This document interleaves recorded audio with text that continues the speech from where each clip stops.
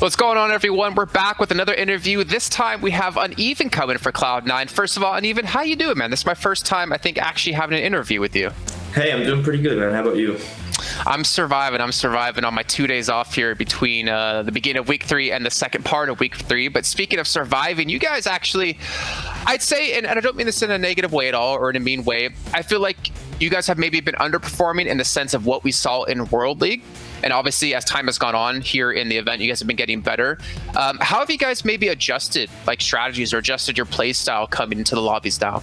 Certainly. Well, there's always an adjustment period, especially for us, because we have a play style that's really heavily reliant on kind of a reactionary play style based on others, right? So every time we hop into a new lobby, that's why we particularly like league formats, and we think it gives an advantage. Every time we hop in a lobby, we have an adjustment period, so to speak, where we have to learn how the other teams play, and especially now, because this is our first league format using the new point system, we also have to learn how that goes into play, because the teams that we've previously met, it might switch it up, it might change how they play. So there's a lot of new stuff. That's not an excuse. We're still definitely performing way too poorly. We kind of did the exact same thing last PMPL. Like, we were like really low, and then we managed to catch up, but you can't really rely on having a huge breakthrough week. So we're definitely playing much too poorly, and we're working on that. Hey, it's not about how you start, right? It's about how you finish. And all you need to do is get top 16. You're top 9 right now. And then, of course, you're going to have the big play come into the finals.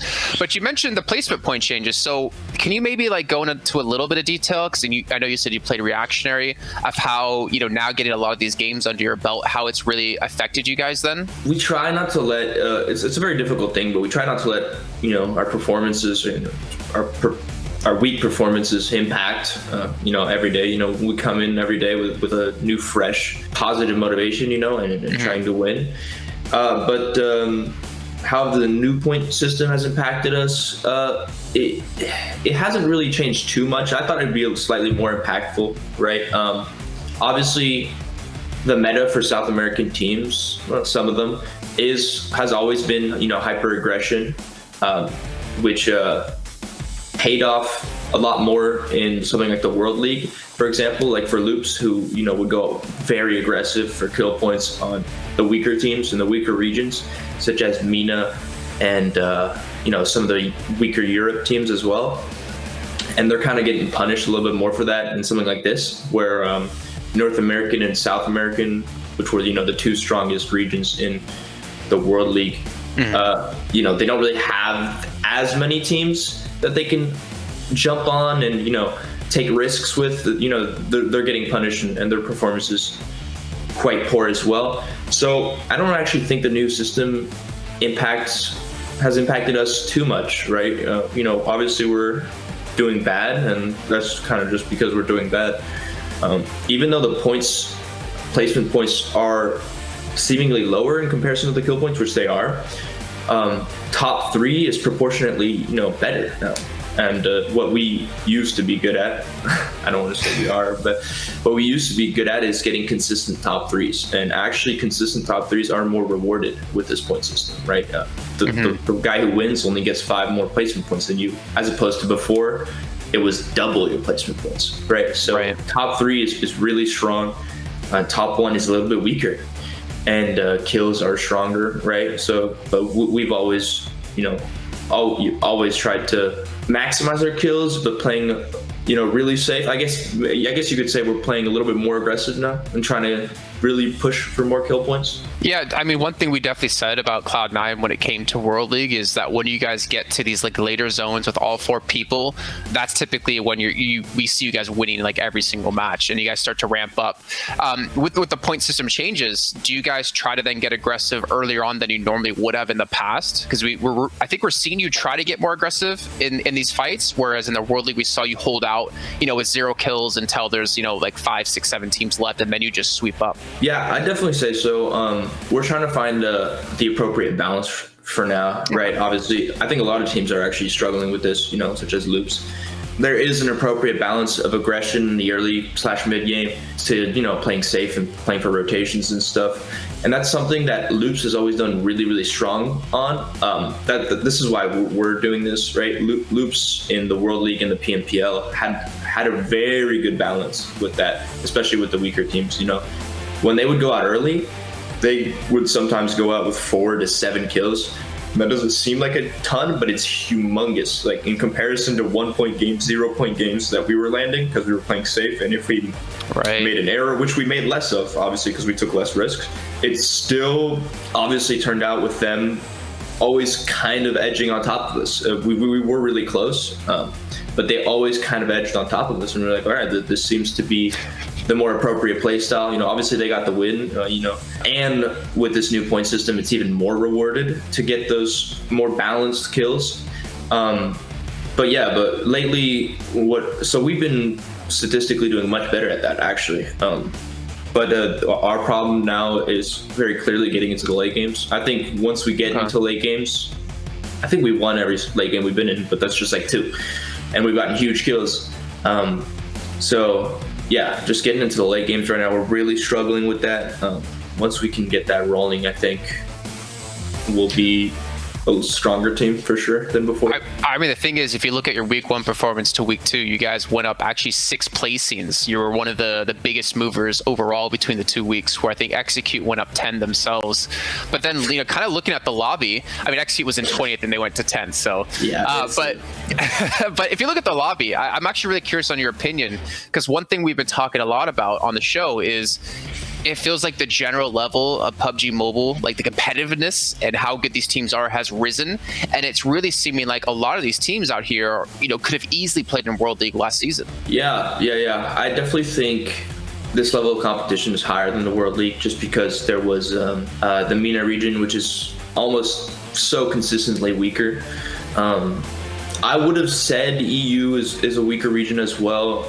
Some of my EU teammates would disagree.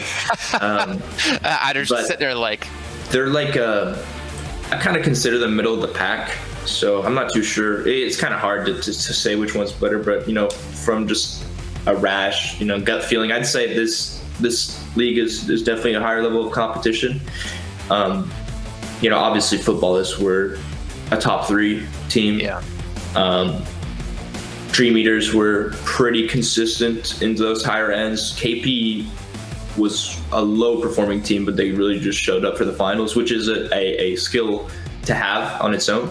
You know, finals and leagues are completely different tournaments, in my opinion. So then to maybe go on this a little bit more, do you feel like there's teams, because it's a 2-part question, but I want to ask the first one here. Do you feel like teams are overperforming, or there are any teams who are overperforming right now? Like the results are better than where the team actually should be, in your opinion? And you don't necessarily have to give any names, but ideally we want some names. No, yeah, absolutely. Teams are overperforming. It could be that there's just this switch. You know, for the first like couple of times, I would have said the same thing about Loops and Carrillo, but the thing is, they kept doing it, and they did it over 2 entire different tournaments, finals, leagues, world stage, and I was like, okay, they're a solid team. Like they're not just a one trick that's riding the momentum wave. But I think I you know, maybe I'll fall into the same trap, but I'd have to say that definitely I think G25 are overperforming for sure. I'm not sure if they were a team in the last leagues, but if they were, they were an irrelevant team. I think Team Queso, I've always thought they were really, really strong. I came into the leagues last time assuming they were stronger than Loops, and I got disproven because they've dominated South America for so long, and Loops just kind of came out of nowhere and like took their throne, I guess. So, you know, but I think Queso definitely deserves to be up there. Obviously, Loops should be up there. I feel we should be up there. Who's the rest? Alpha 7. You know, there's no business Alpha 7 and Ace being ahead of Loops, Wildcard, and Cloud9. You know. Well, I mean, to be fair to Loops, at least, like Loops has 0 chicken dinners, which is exactly what they did in World League as well during the first Super Weekend, where you guys were ahead of them. But then I think coming to the second, they finally started to win some.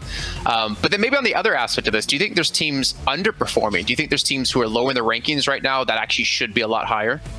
Yeah, I mean, obviously, as I said, Loops and us, we should be up there. We should be 1 and 2. I don't think it should be anybody else based on, a lot of games played. And that could just me being cocky. Obviously things change, but you got to be cocky if you want to win, so it's fair. Right. Things change, but honestly, not that much time has passed, and I don't think enough has passed, and there's been enough creativity from these teams to just suddenly be that much dominant over us. I think it's just particularly we're underperforming. Can't tell you why Loops hasn't closed out a game yet. But they've got really good kill points. Their placement points is okay, and as I said before, 0 kills in this point system is a lot better for you. It's a lot more rewarding than before. If they're getting the top 3s, they're only losing out on 5 placement points rather than half of the placement points of first place. So this would be a better system to get 0 wins in, technically. But other teams that are underperforming, I don't think so.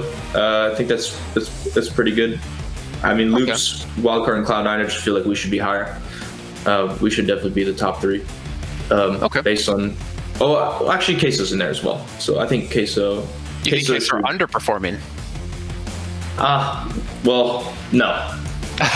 No. That's not a case of Queso underperforming. That's a case of G25 overperforming. The fact that right now G25 are on top of them, I'd say. Yeah. They're not underperforming. Yeah, that was poorly put.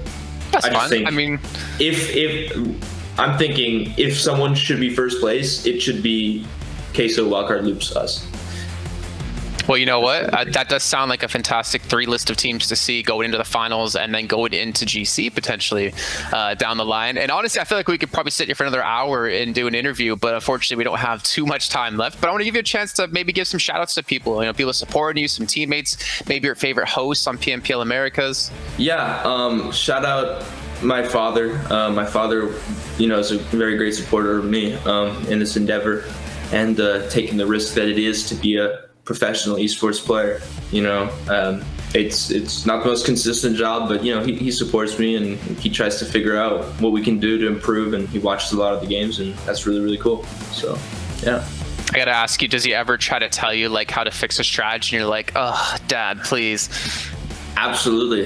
Almost every single day he was like, man, why didn't you do this? And I have to explain to him that we do actually think about the game a little bit. It's not that easy, It's like backseat gaming, but to the highest degree with the esports. Yeah. All right, Aniva, thank you very much for taking some time to join us here. And I honestly can't wait to see what you guys do in the rest of the weeks coming up. And hopefully, pretty sure we'll be seeing you in the finals.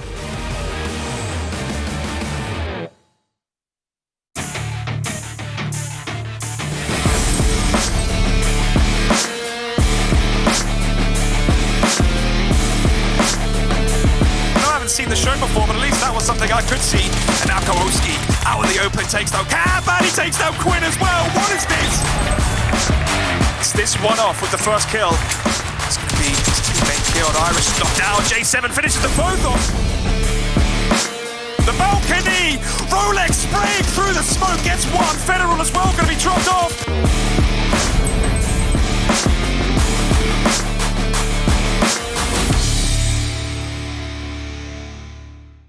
It is finally time. We're into our final day of league play here at the PUBG Mobile Pro League Americas Season 2. And at the end of the day, we'll know our 16 teams to play in our finals, which will span across 4 days and across 20 matches till we have our champion. And of course, our 3 teams to represent the region going into PMGC. I'm Jason Kapp, and I'm your host. And I have to bring in 2 our analysts to help me break down all the action going down. Honestly, I'm brimming with excitement. I'm sure they are as well, because this is going to be such a crazy day. Glitter, at the end of the day, we're finally, after what feels like, well, it's been 4 weeks, to be fair. It feels like an eternity. We're going to have our top 16. Yeah, and I don't think that today is going to be an easy road to get there for some of these teams, especially after the performances we saw yesterday. Oh yeah, I mean, we've had teams massively stepping up. We've had teams unfortunately falling. We heard from Uneven. He didn't give me a shout out. I was a little bit disappointed. I said, you know, you want to give a shout to any fans or your favorite PMPL Americas host, and he completely ignored me. But we've seen Cloud9 7. They have shown up. They are doing extremely well. They've been moving up the rankings, and they're looking relatively safe now. Yeah, this is the Cloud9 that we kind of been expecting, right? This is the Cloud9 that we were hoping they would wake up at some point. It's kind of nice to see them starting to wake up. Finally, as we're starting to get to the finals, and as they needed to secure that 16th spot, another team that's been waking up is Klaze Esports. They have been performing really well. They got in 2 chicken dinners now. Carrillo seems to get the gears going. I cannot wait to see what's going to happen today. Things have gone completely bananas here on the PMPL Americas Season 2 as we take a look now at our overall standings here and see where the teams currently are standing at the moment. Again, the top 8 would 100% safe, and I think we can even say some teams below that are going to be safe as well. But let's get an idea of where the teams do stand, because Glitter, we did see Tempo yesterday move up quite a bit in our standings. Yeah, Tempo had a phenomenal day for themselves yesterday, and if this is the beginning of them ramping up their performances to move into finals, I am here for it. We do need to point out, though, that Queso's still holding out strong. They're literally, I didn't realize this yesterday, they're 1 point below the 600-point mark for the league play portion of the season, which is just insanity to me. B4 and Loops and Alpha 7 have all now jumped above G25, and I think that was one of the big shifts that we got to see yesterday, with G25 falling off pretty hard and the rest of those teams being able to get above them by just a few points. Ace 1 holding on to 7th place at 401, and then another surprise here, 7, Execute managing to move themselves up into that 8th place position after another strong day of games. Yeah, with Execute, something I really enjoyed, and I mentioned it yesterday, was the way Sute was able to play. Such a veteran player with such an amazing skill. I'm loving the improvements that I've seen out of him.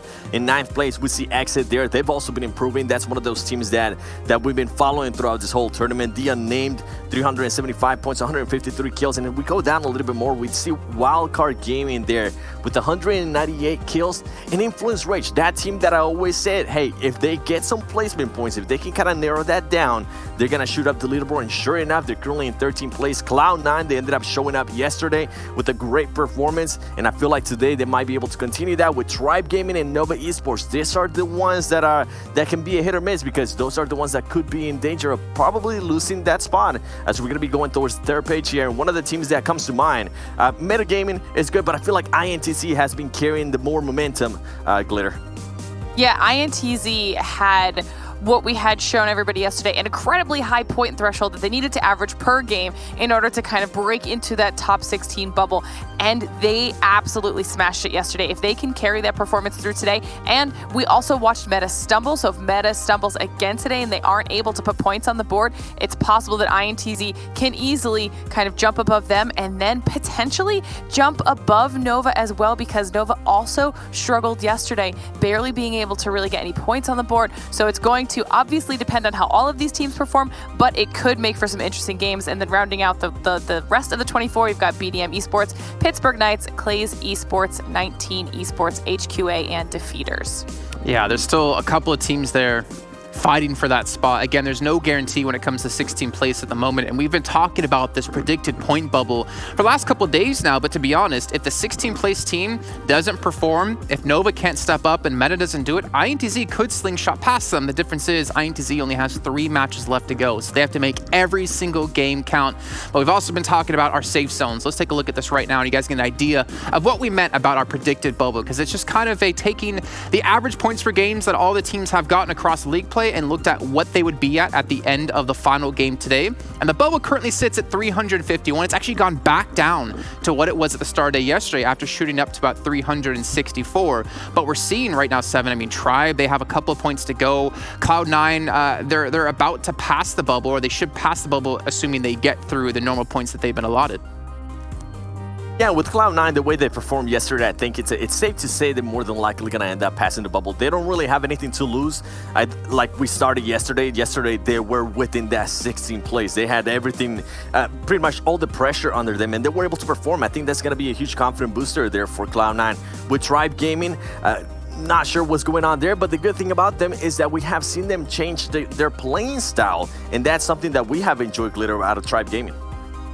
Yeah, I'm wondering if Tribe Gaming is going to use today, the very last day of league play, to be the day where they finally decide to get their chicken dinner, because they're the only team up there on that leaderboard so far that hasn't gotten one. Yeah, so let me bring up a phrase that I've heard back in one of the previous games I've done from a guy who totally didn't mean to say it this way, but it actually works perfectly. Right now, it feels like there's a lot of teams not playing to win, they're playing to not lose. They're playing to just get into top 16, but they're not playing like a team that we're going to see try to get top 3 or to propel themselves into top 3. And that kind of worries me because we've had Tempo really step up. We've had Queso obviously do that, but then again, they have that luxury of knowing they're already through. But if you're one of these teams right now, obviously with the reset coming into finals, you still have so much more to build on. You still have so much more to grow as a team before you could even make it into PMGC.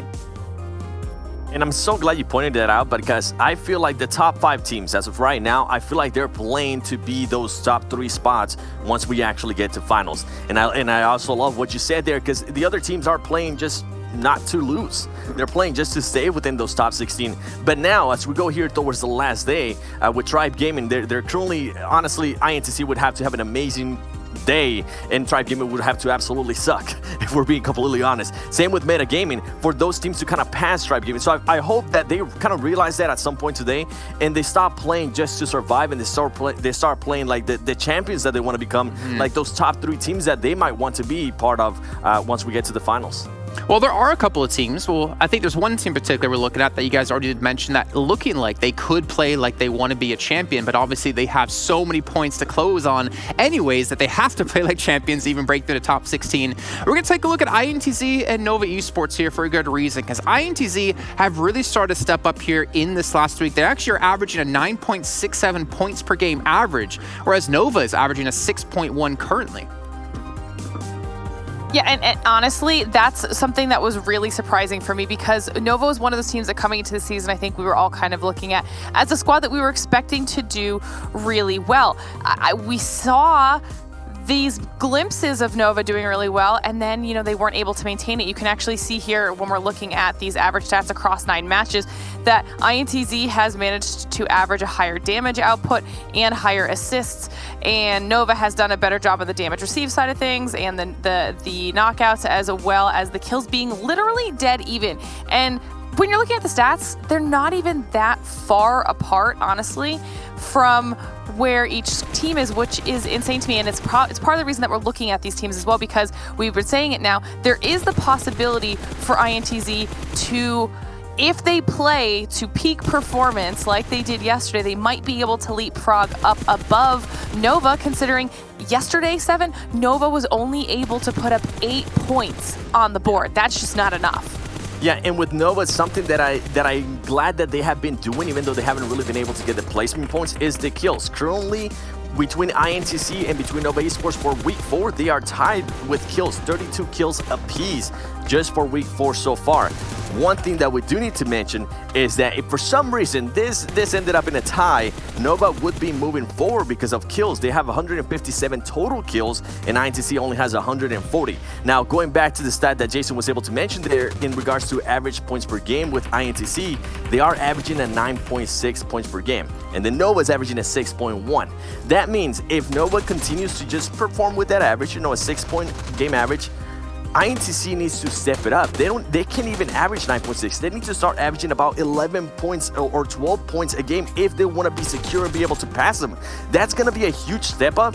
But honestly, I was one that was on the fence about INTZ. I was the one that was counting them out. But the way they have been performing, not just yesterday, the day before yesterday as well, they've been surprising, and I'm kind of looking forward to the upset. Well, as Glitter said, I mean, with 8 points in total yesterday, they didn't even meet their own average of the 6.1, right? So this means INTZ are given a little bit more leeway. But the thing is, as you guys mentioned, which really stands out for me is yesterday alone, INTZ have been playing, I'd say, super safe. They're not being as aggressive as they have shown in the past at the very start of the week. They're playing very heavily for placements. And that worries me, because if a team crashes them early on and they get wiped out early, they're not going to have any kills to show for it, and they can't afford to have a single bad game today because they only have 3 matches to play today. They have to step up here if they want to have that chance. But that also, you know, tells them to be, you know, just go for it. You got nothing to lose right now, right? It's either you go big or you go home, or I guess stay at home and don't play in the finals. But it's time now to take a look at our schedule. We've been talking about this yesterday. We have no Sandhawks left in our league plays. We're starting things off on Vikendi, head over to Erangel, Vikendi again, and then be getting into Miramar with Erangel to round off the day. So we have double Vikendi today, no Sandhawk, and we've had teams yesterday play those double Vikendis, but we're starting off with Group B and Group C as well, and Group C has 4 games in total today. Pittsburgh Knights, let's be honest, Glitter, do you think they have a chance to bounce back here? I'd say they're too far gone right now. I think that points-wise, I feel like they're too far gone, but performance-wise, they had the opportunity so many times. We saw them have insane engagements with teams like the likes of Loops, and they would come out on top. They had the ability. They just could not figure out a way to make it work for them, consistency. But does that mean that, you know, they go specifically for some of those teams on the cusp and try to make sure they don't make it in? Well, just drag them down with you if you can't rise up. 7, you mentioned something yesterday that's completely just rang in my head. G25, you wanted to see them perform well today, or you'd have no hopes for them in the finals. I'm kind of there with you, to be honest. They have definitely been a letdown since the first week. But what's your thoughts on them right now? What can they change up? They've tried Cortebez. They tried to bring in a new player for Italox, whether or not that was just because they want to get him some experience, or maybe Italox couldn't play yesterday. But what they've been doing since the first week hasn't worked. Yeah, I feel like you have to keep the core 4. Keep in mind, Italox was up there with Pepito in regards to kills whenever G25 was absolutely just smacking everybody around the map.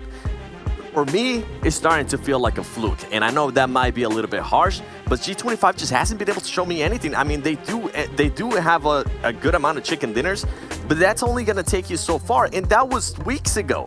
Now we're moving on to the finals. Now we're kind of starting to gauge what's going to happen on the finals based on your previous 2 weeks or your previous week, and so far this week, they've just been doing so bad. You see Italox right there, being able to get 61 kills, 72 knocks. The damage received has now increased by a lot. Before, we used to see a very big comparison there. You used to see a lot more damage dealt than damage received. With G25, please keep your 4. Start trying out different strats. Start trying out stuff that hopefully worked at the beginning. And something to keep in mind is something that I actually mentioned in the previous week whenever they were actually performing really good. And something that the casters were able to also mention is that whenever they were winning, they were getting the zones. Now things are a little bit different. Now they're not getting blessed by so many zones. So I need to start seeing more performances out of them, and they need to be careful as well because they have other teams that today is going to be the last time they're going to be able to play, and those teams are more than likely looking to make a bit of a highlight today to just end it on a good note. Well, we have G25, unfortunately, tanking it the last few weeks. I'm just going to be blunt about it. But we have teams, like you mentioned before, Loop starting to step up. Glitter, even Cloud9 for me yesterday, definitely started to step up. There's a lot of worry out of us of, like, will teams hot drop them? Will they be prepared this time where they weren't prepared during World League? And they have definitely risen to the occasion. Is this really feeling like the Cloud9 we saw in Season 1, who was very quiet during the regular league play and then showed up at the finals? Not yet for me, only because it was only one day. True. If they continue that into today, then same way that I feel about Tempo, I feel like that could potentially be indicative of finally starting to get that momentum leading specifically into finals. But if we see another day out of them that's reminiscent of what we saw in the first couple weeks, then we've seen Cloud9 do this before. I think it was maybe in the second week we saw them kind of have this spike and we were like, oh my God, this is what we've been waiting for. And then they got quiet again and they fell off again. So I'm hoping that that does not happen today because they did so much better yesterday that I'd love to see it continue.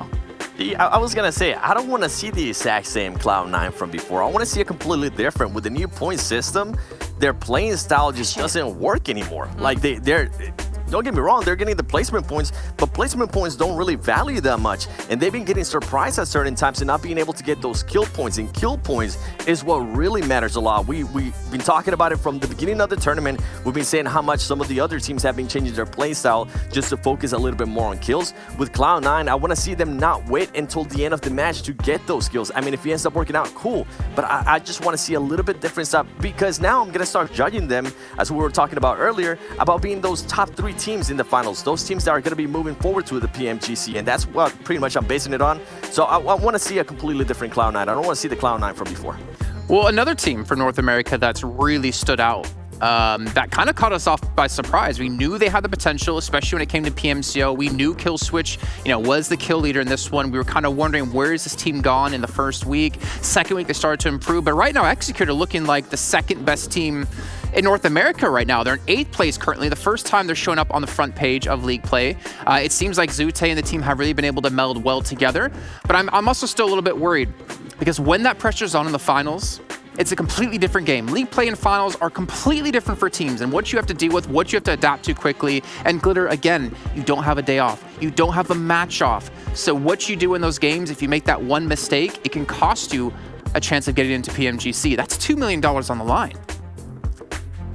I mean, no pressure, right? It's only $2 million. But I like to think, though, that we've seen Execute kind of perpetually evolve throughout the season. They've gotten a little bit better, kind of had a stumble. They would figure it out and they fix it, and then they kind of move on to the next hurdle.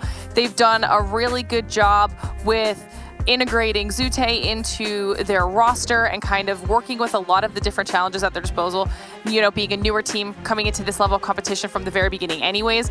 And after this week specifically, I think that they've figured out what works for them and what they need to continue doing. And if they can just maybe turn it up one more notch, then they could put themselves in a really good position in finals. And Seven, maybe you can actually comment on this, because obviously it's Fate. He's their in-game leader. Zute obviously has a plethora of experience behind him. But when you're the in-game leader and you transition from PMCO over now into PMPL, it takes a little bit of time to get used to making those calls, right? But then the pressure that's going to be on him in the finals now, that's going to be so tough. And I wonder if he would potentially lean on Zute a little bit more, just from the experience he has of being in these situations.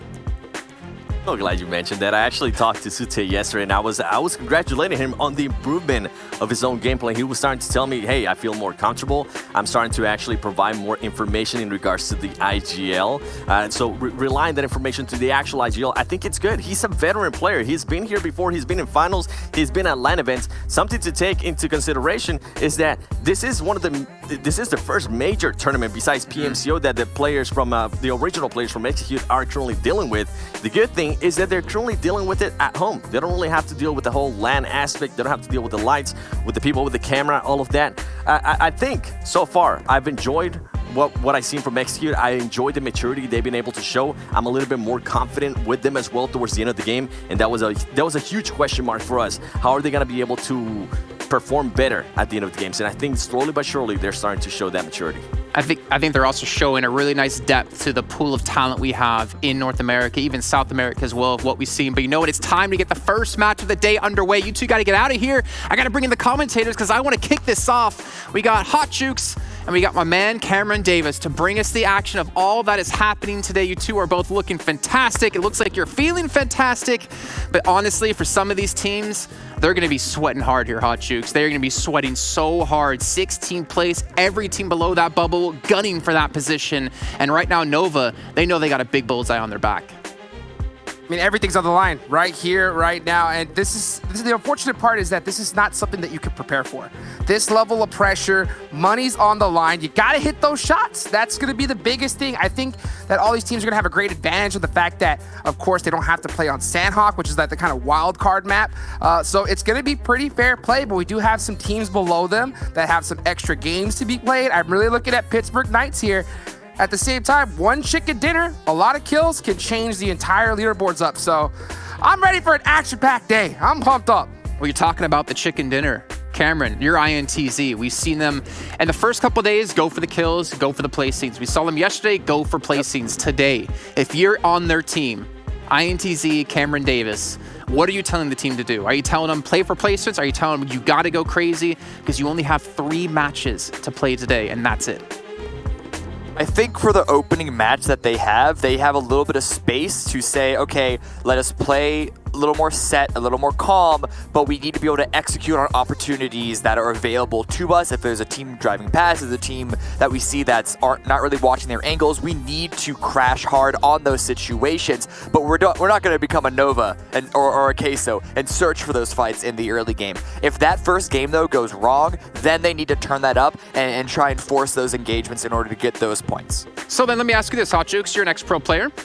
Have you ever sat in those lobbies knowing, okay, this team, we have to watch out for this team because that's a team we need to beat, right? Do you ever pay attention to the kill feed then? And when the second you see, all right, well, Nova lost 1, 2, Nova's out. Is that your like go time to switch your strategy mid-game, or do you just continue the route you're going?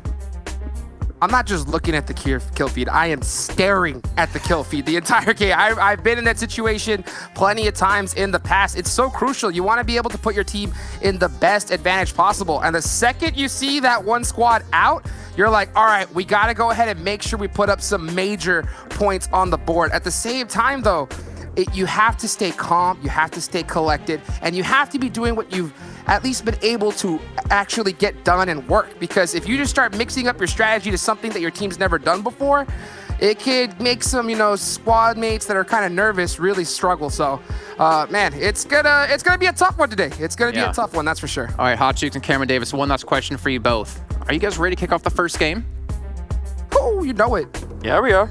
Okay, well, unfortunately for you, you have to wait a little bit longer. I know you're ready to get into it. I can see Hot Chooks just like ready to explode with energy. I knew you baited us. I did a little bit, yeah. I wanted to bait everyone out there, but we actually do have a little bit of time before we get the first game done for the day, or started for the day. So in the meantime, we're going to take a look at an interview that we did with Cortebez from G25. We saw him play yesterday. Maybe we'll see him play today. Let's hear what he had to say about the team, and obviously what's coming up here in the final day.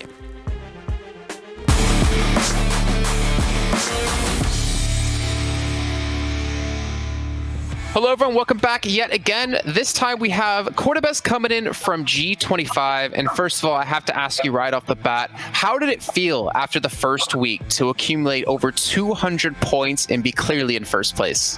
Digamos, los chicos no se esperaban hacer tal cantidad de puntos porque, como dijo Quinto en otra entrevista, el objetivo en sí era otro para esta competencia. Pero creo que partida tras partida fueron agarrando mucho más confianza, se sintieron más cómodos con el sistema de puntos y tal, y eso hizo que hagan esa cantidad de puntos. Creo que sirvieron de base para que hoy en día estuviéramos peleando todavía por el top. Entonces, lo que resta de la competencia se trata de mantenerlo, básicamente. Okay. So what did you guys do so well within that first week, do you think, that allowed you to perform so well? Like, was there any special strategy you were using? Was it a little bit of luck? Was it just maybe jitters from other people? How did you guys perform so well? What was it? Creo que lo más importante, básicamente, que nos dijo nuestro analista es que no nos fijáramos en nadie en particular, que básicamente juguemos a lo que sabemos, que nos hagamos un lugar en la zona a partir de los disparos, de correr gente y tales cosas. Entonces creo que eso fue muy clave para entender por qué hoy G25 está arriba en la tabla, digamos. So going into week 2, or at the end of week 2, I should say, we obviously didn't see you guys perform to that same level as week 1. Then again, we understand it's very difficult to put up that many points yet again. But did you guys also feel like the lobbies got more difficult than in week 2 since you didn't have kind of the same performance? Creo varias cosas. Primero, que el equipo puede ser que se haya relajado un poco. Después creo que los demás equipos también juegan, obviamente, estudian a los demás y bueno, cada uno va sacando sus cartas a medida que va pasando la semana. Entonces creo que fue un conjunto de cosas que hizo que los chicos quizás se relajaran un poco y bueno, los demás equipos aprovecharon esa oportunidad para subir. Tampoco está de más decir que hay muy buenos equipos con muy buen nivel. Entonces, bueno, así es como está la tabla ahora. La idea ahora sería mantener el top o alejarse mucho más. So going into the tournament, and obviously where you guys stand now, do you feel like teams maybe underestimated you guys and should have maybe given more respect? Because we've seen you completely dominate lobbies. Sí, creo que en parte es esa parte también, porque siempre lo mejor es ir bajo perfil, digamos, que nadie te tenga como un buen equipo, que nadie te tenga en la mira, digamos, y aprovechar esa situación, digamos, como para dar un golpe y decir, acá estamos nosotros y somos un buen equipo. Siempre se basó en eso. So over the course now of our almost 3 weeks of play, what's the biggest thing your team has adapted to? Like what have you changed the most within the team to make sure you're performing? Creo que, bueno, como dije antes, el sistema de puntos hizo que cambiara todo el método de juego y es un poco de todo. Yo creo que la mejor estrategia es un poco de posicionamiento y un poco de agresividad, digamos. Tratar de mezclar esas dos cosas con los buenos jugadores que tenemos, creo que sería la mejor estrategia para seguir en la primera posición. So looking at all the other teams that you're currently participating against, you're competing against, who are the ones that have given you the most difficulty? Team Queso, sin duda. Yo creo que nos reforzamos el uno al otro, digamos, pero es lo mejor, digamos, tener una competencia te hace mejorar mucho, así que yo creo que ellos están haciendo un trabajo estupendo y son un gran equipo. Yo creo que el único equipo que sí nos gusta tenerlo de rival, digamos, porque a la vez los jugadores son amigos y no habría un problema mayor más que la competencia, digamos. Estamos mejorando los unos a otros. With obviously the point system change that has come in from last PMPL season to this one, do you feel like it's helped you guys actually perform better, or do you feel like it's more of a difficulty to have to play a different way? Y hemos tenido que adaptarnos, creo. O sea, ayudado creo que no, porque con la performance que han tenido los jugadores, yo creo que con las 9 victorias estarían mucho más arriba en la tabla. Pero en cuanto al meta de juego y al ser más agresivos, creo que hemos tenido que adaptarnos, claro, sí. No vale tanto una victoria que, bueno, tener que hacer ahora, estás obligado a hacer más de 10 kills por juego o por partida, básicamente, dependiendo de la posición en la que estés. O sea, las kills ahora son muy importantes. Okay, so Cordobas, thank you so much for joining us here for this interview, but I want to give you a chance to give any shout-outs to any fans you got out there or anyone who's been supporting you. Bueno, muchas gracias por todo el apoyo. Básicamente lo necesitamos porque, bueno, o sea, los chicos estamos en una gran competencia y necesitamos ese apoyo. Y nada, decir que Go G25 y Go Latam. Well, Cordobas, thank you very much for joining me here, and obviously wish you guys the best of luck later on in the rest of the tournament.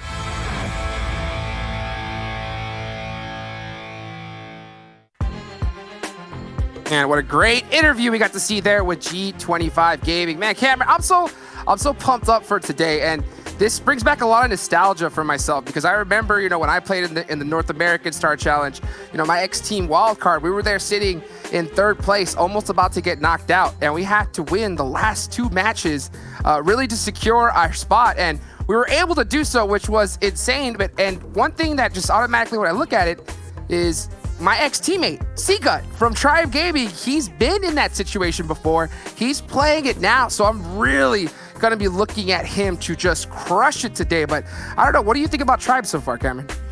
Tribe is a team that it's very difficult to have any sort of read on them because, to me, they honestly, more than anything else, are looking like, they're not the only ones who look this way, but they look like a team that are still sort of figuring out their identity, figuring out their strategy. When are the opportunities that they need to go on those aggressive maneuvers, and where are the places that they really need to clean up those rotations? We've seen multiple members of them pop off at certain moments, have really good fights, really good engagements, but it never really seems super clean. Like they don't have that direct foundation under them to rely on to have reliable games. Oh, we'll see how they're able to do here in match number 1, baby. We're taking it to Vikendi, and you can see here the map performance so far.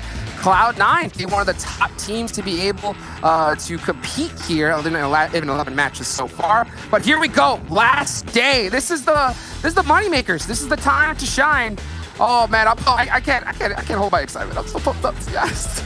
Yeah, it's 5 games to see who the final top 16 are, and there is a small gap, itty-bitty gap between 16th and 17th with Nova and Meta, but that's only about 25 points thereabouts. That can easily be overcome, and so no team, I think, even I'd say in the bottom 6, 10 down, is particularly safe, because so many of these teams that are below 16, INTZ is one of them. Actually, honestly, I'm looking at this mostly just on INTZ, but a couple of the other teams down there have had good moments as well. You could never be safe. Oh, absolutely right. One team I have to look at is Pittsburgh Knights. All I know is that I do not want to see Pittsburgh Knights be out of 16th place by 1 point. I don't want to see a repeat performance of the PUBG Mobile Club Open for them. So I'm really looking to see how they do here. They don't have a lot of matches to be played. At the same time, though, we've seen squads get 30 points in one game relatively easily with the right position, right zone, right play style. But at the end of the day, it's going to be hard to do that, especially with all this pressure on. And look at this, Cameron. You know, first circle. Yep. A good old-fashioned water wood. Gotta love it. Yep. Vikendi and half of the circle being water in phase 1. I'm not going to say we've seen it every single time. We've had a couple, maybe 1 or 2 circles that have no water in it. But we have definitely seen these coastal areas a lot. What I will say is we haven't seen as many down in Winery and Hot Springs, which sounds like the perfect vacation joint. Unfortunately, this time around, not going to be so relaxing, especially for the teams that aren't in the first phase, that are all the way looting up in the north side. These rotations are going to be rough. We've talked about how coastal rotations are particularly bad because the water not only cuts off where you can go and actually play, but it also cuts off what directions you can rotate in from, which are only going to increase the bottlenecks that teams are going to have to fight through. And that's not even mentioning the river cutting halfway through the current zone. I think that's the hardest part, especially as these zones get smaller and smaller. These teams are going to have to guess, right? Left or right? Which side of the island are we going to take? And if that zone hard shifts off you, you're going to have a really, really hard time. One thing I'm going to be really looking at is to see which squads are going to utilize the heal strat when that time comes. Because you and I have seen it plenty of times here so far. How many points these squads and players have gotten extra was just it from Wednesday? healing out in the blue. See, the first one we saw, I believe, was Nova Cat, and then Nova is the one who does it the most. Yes. But on Wednesday, there was a team that did it that got like 5. It was Brazilian Rampage. Correct. Yeah, Brazilian Rampage. Just again, so like at some point, these squads have definitely have to been looking at the VODs. They have to know the strategy, tried and true. At the same time, though, your IGL has to be on point, has to be on top of it, and it's so difficult, especially as someone who's played before. When you're in these moments, it's so hectic. You're focusing on so many things. The pressure of trying to stabilize your squad as well. And but at the same time, though, you have to recognize the situation. Say, hey, you know what, guys? Pass all your heals off to so-and-so and let them heal up because this is going to be a hard shift in. Yeah, the hardest part of that strategy, because let's be real, the strategy is pretty straightforward. You sit in the blue and you heal. You keep mashing that first aid button and you heal until it goes out. The hard part about it and the actual strategy behind it is the timing. When do you make that call? When it's down to one person left, okay, that makes it a lot easier. But we've seen a couple of instances where they have a team has 2 or 3 people remaining.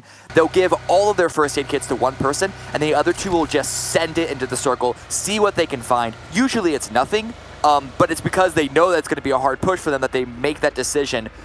Some teams have tried it a little too early. Some teams have tried to start it too late, and they don't really get their positioning right with that. I mean, the crazy part about it is like you said, timing's everything. Hold on, really quick. We're seeing Pittsburgh Knights roll up onto Alpha 7. Nice jump shot there from Flash to start things off. Good return knock as well. Here comes Trickster, though, in the dossier. Such a crucial win. Gets knocked as well. But where's the rest of Alpha 7? They must be so far away from their squad. Or here they come through the back end now to help their team. Oh, Pittsburgh Knights in a lot of trouble to start this one off. Pittsburgh Knights didn't loot far from the circle, just to the east of Cement Factory. They bombed all the way through Hot Springs, made it away across the bridge, but they took the rotation too fast. I have to imagine that they didn't expect Alpha 7 to be here, but there's a hill right there. These are the small mistakes you really cannot forget to scout. I don't care how much longer it takes your rotation. Scouting is so important so you can avoid situations like this. Flash almost saved the Knights from that terrible situation. Luckily, the 2 remaining Knights players are able to get out, but you can see them taking shots at other players around them. They're sort of stuck in this compound. Yeah, and the thing is that this looks like a compound that's going to be really, I mean, teams are going to be salivating at the mouth for. That's just a big misplay right there for PK. And the trouble is, you know, I know this is the first match and we could say, oh, initial game nerves, but you can't afford it, especially where you're at right now in the leaderboards. I think that, you know, with this kind of start, they're going to need some chicken dinners in order to have a chance of making it into the top 16. You hate to see it. So tough. Ooh. And because we haven't seen this area of the map play out, I'm curious, to see, or at least as much, I'm curious to see what these teams are going to do. You see, there are still a good number of compounds in here, as is most areas on Vikendi, but the relationship between them is a little more binary. There is not necessarily as much cover in between, which is normal, but it's also the height advantage that so many of these compounds have over each other. Usually they're on the somewhat same level playing field, but there are clear tiers on this cliffside going down towards the coast. And I love to see how, like, automatically they're just like, you just saw Telly getting the sniper rifle passed on over to him. He's the sniper for Tribe, and he's going to have to put that to work, especially like you mentioned with all these different defilates, hills, mountains. That elevation could just either spell disaster or victory for your squad. And when you have all this pressure and added things on the line, it's going to make that things just that much harder. And we're just seeing really quick rotations come out for these squads. They do not want to waste any time, but we could definitely see where they're all starting to favor this South Shore right here of the circle. Yeah, gotta get towards the coast. You don't want to be on the coast itself. Finding the compound is, of course, biggest priority here, but all these teams are trying to basically find dead center. It's a waiting game at this point. We see Telly with the M4. We know how much he loves those bolt-action rifles. Ooh, okay. With the 8X, too. That's beautiful. You don't find those very often on Vikendi, so I know he's got to feel hype. If you're a sniper... Oh, not anymore. It's just... But M4, stronger than the Bolt right there. Mafioso with that 3X, getting that headshot. But like you mentioned, with that hill, I don't think they have any opportunity or just don't want to risk sending it up there, especially this early. Yeah, that is more of a deterrent. It's more of like when the cat gets on the counter and you hit them with the spray bottle. That's what that really is. Ah, I got you. I hit him with the good old, Yeah, don't sound, peek. Come on. Again. Hey. Don't you peek over that hill again. I will take your head off a second time, and your bleed out timer is only going to increase. Problem is, though, I know Telly, right? Telly, he's the sniper. He's going to peek again. Oh, absolutely. I mean, when you're a sniper and you get knocked, when you have a Bolt 8X in your hand, there's a certain amount of bravado where you're just like, I'm going to get this guy back, So I'm definitely not going to be surprised if we see, Telly in the kill feed once again with either a knock or getting knocked. We'll have to see what happens, though.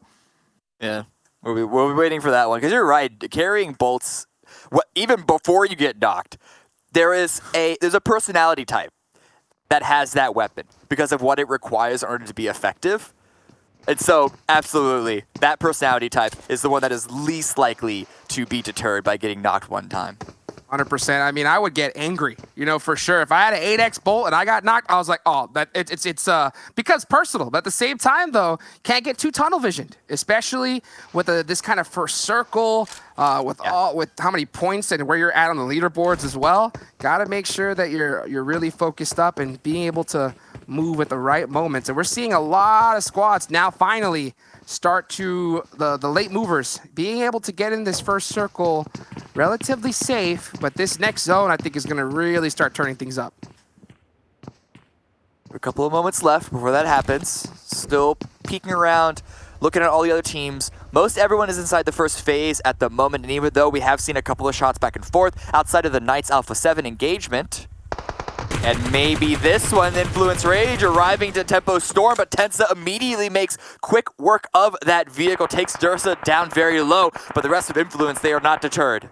Third party as well, looks like from the corner, but Spec getting a great initial knock. And J7, that's two, baby. Tempo's gonna come hot after that. And they are able to get those two secures, and Influence Rage has their back against the wall now. Here comes Tempo Storm running in. He gets the knock on the NTX. One more, and that's it. Influence done. First team out here the last day. Ooh, they got two knocks at the end there. Castiel did, I believe. But unfortunately, those initial grenade knocks and immediate capitalization on Tempo Storm didn't give Influence Rage any opportunity to sort of turn things back. They were still arriving. They were still trying to figure out what in the world was going on. That is one of the cleanest, quickest executions of a defense that we've seen.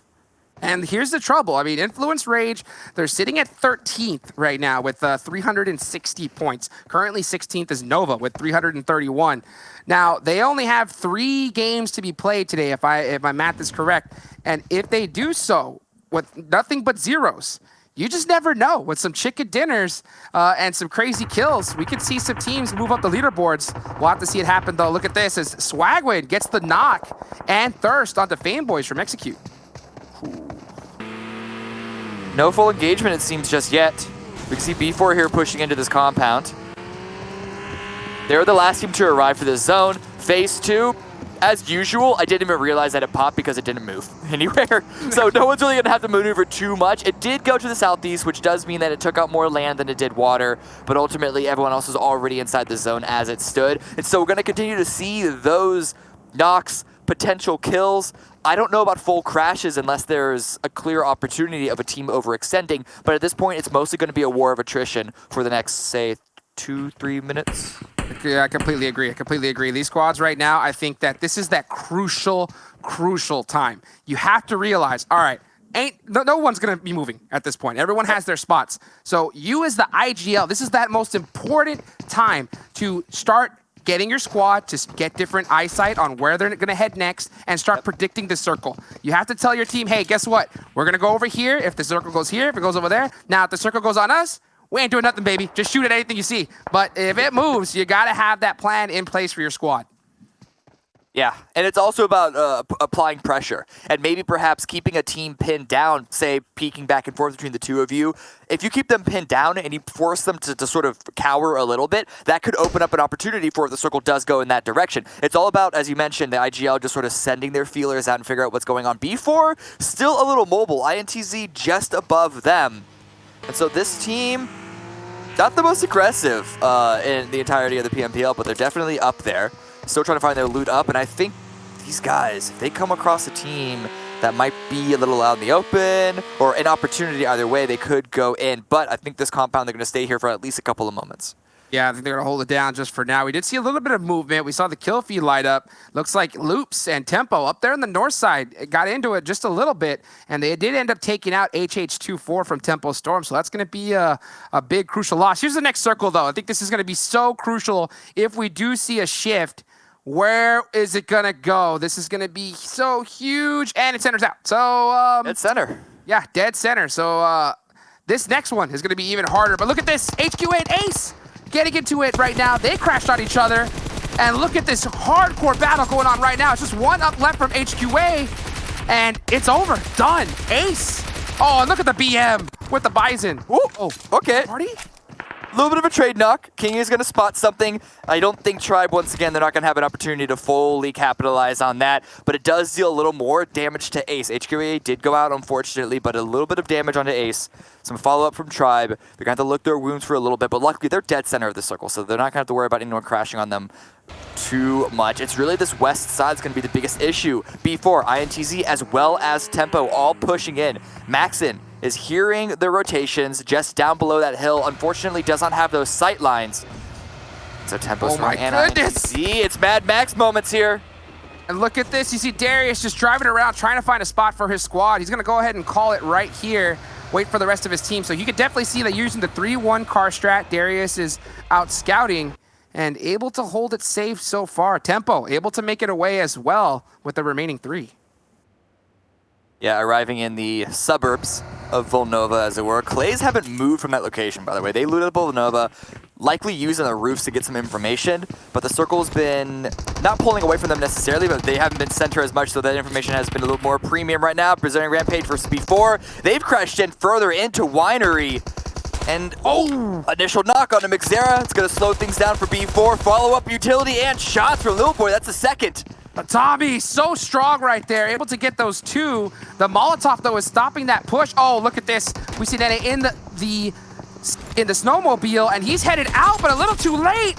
Look at Garcia, able to get the knock on to Pedro. Now it's just Nene. Done. Man, what a crazy play right there from B4. And now Brazilian Rampage, 4 kills. Another battle instantly. It's a party at Winery. Alpha 7 getting into the mix now. Yeah, all these teams on the west side are pushing in because it's such a huge area that takes up so much of this angle.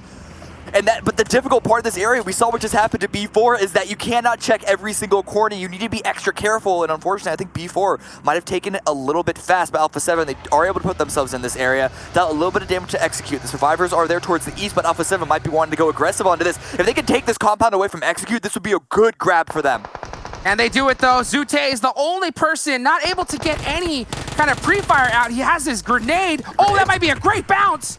Will it hit the mark though? Does, onto Sanab. That is so crucial right there. Oh, and Killswitch is throwing some as well. Doesn't get that second knock though.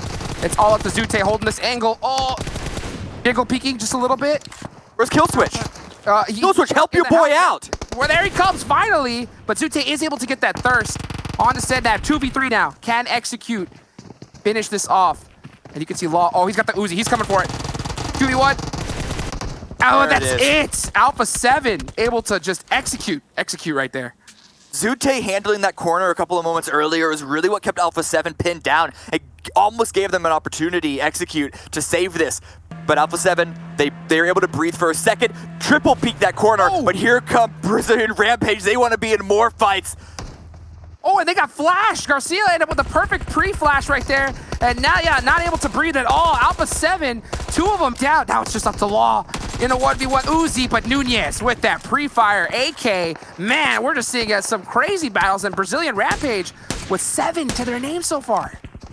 Tribe here, continuing to one third party. The circle did, let's call it center, is a little bit towards the north, so there's still a fair bit of water in play, and that river is still in play. We see a number of teams sort of crowd around that, I guess, western coast of it. Very few teams are on the east side. I'll tell you what, right now, when I see this map, Cloud9 are in their position, I've seen them multiple times take this spot. This is one of their favorite rotational areas when it comes to this circle that I've had the pleasure of seeing in the past. We'll see how it works out for them, though, as circle number 4 is starting to close, and we're seeing a whole bunch of squads just holding it down in Volnova. And man, this is a tough place to hold down. So many different angles, roofs, windows. Gotta know that place like the back of your hand. And it's a big place to study. It is. It is my favorite city to drop on, but that's because of the roof play. I like to play old Assassin's Creed, little old jump from the skies, except don't actually jump because fall damage is the thing in this game, unfortunately. But still, you could shoot from the roofs, and it also gives you a lot of good information. And so Klaze, they've been quiet for now, but they could use that in this circle. Chelly with a great shot, but unfortunately, not a headshot, not a knock. Yeah, I that was really close right there. It looks like it either was in the neck or he may have had a level 3 helmet. We'll have to see it there, right there. But that's still going to put a good warning shot right there onto Brazilian Rampage. Next circle about to go on down. And if this one hard shifts, it's going to spell disaster for some of these squads. And we're going to see it right now. Go on over to Volnova. So it looks like we're going to see some good old city play to end the game here, Cameron. Here's the worry, though, for a team like Klaze and Loops, who are also able to immigrate into this area. How is there any possibility of them keeping more teams from coming through? Because as you mentioned, it's such a big city. It's hard to keep watch on every single angle to push in, especially from those angles that aren't protected by those walls that are surrounding the city. We'll have to see how it ends up working out, man. I mean, city-ending games, especially a competitive PUBG Mobile, are some of the most exciting that I've ever had the chance to witness, especially some of the ones that we got to catch so far in North George. That was just insanity, so I'd expect nothing less.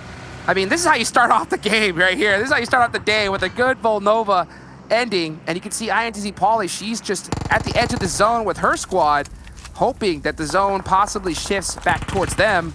We'll see how it ends up playing out, though. Ooh.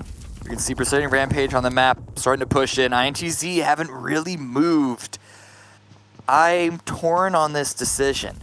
It's safe for now, but it's on the edge. And the worry is that's an open push. So it's an open push now. It's an open push if they wait to do it later. But if they wait, there's likely more teams that are able to punish that open push. Yeah. Yeah, we'll see if Tribe, you can see, right, Gabby, he's got that spot, he's looking at them, he got that information, and it looks like they're opting to kind of hug the zone and just find another way in. And yeah, Darius, he's getting those pre-fire shots, so please, do not come this way. We do not need to go into engagement, especially if the zone shifts off us, but it looks like, I mean, Tribe might just have to be forced to come and try and hit this house from another angle. We'll see, though. Nope. Opting to go ahead and just hug it, but they're in the wide open. Fast enough, and I think the angles are not as strong for either INTZ or Brazilian Rampage. So yes, this is what I expect them to do. They're rotating around, avoiding the blue where they can, and making their way on the west side of Volnova. That hilltop that they scouted out gave them enough information to be confident about it. Defeaters and G25, the two teams that have been on the east side of this river for the longest time, are now starting to fight. But Peter trying to push up the stairs, but that gets punished. Down real quick, Defeaters trying to hold it down. He's got the MP5K is Duelo, and he's going to get into 1v1 with Italox right here. Loses it. Where's the rest of his squad? Finally, a good off angle. Able to help him out. That's Pittsburgh Knights eliminated here really early. Very unfortunate for them. And you can see, Cameron, look at this big battle in between these two squads as the circle centers out. G25 have players on the north side of this road that they're going to be able to stabilize at least for now, but the circle shifts away from them as expected. Why they started fighting, but now Tempo trying to keep things alive. INTZ sending it in on their location, but that's 2 knocked. It's just Gamma remaining. Oh, and he's 1 HP now from that grenade. Will Spec be able to hold it? Yeah, Gamma's like, oh, that hurt too much. I'm going to go ahead and retreat right here. This may be a good reset, and Spec in first person. That's so strong for the up-close battle. He's coming for it. He knows it. Can he get this going? And he does. Great. I mean, the amount of huevos it takes to be able to make that push out right there takes a lot. It's Spec getting it done here. Ooh, Klaze, I think we're trying to third party that, and it's good timing for them. But over here, Cloud9 making the push towards the north, using the coastline to break line of sight where they can, and also had those smokes as well. So very, very smart transition. But again, Cloud9, no kills. They're playing their rotations well, but will they be in a position to pick up those points in the end game where it really matters? We'll see, because if they get taken out right now, it's only 1 point on the board. All that rotation is done for nothing. We'll see, though, as they're going to try to put some kills on the board right here, right now against Defeaters. And Uneven getting a couple taps as well. And it looks like they're going to go fishing here for the rest of this Defeater squad. Oh, even Unico, everybody's having to send in the water. They have no choice. And that's a rough decision to have to make, but as you mentioned, no other decision was really available for them. They tried to go across that bridge, either Cloud9 or Loops would make clean work of them. Defeaters able to climb up the coast, however, and all those smokes do mean that Cloud9 don't have real possibility. Plus, they're distracted by Ace, who are making the same backfill follow-up push. Grenades flying in from both sides. Uh-oh. Yeah, and they're coming really close right there. You can see Ace with the pre-fires in the smoke trying to catch a pixel. Can they do it? All the kit's going to be thrown right here, right now. And you can see Cloud9 are going to have to put the pressure on and use their blue zone to the advantage. But one nade from Ace could just change the whole game. And that's the one right there on the Pyra. So huge. Adder pressing up and getting shot through the smoke as well. Cloud9's in a lot of trouble here. Trying to keep his boy alive. They want to play it more than just 2 up, I believe, Cloud9. That's what they're having to deal with right now. If they can get Pyra, that would be 3. And even trying to get the shots into the smoke. And as you mentioned, the blue putting pressure on Ace. They have even less cover, but Adder doesn't care. He's running out in the open. And he's got him down pretty low. He gets a reload here, and he just keeps on pressing. He is not stopping. He wants to take out Ace right now. And here comes Uneven to try and help him out. Ace, they got their backs against the wall. Jump shot from Adder. Gets shut down by Myth. Is this a misplay? No, it's not. Uneven, able to clean things up with the Uzi. And now you're going to see him try to pick up his teammate and start heading to this circle right here, right now.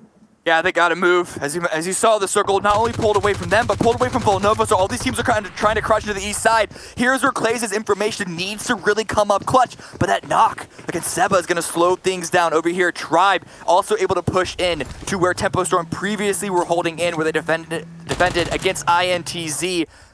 And they need to get into the city or find some way to get into this next circle. And speaking of push, I mean, this circle is just pushing all the squads to the open road here, away from the city, and that's just making things so much more difficult for all these teams. Only 7 of them remaining right now. Tribe, still 0 kills. They're one of the squads that just has to put some major points on to really secure themselves here in the top 16. Reminder, last day, ladies and gentlemen, this is the time to shine. Can they do it? You can see them pushing 3-1, having to force their way into this next circle, but they're getting gate kept so hard. Ooh. They're finding their way through the labyrinth. They're making their way inside, but Kayaski on the roof. Using the pan, quiet as footsteps. giving information for the rest of Loops down below to be able to put up some defense. The high ground, low ground disparity is going to make it a little difficult, but that's why Kayovsky is going to need to come huge from his position. That wall is still encircled, but you can just see how they're going to try and hold it down. They got Klaze, Loops up there as well. Tempo Tensa running into a full house of Brazilian Rampage. They take him out. They're having a great game thus far. They do end up taking Kayovsky from the roof. That is their a huge break for Tribe right there. That angle would have been so troublesome for them. Yeah, circle shifts down south. Tribe and Loops, they've been separated by this wall, and this wall could play a huge part of this game still. G25 finally eliminated once they were able to climb up from the water onto the coastline, but still 6th place, not the worst considering their situation. But Tribe, they're actually running out in the blue. They want to be on the low ground, and Loops heard this. And they opt to go for the long-range toss. I don't know if they've heard Loops yet, because They don't know. Jump shot! Now they know, and G3 found out the hard way. Dadin is going to be holding that really hard. Also Carrillo as well. Really surprised to see Tribe take this out. Here comes the low Molotov. Oh, if that hits, it's going to be so crucial. It's a smoke though. Another molly. Man, this is going to be so tough for them. Good nade. Jump shot from C-Gut. Gets shut down. Oh, they're taking it out like flies. Tally's down. Now it's up to King A in the blue. Oh, the reload! The reload! Carrillo! Behind! He had to reload that. I was about no. to say Tribe, they lost because they took way too long in the blue pushing them in, but at least they were able to out-survive Loops because of that unfortunate reload. But now, Brazilian Rampage from the south, from the opposite side, opposite angle. Garcia trying to heel strand out in the blue. Cloud9 really taking over, and out of nowhere, 10 kills for them. Woo. They had 0 2 phases ago. Now they have 10. Prime Cloud9, this is exactly what they were hoping for, and they got it, and you can just see, here comes the aggression. Adder taking out Rambote out there on the top of the wall, and you can see the pre-fire as well coming on out. A huge game for these last 2 remaining members from Cloud9, and they're not done yet. So this is what I'm talking about, the wall making a big issue out of this game. The circle shifts to the east side. I don't know if Klaze have a clean way of making it over that wall, and if they do, it's going to be on a flat road that Cloud9 can just peek over for free, essentially.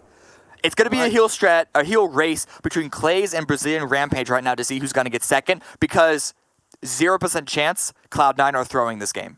That is a fact. I'll tell you, if any team needs these points, it's Klaze. They're 21th. Honestly, they need crazy. And there goes Garcia out in 3rd. So Brazilian Rampage able to secure that. Klaze, but like you mentioned, hey, we're Vikendi, baby. Winter is coming, and the wall is looking stronger than ever. And I don't think, like you mentioned, I don't think Klaze has anywhere to go. They're stuck. Yeah, they need a giant to sort of break that down. Or those, what was it, those little grappling hook things? Oh, yeah, Flaming Dragon, you know? I think that's or Flaming Dragon. Yeah. I was saying that they were the outsiders, and Cloud9 were the men in black, or whatever they're called. True. That is true. And right now, I'll tell you what, Cloud9, they are very happy, very cozy with their position. As you can see, Ninverum going to be starting the heel start early because of that blue zone right there. Can he get him off? Yes, he does. And now it's up to, a heel off right here. But one misstep, one misclick, and it is over. We'll see what happens. It ended up with the heel off, Cameron. It ended with the heel off. Let's go. I expected Klaze to go out before Cloud9 even were forced to heal themselves. They knew, though. They knew instantly, hey, you know what? We got to pass off all our heals. But Cloud9 did the same thing.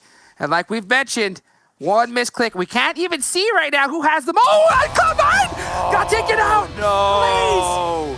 Klaze, are you kidding me? Get the chicken dinner away from Cloud9. And uneven with 10 kills out of their 11.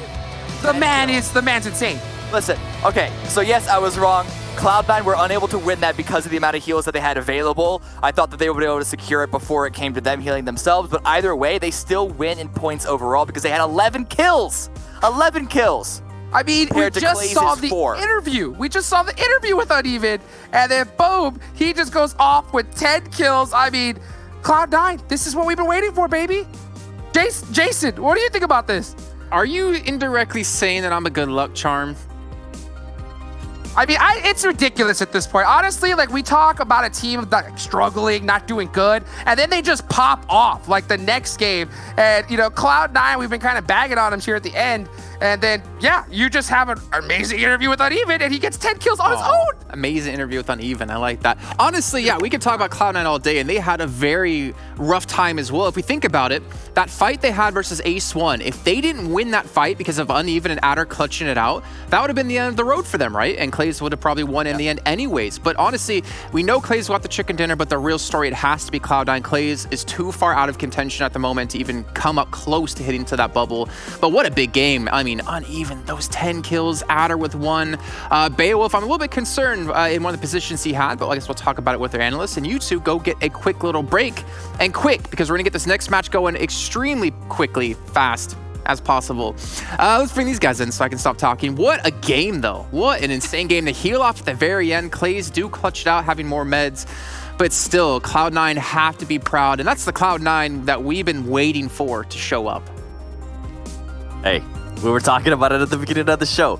We said, we want to see Cloud9, but we want to see them get a lot more kills. And guess what Uneven comes out and does? He gets 10 kills by himself. And if I'm not mistaken, I think that might be one of the best, like, just performances by a player alone in a match. I can't think of any other one. Well, you know what? If you're a player out there that wants to be interviewed before the finals so you can have your good luck charm, you can hit my PayPal up, just let you know. We'll get that up on a lower third later on today. Let's take a look at the rankings, though, from that last match and see how the other teams did. And yeah, it's a shame that Cloud9 didn't get the chicken dinner. But honestly, I don't think they really even needed that glitter. I think they should be safe with this victory alone. Yeah, this should definitely give them whatever last little bit of cushion they needed in order to stay in that top 16.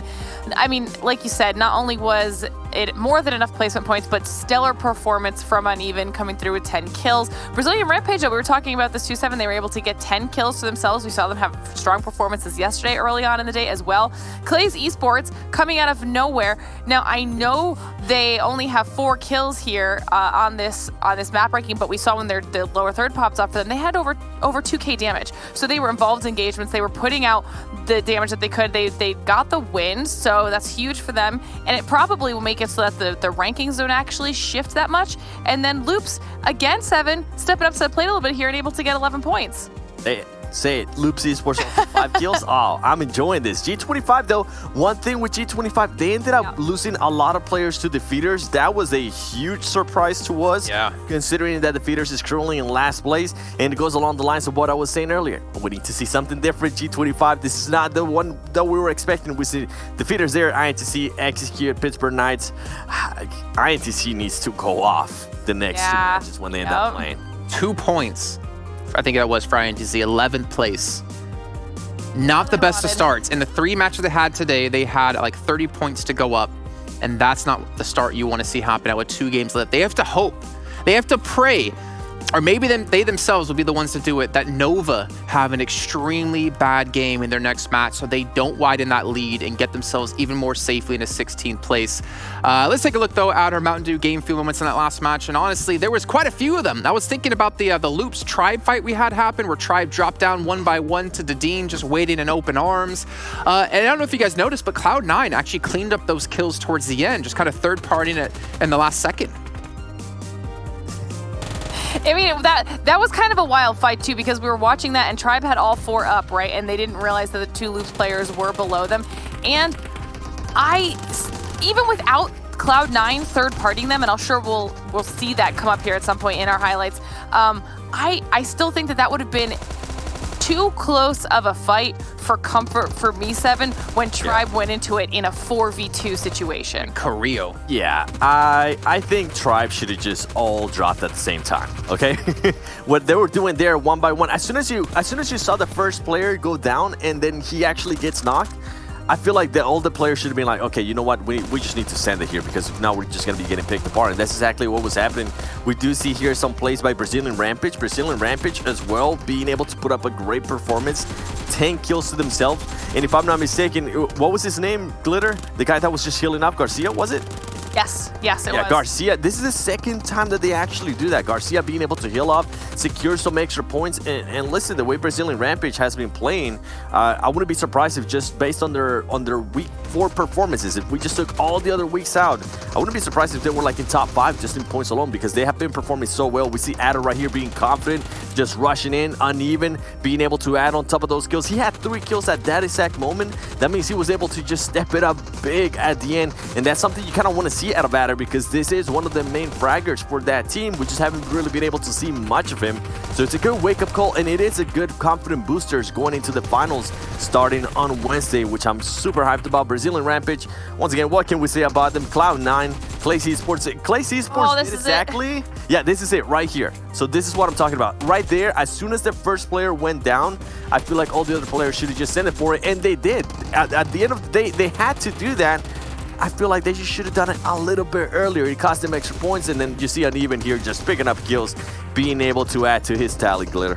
Yeah, Cloud9's positioning here in this final zone was so perfect, and I think even the casters thought that because Klaze had gotten themselves stuck behind that wall, that there just was not a chance that Cloud9 would lose. I mean, they were, I guess, assuming maybe Klaze didn't have as many heals as they did, and when we saw Klaze take down the win, I think we were both like, wait, what just happened?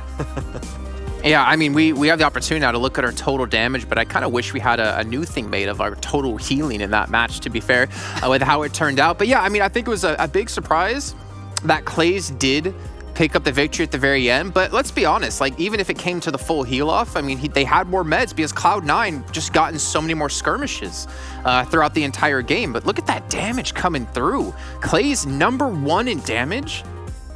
That's what I was saying before. Like, they only had 4 kills, but they still put out over 2k damage. I don't know how they weren't able to convert on more of that damage, because that is the type of damage that we've seen our top teams putting out in a good game.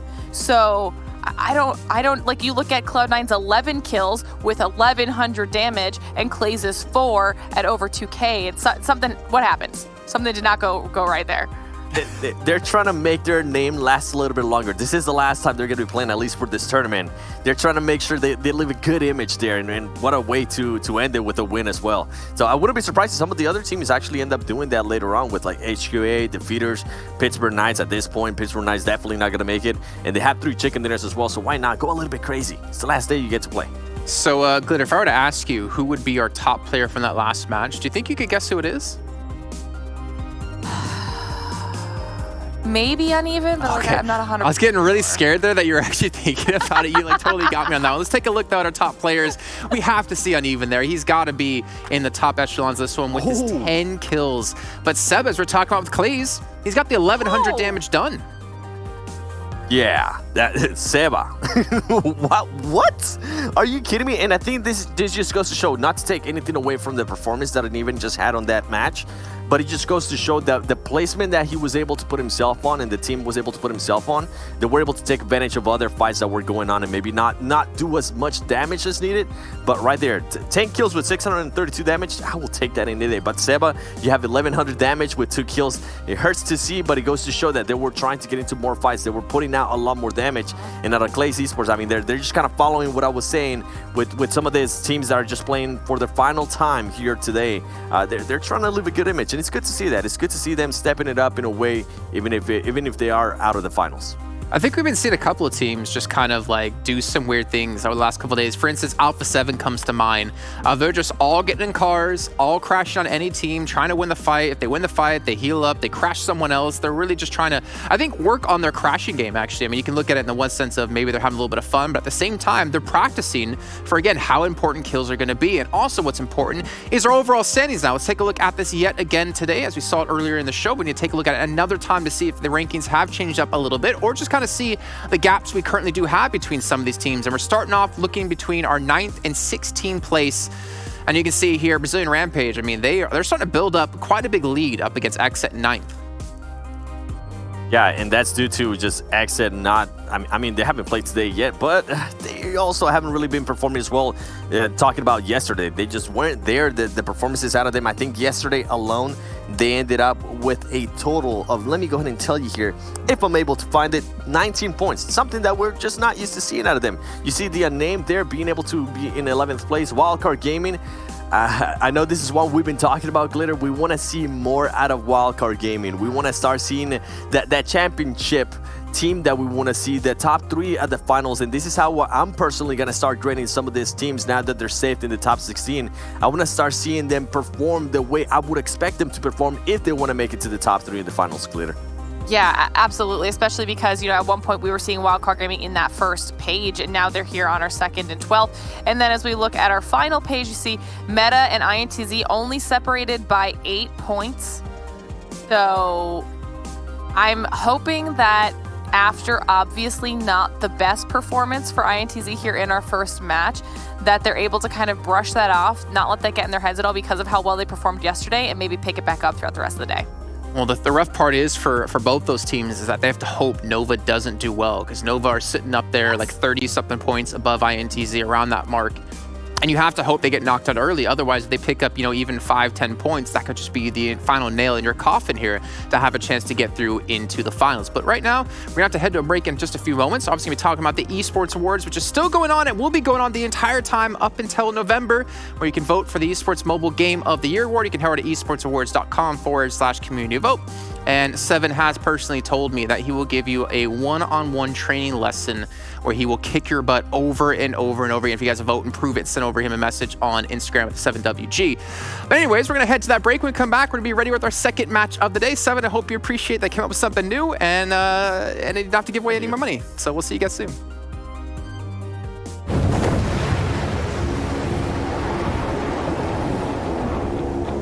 Mountain Dew?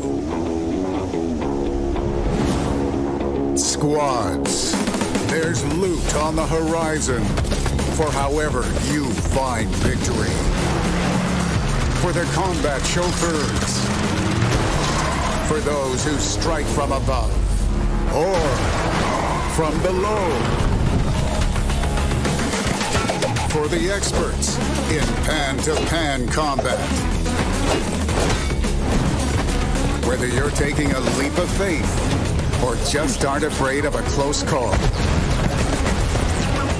Fuel your path to Winner Winner Chicken Dinner with ice-cold Mountain Dew.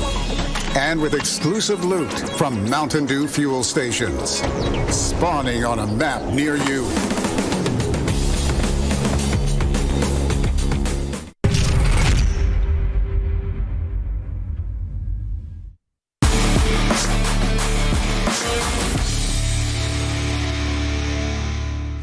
All right, well, the 2nd match is upon us now, and it's going to be over on Erangel with Group B sitting out. So again, Group C get to play themselves 4 matches today, and right now it's going to be their 2nd match of the day already, where we're going to have now, I'm assuming, Nova coming back into the mix here for a chance to pick up some points, also Meta as well. It's getting tough for some of these teams out here, to be honest, and it's really becoming a nail-biting finish for them as well. But Hotchukes, what a crazy game. I mean, obviously, I want to give you a chance to maybe talk about that final heal-off again if you wanted to go back into it, but Klaze, I mean, they didn't have to go into many fights. They had more healing left. What can I say? Klaze is just better. You know, after that one, they got first place. So in the rules of attrition, they were better than Cloud9. Here on, at the end of the day, PMPL. At the same time, though, you gotta really look at it. I mean, look, Cloud9, they still ended up on first with total points. So I think that's all that matters at the end of the day. But one thing is, they, miss the taste of chicken. I'll tell you one thing, though. Meta, INTZ, if they even want a chance at making the finals, they need the aroma. They need chicken all over the place. I think the next 2 games that they have to do have to be wins if they want to stand a chance. I don't know why I'm imagining them smothering chicken all over themselves so they can just harness the chicken. But let's kick off the 2nd match of the day, guys. Hotchukes and Cameron Davis. Thank you so much, Jason, as we get into match number 2. And guess what, Cameron? It's going to be in Erangel, the new era Erangel. I know these teams are pumped up, locked, loaded, ready to go. Let's get into it. Yeah, I'm not used to this map order, I'll be honest. So my sense of time is all wrong. It's not the first map, so surely this must be the final of the day, right? It means I can I can go to sleep after this. That's what my brain is telling me, but we'll power through it just like all these teams are going to power through their own qualification. Meta, Nova, sat out. Had a little bit of a warm-up round. We're hitting the gym a little bit, hitting that jump rope. What's that little practice boxing thing that looks like the thing in the back of your throat? Whatever that thing is. Oh yeah, the speedball, speed bag. There it is, speedball. Yep, there it is. They're doing the whatever, the hitty things with like the drum beat and all that stuff. Gotta do it. Listen, I know sports, guys. I know Gotta fitness. get the shoulders warmed up. But one thing is, you know what? It's funny that you said that, because if you are yourself and we're casting, we're not even playing, and I kind of feel you know how like this map order is definitely going to kind of disrupt, you know, us. Could you imagine how it is on these players? So one thing and that's kind of funny is if you look at it, you know, two teams that set out, Nova and Meta, it's their first game, and it's an Erangel. So this is what, you know, the normal map order would be. So for them, I think it's going to be business as usual. Yeah, we'll see. I don't actually think it's going to affect me, much less them, that much. But this circle, we can talk about this, right on the plane path. And I think the team that's going to mess up the most are the teams you can see in the Southwest right now. Yes, they dropped out early, but there are so many teams in this opening circle that are already inside that they can pick up. They have the pick of the litter for where they want to go and hang out and set up shop. So those rotations coming out from the Gatkakora area could be a little rough. Not to mention, is this 3? Oh wait, are defeaters going to Sosnovka as well? Where are defeaters going? I believe so. So defeaters usually goes to Ferry Pier. They loot there, but it looks like they opted to go to Sosnovka and then try and split loot it. This is an old Richie strategy. This is something that he developed a little over a year ago. So we'll see, you know, the defeaters, they're currently in last place. They don't have any contention to really play. One thing I do notice, though, is Tempo Storm. They're sitting out. So, you know, Pachinki is wide open, and it looks like XSET decided to take that. Oh, but once again, Pittsburgh Knights, look at this, caught out, Flash, and this is Nova. Nova right here. Both of these squads need basically 2 chickens if they want to stand a chance. And here comes Flash, possibly pressing the 1v1 right now. Okay, here comes... That's a 3 versus 1. That's a 3v1. He waited for backup, but they're all going to push. I don't know if his teammates have weapons. But Boss looks like he heard something and he is bailing out of this situation. I was about to lambast the Knights for once again being in a rough early game situation. Oh no, Boss. He doesn't have a vehicle to get out. Oh, there is one right there, but he's being pressured too much. And he has just a pistol. I believe he has just a P18C. Oh, he's got the Uzi, never mind. And here he goes, switching out. Tries to get the 2v1. Couldn't do it though. And he's gonna get finished, but here comes the rest of Nova, I believe. And they're coming hot. Here comes Sheep, and at the end, he's got a gun, and they're trying to take out Pittsburgh Knights. Yeah, they arrived before the finish could happen, I think. And now AZ doing a lot of damage. It's just Blade here. The UAZ is arriving. Blade trying to do what he can with the UMP. And the backup from Nova is coming in huge. It is just Jat on the hilltop. And for a second there, you imagine the Knights were like, what our luck. We found a free point, we found a free kill, and then the rest of Nova completely 180 and turn on them. And so Jat really has no option but to try and go big here if they want a solid game, because if they go out early here, it's going to be curtains. Yep, gotta do it. Gotta be able to hit something crazy, and it's all up to you. 3 versus 1, though. Hits 1, but just like that, yeah, take it out. So Pittsburgh Knights just... Oh, man, I mean, this is their last day of games. They had to have at least a couple of chicken dinners, and so far, having 2, you know, goose eggs to start things off, yeah, I don't think it's it's not possible at this point. I respect the aggressive maneuvers in the early game, though, because when they're in the situation that they're in, you have to go big. And so, high risk, high reward. The risk, well... It ended up being on the risk side of things, going out in 0. But if they didn't get like a 20-kill victory this time around, it was going to be no chance for them either way. Yeah, I think that's the hard part about early engagements. You don't really get the chance to get all the loot that you want. Here comes XSET, though. They're pretty well looted. And Nova's pretty beat up after the last engagement. And yeah, they got their backs against the wall. You can already see Nova just splitting off. Just going for straight survival at this point, and that's going to be an easy pickup right there for XSET. XSET left Pachinki pushed out of the circle to try and take out Nova. They do not want Nova to be in the grand finals. They are chasing them down. Cat is trying to survive. They already got 4 points. So even if he were to go out, it would not be the worst thing for them. but he, of course, wants to try and climb as high as he can. But XSET are on the chase. They are on the push. They feel confident in their own positioning for the grand final. They don't care if they go out early. They just want to get Nova gone. I mean, this looks almost like a hunt. Yeah, I mean, for them to be able to make the rotation outside of Pachinki, it's the only thing that makes sense. And they are full sending it way far out. Yeah, just hunting the last member of Nova. And Cat is on the run. Talk about a game of cat and mouse. Nico takes out Shifan, and they know where Cat is. Yep, they're trying. Oh my goodness, they're on the way, and Cat is not letting off the gas pedal. Let this man go.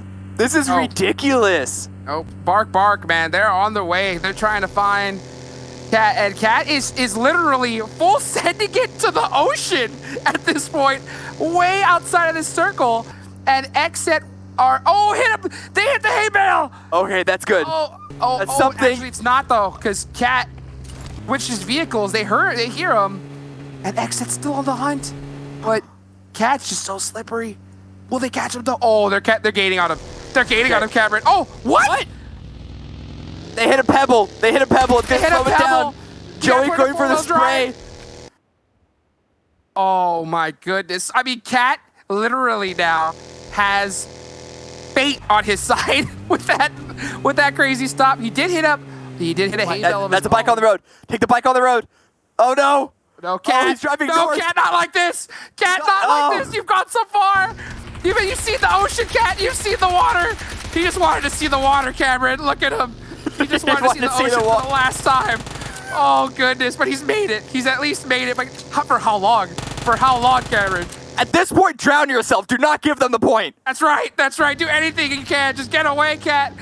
But Joey just reloaded the Uzi. And look at this. Give it the comms. And it's a trap. It's a trap, Cat. Run. Can you get away? Last second. Bullet. He survives. It's smoking. Oh, my goodness. All open field, though. How much longer will Cat survive here? XSET, are just on a rampage. The blue's gonna take him out. He doesn't have time to heal before this UAZ from He's gonna go off the blue. arrive. But no, you gotta go in the water. You gotta go. Okay. That's fine, because he was the last person. He wasn't down. He was just immediately taken out. XSET do not get the point. Congratulations, Cat. You kept it from them. Yeah, at least that's how you go out. You know, if you said nobody's gonna kill me except me, said Cat. But at the same time, though, XSET accomplished their mission. They took out Nova. Wow, what a way to start this match off. Yeah, I guess. I don't know what goals they have past that point because Cat drove them in a huge wild goose chase opposite angle of the map from where the circle is. So they're gonna have to reconfigure what options they have at this point. But let's look at everywhere else. Yes, Naya, basically center. Wildcard not just taking it into the city, trying to take it into... Who is this? Meta Gaming? Luquitas has the underhand throw for the grenade, but Wildcard want to go aggressive. Oh, this could be a big one right here. Look at that. It looks like it was just a little... Oh, and there it is! Perfect nade from Luquitas right there. And now Wildcard have 2 knocked, and here they go outside to try to get the... I'm sorry, that's 3 finished. So it's just Spring left. What a great play. And this is exactly what Meta needs right now, considering where they're at. It was that angle from Rolex there on the right side to punish Wildcard and not let them utilize that wall to their advantage. And now, as you mentioned, Jeff Spring remaining. He is bailing. The circle is on toward the north. And so that's the direction that Spring was going, and try and find a place to hang out dead center and just climb placements at least. But this shift is going to screw up a lot of teams' rotations. Not just XSET driving into the Unnamed, who are also out in the blue. This is something that Unnamed were not expecting. Becky unable to hit those shots. I mean, just what a crazy rotation from XSET. And this is why, ladies and gentlemen, you gotta make sure you follow everybody on socials, because I remember seeing a tweet from Juicy just a little earlier how, you know, he heard some teams, he saw some teams talk smack about them when they were out of contention in the top 16. Now, they're in it. And guess what? It looks like they're coming with a vengeance after some of these squads that may have been, you know, opening their mouth a little bit while they were in a bad position, and now they're just making it harder on a lot of teams.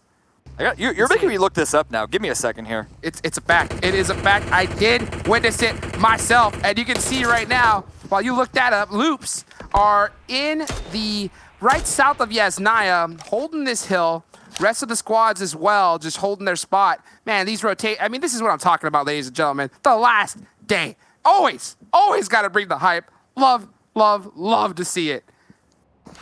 Goodness gracious. Okay. I wasn't able to find it. His Twitter feed is full of affirmations, and so it's very wholesome Twitter feed, actually. So definitely follow XSET Juicy. Wasn't able to find the beef, though, which is what I am on social media for. I love mess. You can take your happy-go-lucky, believe in yourself tweets. Those are fine. Not what I'm here for, though, unfortunately. But Queso, they're here for meta. They saw the little bit of a scrap here, tried to find an opportunity to punish. Weren't exactly able to find anything, though. Meta looted those bodies from Wildcard, stabilized those kills, and now we're back in hiding in Yasnaya. Yeah, we'll see how it ends up playing off for them right now. As meta, I mean, they got a great start to this match. They need dinner, though. They need to get first place, or at least in the top 3, because those 10 points are just so crucial. Yeah. So if they can get at least in the top 3 with a bunch of kills, I think they'll be in a decent position here. But I don't know if they need just that, because if you look at the scoreboards, they did get Nova got taken out early. So that is huge right there in itself. At the same time, though, when you're 20-something points off, I think you need, like 10 kills in a chicken dinner to really feel comfortable. Them seeing Nova go out early, though, has got to help things, at least their own mental health. However, do not take that as an excuse to be a little more defensive with things. You still want to take those opportunities, which is why we saw them be so specific and precise with Wildcard. But Spring, last member alive, catches a rotating Queso member, tries to get that point so they can at least go out with something. Yeah, they need that at least, because if they go out early, it's 0. But if you get the kill, it's at least 1 in the books. And he is going to be able to confirm it, the last member from Wildcard. But man, I mean, the one thing, though, that Meta does have going for them could be XSET. If XSET just keeps hunting down Nova, that's going to just be a huge favor for Meta. At the same time, though, you have to win. You have to get it done. And this next zone is going to go up into the hillside of Stalber. Spring, getting hunted down by Team Queso. They wanted revenge, and they got it. Yeah. I think it took him so long to finalize that kill that the call was made that it was just one player. And so the rest of Queso just pushed up. But now they're facing off against Execute. This area, I'm worried about how many places there are to play here. It's a big wide open hill with a couple of compounds, at least in the center towards the northeast. There's some flat areas on the west side with some things to play with. But I'm afraid teams are going to start sending it to Yasnaya with no other option. Of course, here BDM taking one of those compounds on the hill. B4 trying to approach. Vehicles are heard. And so BDM are scrambling to figure out how they're going to defend against this. Popping those energy drinks, getting those boosts ready for the fight. See how they end up playing it right now. This is going to be a tough position here. This is a really good flat land. I've definitely played these warehouses before, and if they're able to hold it down, it's okay. The big thing, though, is I think I prefer B4's position right here. With that hill, they have so much range and different sight lines that they can grab, while BDM is just kind of holding those houses. I would love if B4 could send someone onto that ridge overlooking it so they can have a crossfire setup. Unfortunately, the player up there will be incredibly vulnerable to teams from Yasnaya or elsewhere. Very long range, but if any shots land on him, it could send into a rough situation. And so because of that, you can see B4 still taking it a little slow, still taking it a little defensively for now, but they don't have the pressure of taking the fight immediately. So maybe they're trying to find the information, wait to see who else is rotating in the area, and then, in a couple of moments, go aggressive on BDM.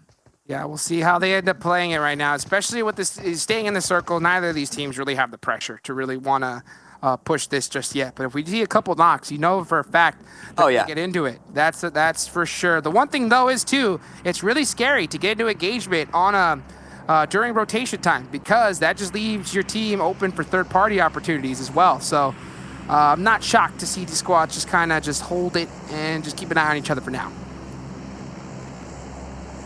And a couple of other teams rotate around this area. The Unnamed might be getting close to where these two teams are staring at each other. Yeah, the highest damage. Oh, look at that. Looking at a beautiful crate. He's going to give that information out to his teammates. And that level 3 could come in handy big time towards the end of this circle. Whoever gets it, it's landing out in the open, I think. That's going to be more of a impactful position later on in the game if the circle ends just north of Yasnaya for the cover purposes rather than the gear inside. But XSET, still able to keep all 4 up after getting those 2 kills onto Nova. It was a late rotation, all things considered.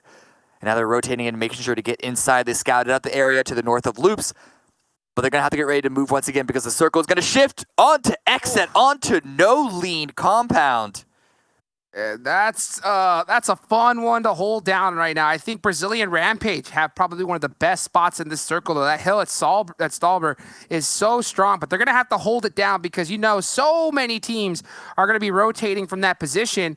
And right now, I'm looking at Meta as well. They're a team that we really are focusing on. B4, yep, rolling right up onto them. And they're really, really close. Nunez, he's going to be holding that front line. Good pre-fire coming out. Oh, that also, nade tapped him pretty good. It's also BDM that are pushing up, but Unnamed, they're the ones that are stopping to take this fight rather than rotating around that the Unnamed and BDM are doing. Nunez gets knocked. It's actually a push from a vehicle here by B4 to find the separate angles. Brazilian Rampage is so split up as well. They're covering too many spots. Nunez is taken down. Sentry's might just go for this res. It's up to Lil Boy and Garcia to hold this angle while they get it going. And we're seeing the kill feed light up right now. Even seeing people get ran over in it. You also, like you mentioned, you got to watch out for the Unnamed on top of the hill. Just everybody crashing into the zone. Yeah, and look how open this area is. All these teams are getting into fights because the sight lines are so clear and easy to take. That means that the survivors are going to be able to spread out however many players they have left. And B4, they are winning this fight cleanly. Garcia, last one remaining, but not the position to hide out in. It's going to be a rude awakening. Hello! Nice to meet ya! Neto waiting there with the Tommy gun. And there goes Brazilian Rampage. Like I mentioned, they had one of the best spots, but you gotta be able to hold it. And B4, they just came hungry, able to catch them split and just get the finish. Really, really strong play so far. There goes Defeaters out as well. Meta, they rotated really far out alongside Stalber. They're gonna get crashed on. You can see it right now on the map. Yeah. Right here. This is a really scary rotation for them because they need, like we mentioned, to win if they want to have a chance at making it into the finals. The issue with this circle and the rotation is that the river means that you cannot rotate anywhere but the angle that B4, that the Unnamed, that BDM, and now Meta are coming from. It severely limits the areas of attack and approach, which means that the teams on the west side of this circle, XSET, Loops, HQA, and even Execute for a little bit, don't really have to worry, but it's major fights still happening on the east side. Tacit drops one, but immediately traded out. Love to see that teamwork really quick to get that return knock. It stopped the bleeding right there. But man, like you mentioned, this zone is very, very difficult to play. There are a couple little plateaus that have not been taken yet. Not sure if the teams have that real, sight lines on this area yet. You can see the Unnamed. They're trying to find a really good spot. And it looks like they're going to set up a little bit of a car wall right here on top of the hill. Get as much as you can right now.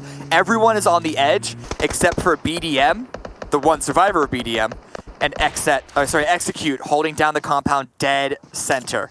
You can see Meta, they did end up taking a nice rotation, just hugging the circle and just creeping their way into an open space, and that's exactly what happened for them though. But where will this next circle go? That's going to be the crucial game changer, and it is going to center out in the open field. Execute though, they're chilling in that one complex right there. Every squad's gonna be looking dead at them. We'll see. Look at all the grenades. They'll be looking at them once they can clear out their area. That B4 and the Unnamed are both trying to do trades. 1 for 1. No, not even. Q, there it is. Ooh. The trade does come through. From Ren. Ren, he's helping them out. He's trying to help B4 and he can. Pedro Dog trying to find the angle on the rock. A little bit of tags back onto him. But both teams are gonna be able to stabilize because, wait. Who third party that? 19 putting pressure on them as well, and it looks like Rand said, Q, why haven't you knocked anybody from this rock? Throws the nade to motivate him, and just like that, you've been motivated on your knees, both of them down. It's one remaining member for the Unnamed, and here comes B4 hunting down Raven, and it looks like, he's in a lot of trouble. It's over. Thank you, 19. Thank you, the Unnamed, for helping us out with that engagement. But now B4, 6 kills and still 4 up. And now they can look at Execute. But I mean look, because it's not going to be an easy push either way. This is all open field. This is so difficult to play. And you can just see 19, they are making it even harder for these teams to try and make it in. And if you blow up their vehicles, that removes the option to make that instant pop-up cover of a car wall. And look at this, Zute does end up getting a knock, but gets caught on the corner. Now it's Kill Switch in the 3-stack, having to hold it against 2 members of Alpha 7. Can he do it? Gets one. Goes for the third. One. Finishes the kill, gets damage on the second, but down to 1 HP himself, trying to pre-fire, but now forced to back out and maybe even jump out the window. He's on the run, and he is trying to survive, making some plays, and it looks like he was able to give Matos a little bit of the okie doke right there. Oh, I think he did end up, though, getting caught from another angle. Not able to tell just yet, as we did move away from that fight. But he's not down yet. He's not down. He's still alive. Kill Switch. Man, showing why he's one of the top gunners in this lobby, and one of the biggest up-and-comers as well. Still alive, able to get that heal, so clutch. Backing away, and in good time too, because here come HQA, but on the north side, 19 and Meta still trying to fight it out. Who of these teams is gonna have the opportunity to limp into the circle, because it's not looking good for either of them. Open field down into that push. You can see the extended mini-map. More and more teams are gonna start bombing in onto Execute's position because there is nowhere else to go. Meta does go out. In 9th! Not the start that they were wanting. In 9th place, can you believe it? After all of this, they went out in 9th. That's only 1 point. Absolutely insane. That just goes to show the level that these teams are playing at. Next zone, gonna go dead center, make things just that much harder. And yeah, look at this, Juicy getting a little taste of his own medicine by being gate-kept from Loops. What a great nade. That's gonna take out XSET in 8th. As you mentioned with the circle, though, it swung to the north of the compound, which means HQA actually have the best position in this entire compound.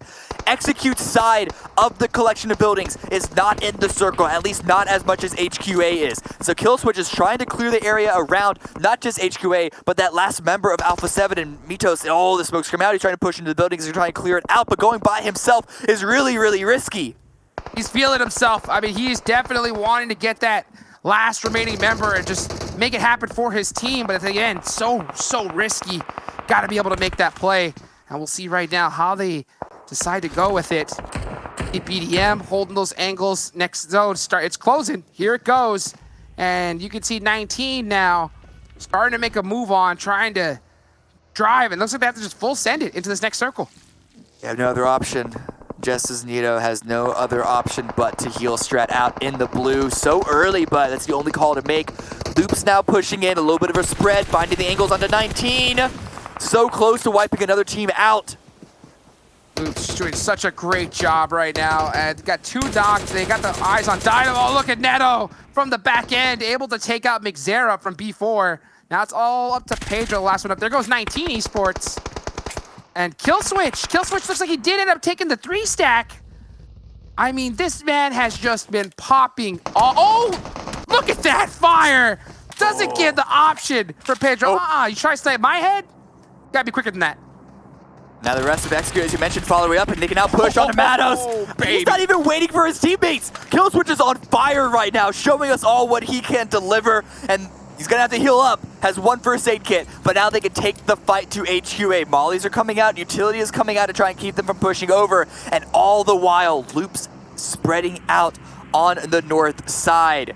Could be risky with the sight lines, but these 2 squads are currently dealing with each other. Sky's taken very low by a grenade, but it's not a knock.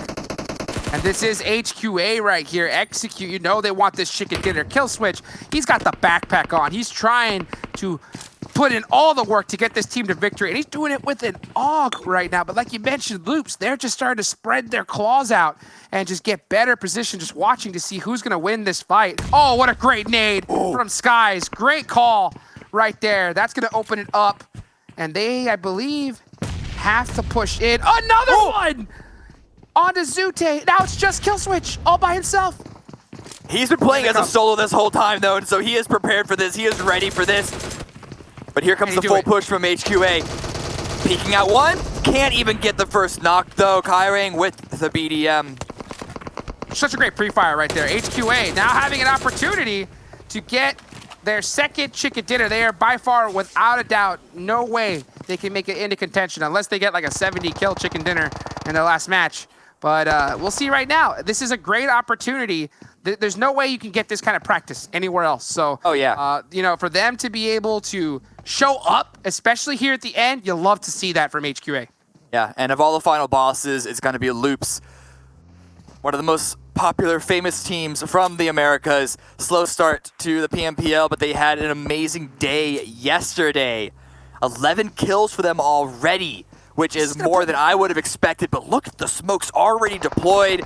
They want to put the pressure onto Loops. Unfortunately, the Dean with the QB is going to get one. Loops has all the position right now. They've been waiting for this fight. HQA is in trouble, but at the same time, this is one that HQA could definitely just look back at, study, because this is, like we mentioned, this is Loops. And with this, if they get this chicken dinner already, I think they may have secured 3rd place after this game. They have put up some major points. Oh, look at QA though. What a great knock to start things off. Can he get the second? Guys gets one too? The 3v2 now. Grenades! Make it a little slow. Having to have to slow down because of that. Open push is going to get punished. Skies spotted out. Like Iovsky, open area push. He does get the knock. Prone right back down to try and get the heal off. But no, he's not even going for it just yet. They want to put the pressure. HQA, do it. Make it happen. Do it for all the fans watch. It's a 1v1 for the dinner. And Kiwi, I don't think he has any heals. Oh, the Molotov! It's so perfect! And he's gonna burn up Gofsky. It looks like it's gonna be able to secure the chicken dinner. At the same time, though, HQA, you know, to be able to get that close to possibly beating Loops in that position, I think they gotta feel great. Gotta hold their heads up after that one. Yeah, it was definitely a really good head-to-head fight in the very end, showing that HQA do, of course, have talent and skill on that roster. Still just trying to get things rolling for them on a consistent basis, and as you mentioned, not in a good position to put themselves into the top 16. But Jason, that was a wild ending. We haven't seen that area in a while, so I don't know if you have anything, I don't know, a unique perspective on that. My perspective is how poetic that finish was. HQA, Loops, both hot dropping each other when it comes to Miramar. HQA being the team to lose most of the fights, and then they have a chance to come down to the last 2 teams remaining to fight for the chicken dinner. And HQA even starting off with a man down being wiped out. They almost pull it back in the very end, but Loops still showing they're the dominant team. And Loops also ridiculous amount of kills in that game, and that's the Loops that we expect to come into this entire event. That also talks about Cloud9 and how they showed up in their last match as well. We're starting to see 2 of the teams that we expected to be at the tippy top of the rankings have some good days, and especially towards the very end of league play. So that gets me extremely excited going to the finals. But you two, you have to get excited somewhere else. You don't have to go home, but you can't stay here right now as we bring our analysts back in to talk about that game. But honestly, 7 and Glitter, as I bring you guys back, the real story for me was right off the bat. Pittsburgh Knights losing to Nova, and Nova being hunted down by XSET. Cat running as fast as he possibly can, using up every single life of his. And unfortunately, Nova now only netting themselves the 4 points from that game. I mean, so there was a lot to talk about in this game. Yeah, that start for Nova was less than ideal, right? Because that's something we were talking about coming into this game. They needed to have a good performance in order to keep the likes of Meta and to keep the likes of INTZ off their back, and that did not happen. So definitely unfortunate for them, but Loops coming in strong, 15 kill points, 15 placement points, and like Jason was saying, HQA being in that top 2 position with them was it was perfectly poetic given how many times they've already tried to fight each other, and most of the time, you know, it being a lot more one-sided in the favor of Loops than it was here in this final fight.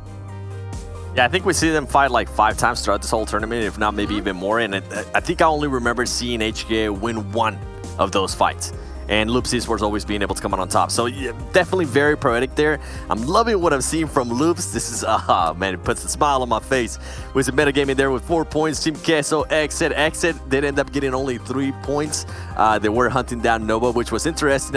Juicy said that they were hunting them down because they heard them fighting again. So he was like, why not? Let's just go ahead and push that. And turns out, hey, might as well try different things. It is the last day where you guys are qualified. You guys are going to be going to the finals. So try out different tactics. But overall, Loops, man, Loops has been finally turning it on. Loops is starting to look like the Loops I expected to see in this tournament, and I'm loving that other players are starting to step up from Loops Esports too. It's not just Carrillo. We're seeing Kayovsky, we're seeing other players, and it's nice. We saw Dean do it quite well in our first match of the day there, as we saw Tribe dropping on top of them. For me, I want to talk about something here as we see our top players. I want to talk about meta. Because the fact is, they got to sit there and see that, hey, Nova's out. They had every opportunity to play for points, to close that gap. They went for some extremely long rotates led by Escanor to go around into the blue. They rotated basically from like the 4 o'clock, 5 o'clock position up to the 11 o'clock position going counterclockwise. Like they made a massive rotate to have a clean path into the zone. And the unfortunate part is they just came up too short. Only 3 kills, 1 placement point that at least keep themselves even with Nova. Whereas INTZ only got 2 points in the first match. So they actually fall farther behind by 2 more points.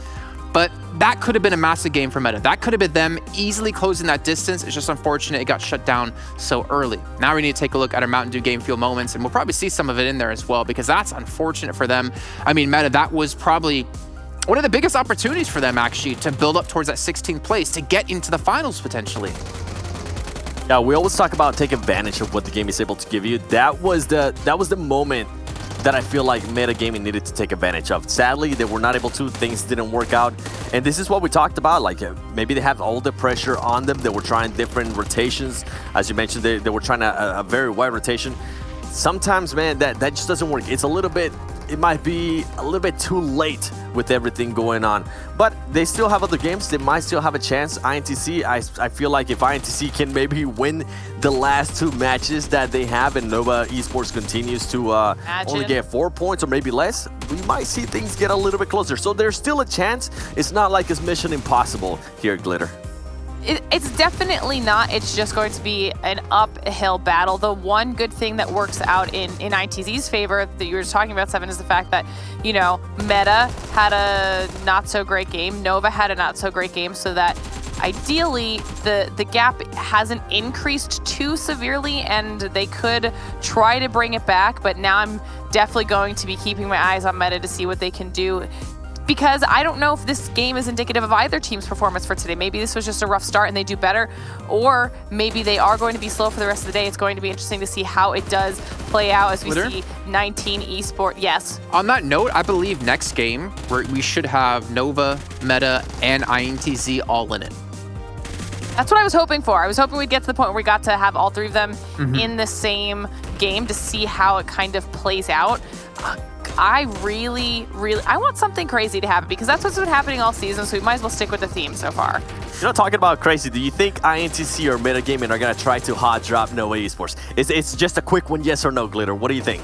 No. It'll happen? No? Okay, yeah, I don't think so either. I'd say no, but I'd want to see it. Because then you're basically taking the fight in your own hands, right? We talked about leaving fate to other teams, you know, time to sit by the sidelines and watch them do well or bad for you to potentially claw back. But that would be a good way to do it, right?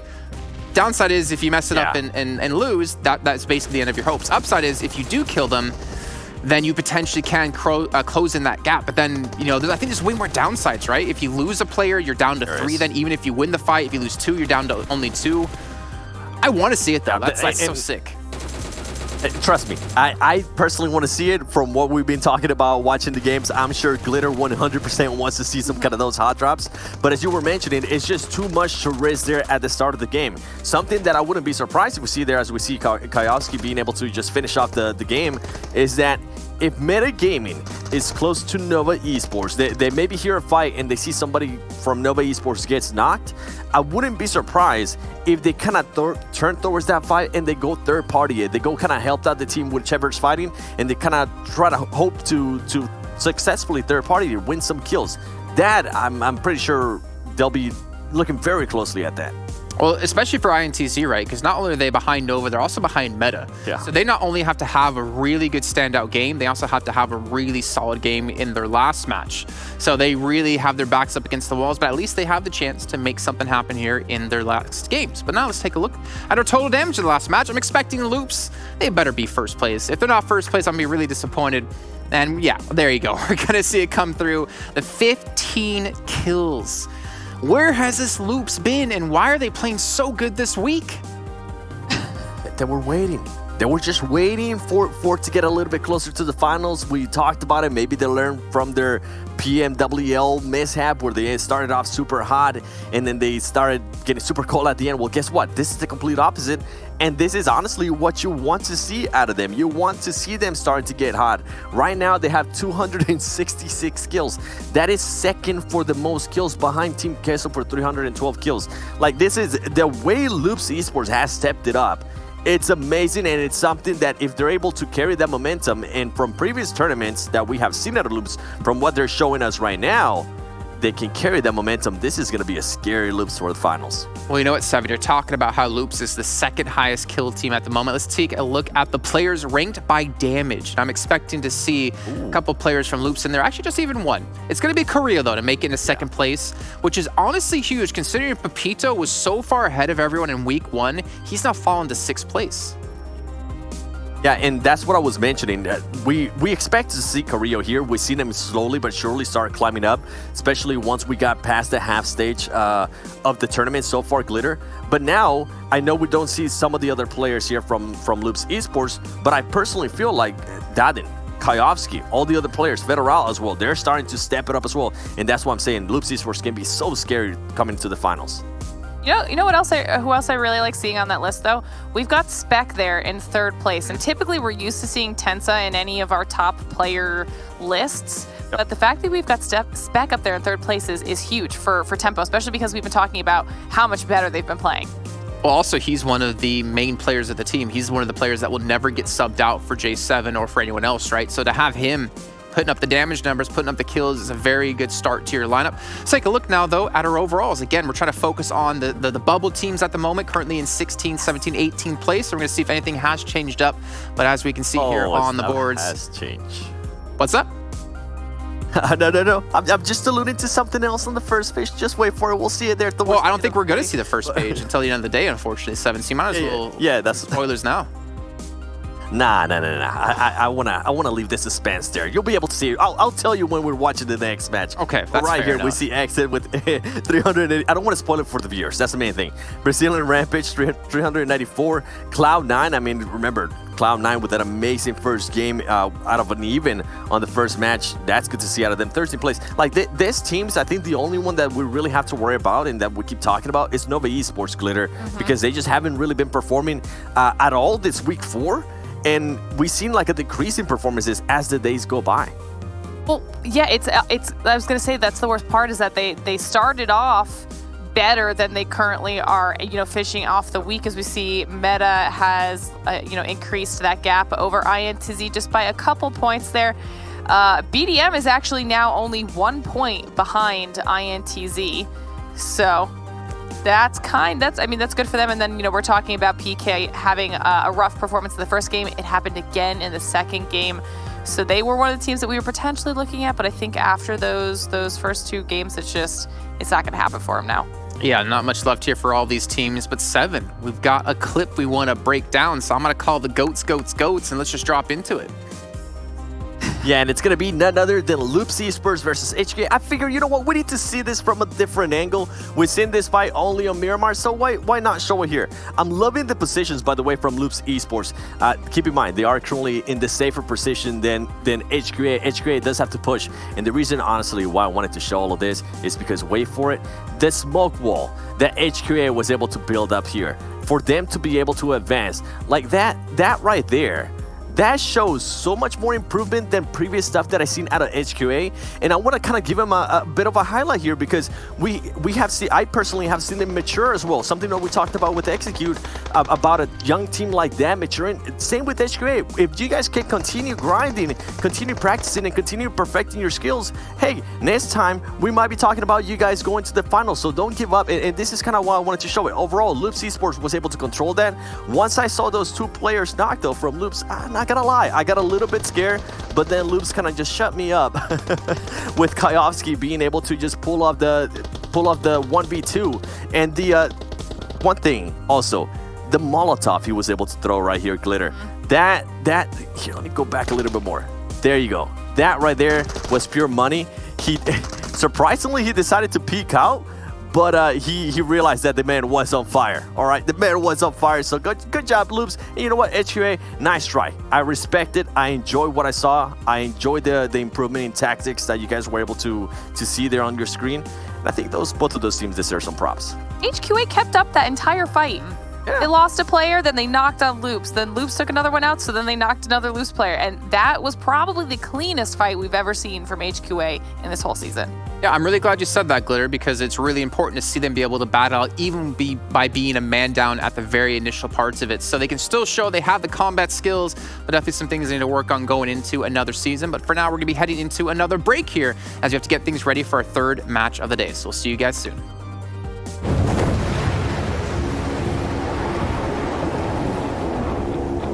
Mountain Dew? Squads, there's loot on the horizon for however you find victory. For the combat chauffeurs, for those who strike from above or from below, for the experts in pan-to-pan combat. Whether you're taking a leap of faith or just aren't afraid of a close call. Fuel your path to Winner Winner Chicken Dinner with ice-cold Mountain Dew. And with exclusive loot from Mountain Dew fuel stations. Spawning on a map near you.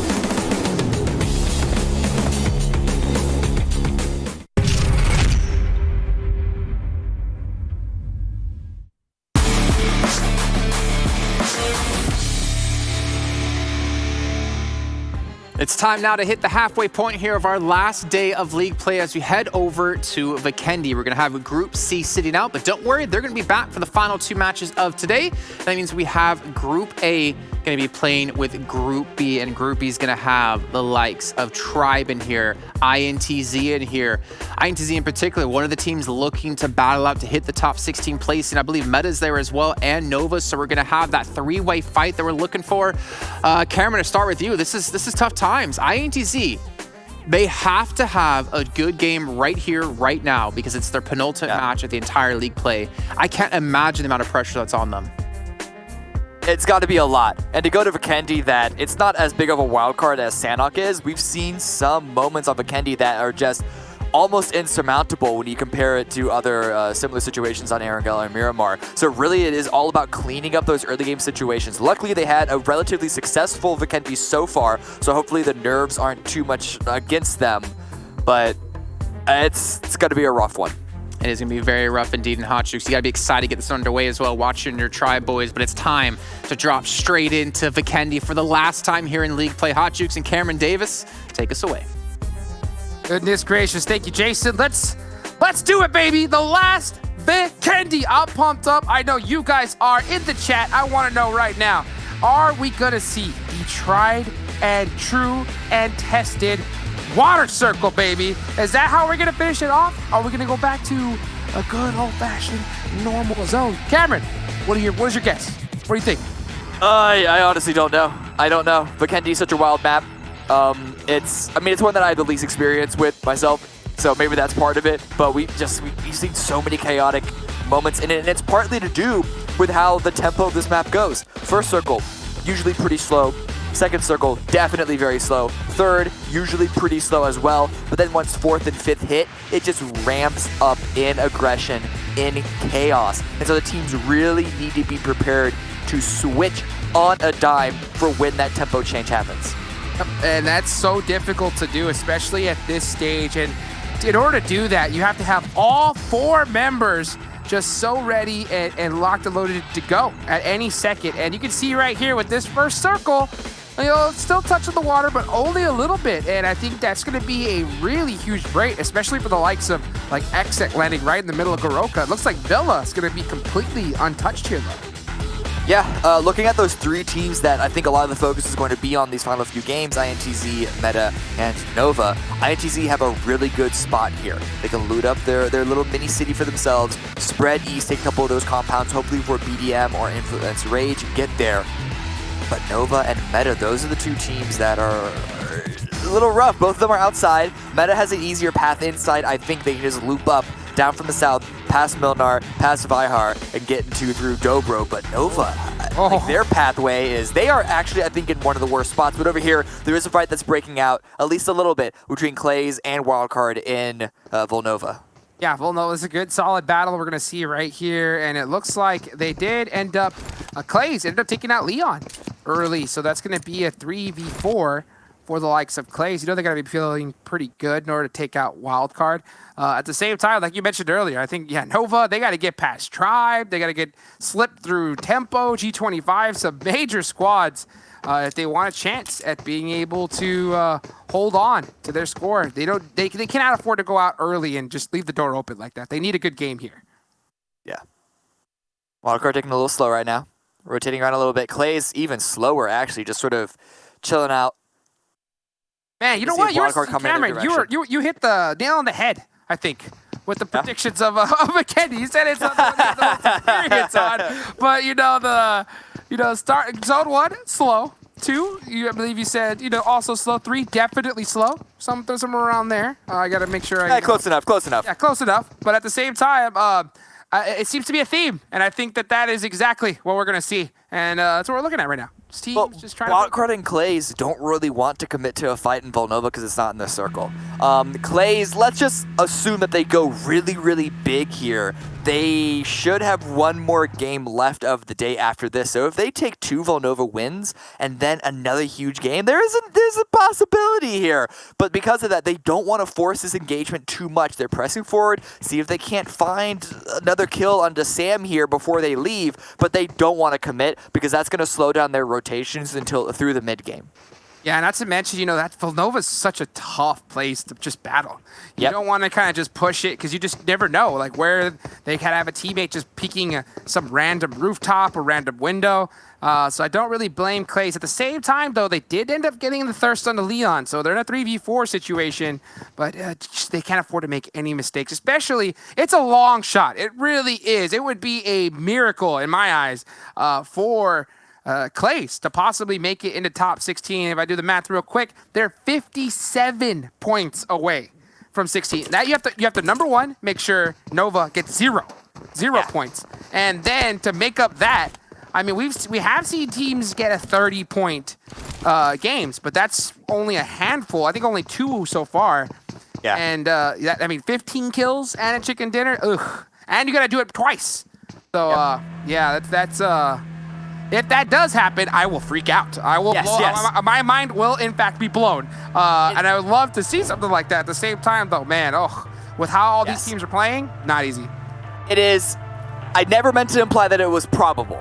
Sure. All I meant to say is that it is possible. At any level of possibility, a team in that situation, in this case Klaze, need to play towards that angle. It's the high risk, high reward that I mentioned earlier with, I forget what team it was. In the previous engagement, because even if they're, as you said, even if they have a mediocre game, win or not, it's not going to climb them there. And I don't think Klaze taking that fight against Wildcard is the step in the direction to having 2 15-kill wins. It's so hard, though. It's so hard, especially if you look at like Cloud9, right? They played, in the first game, completely passive up until the final circle, and then boom, Uneven just gets 10 kills out of nowhere. So it's like I could see why Klaze is. Oh, look at that! They did get a knock on to Acer though. Got another. Okay. Oh, that's another point. And like you said, they have to get insane kills. They have to be like a wrecking ball team, knocking out squad after squad. They basically have to take out, I believe, 5 teams. Oh, look at that! Orlando gets taken out. Oh, the 2v1. Oh, Sam. Yeah, that's disaster right there for Klaze. A double peek once they spotted him out, should have found it. Damn, lost Spring also got knocked out, left in a 1 versus 2. Gonna really prove his mettle, but immediately finishing those 2 kills, putting Klaze down to a duo. He gets taken out. They do get the full team wipe, but now playing as a duo, that 15-kill win is even further away out of grasp. Yeah, that's the worst case scenario. Yeah, you got the 4 kills, you needed it, but being stuck with 2, especially in a map like Vikendi. Now, and to be honest with you, I think this is probably the best map they have a chance at because the heal strat is so strong. But at the same time, they need kills. They need to be able to steal a bunch. So we'll see how they opt to play it. As we move on over, though, Tempo Storm poking at G25, and we heard 7 WG talk earlier how he wants to see G25 really step it up if they want to, make it happen in the finals, and it's not looking too good so far. Tempo getting a good couple knocks. Yeah, really good knocks here. They want this compound for some reason. This is on the edge. They want to keep G25 out of things. 2 knocks, you got to go on the push there. J7 was in such a great position catching G25 off guard. Spray from Pepito doesn't find anything, and they make it up to the building, prepping the utility to fly in. And here they go. Can they be able to get this finish? They did get 1 res off on the Unico Ilu, and he's going to try to pick up Quinto right now. The clock is ticking, though. Every second that Tempo wastes on this push is another second for them to get other members of G25 up. And it looks like, they're going to let them get the reset here and just hold this position. It's going to be a tough battle. First knock's going to be so crucial. It is, but with those knocks, Tempo Storm were able to get inside the building, get onto the walls, and they wouldn't have been able to do so otherwise. Unico in the back, prepping another grenade to follow up. Don't know if they know of H24's position, because I think his flank is going to be the most crucial. Yeah, and you can just see him just kind of getting those sight lines, using that 3-peek to his best advantage. Oh, Spec was able to do some good little parkour to get up on top of this ledge here, and he spots Quito. Oh, but he gets falls down. Not able to get the knock on to Pepito. So devastating. But here they come. They got the damage. Pre-fires are coming out. Good jump shot. That's gonna open up the fight, and here go a lot of 1v1s. J7, Tensa versus Unico and Quinto now. This trades back and forth. J7 and Tensa trying to keep it locked. I think they might actually have taken the top floor away. G25 dropped back down to the bottom floor, at least what they are controlling, what they were holding down. And if they can revive HH24, Tempo could make this a 2 versus 3 and swing it back into their advantage. It was a very chaotic push. Spec with that nice pixel walk on the outside. Really good start. But the Molotov is going to slow things down just for a moment, allowing Quinto to get his own first aid off. Beautiful, beautiful Molly. That's going to buy him a couple more seconds. Oh, look at those pre-fires. They're really trying to play this so hard. But man, like we mentioned, now they're on the clock because every second that goes by, HH24 is going to get healed up. Looks like he only has some... Oh, he does have a med kit, so he is sitting pretty now. And now with that numbers advantage, you have to know that Tempo is going to try to make a play here. Same time... Oh, I don't know if you hear it, but I do. I hear it. I hear that shotgun loaded up, baby. We are in a close quarter combat. Here come the shotties. Oh, they get the knock on HH. So huge. Tie game. 2v2. HH tried to bail outside to find a flanking position, but he went by himself, and it was caught by G25. No opportunity for a trade by Tempo. And so now it's just a 2 versus 2 standstill. What a crazy play. They are going to get the knock. You know that the intel came out. The jump shot from J7 forced to switch out to the M4. Oh, what a great angle, though. Tensa and J7 played that perfectly and were able to take out G25 there at the end. But at the same time, though, they ended up losing 2 players, so they're going to be stuck with a duo as well. They did, but G25, they've been really slipping, and Tempos, they, yes, lost 2, but they finished that fight at the perfect timing in such a perfect fashion as well with the double peak crossfire setup down that hallway. Perfect execution after they lost HA24, but perfect timing because the circle does now swing, and they're not in a fight. They can focus on their rotation, just push up north. Yeah, and it looks like they have quite a bit of open road right ahead of them, so we'll definitely see how that plays out. Nova was able to make a rotation on into this next circle. You can see them there on that north side, and that's the squad we're really looking at right here, because if they get enough points, they can without a doubt force any team below them out of contention into the finals. So if you're Nova, the pressure is on to just make sure you do not go out early. You cannot put up any goose eggs at this moment going forward. 36-point lead over INTZ and over Meta by just a little fewer than that. Well, it's more like a 20-something point lead over Meta, which is not terrible in the last couple of games. But if they do go out early, as you mentioned, with 0 points the second time, then they're really going to need to step it up in the final game. So they don't need to win it. They just need to have hoping with placements and kills for a double-digit game in order to keep their, I don't want to say hopes, but their stability for the grand finals in play. You know that has to affect their mentality, though. I mean, they know they have that good buffer, but they can't be, letting that just close in further and further. Yeah. And at the same time, when you have that in your head of just, oh, we can't go out, that's going to have to change your playstyle, right? These squads are going to have to be playing a little bit more careful. And if we know Nova's usually that squad that gets into those crazy early engagement battles. So that's definitely, I think, going against the grain of what this Nova team and what we've seen in the past.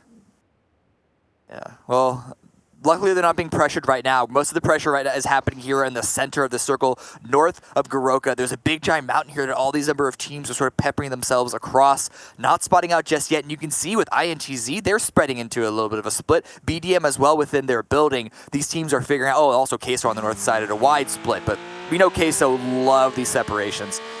Yeah, especially teams are figuring out where they have ability to set up their positioning, where is free, where isn't, where they can set up their line of scrimmage and their full area of control.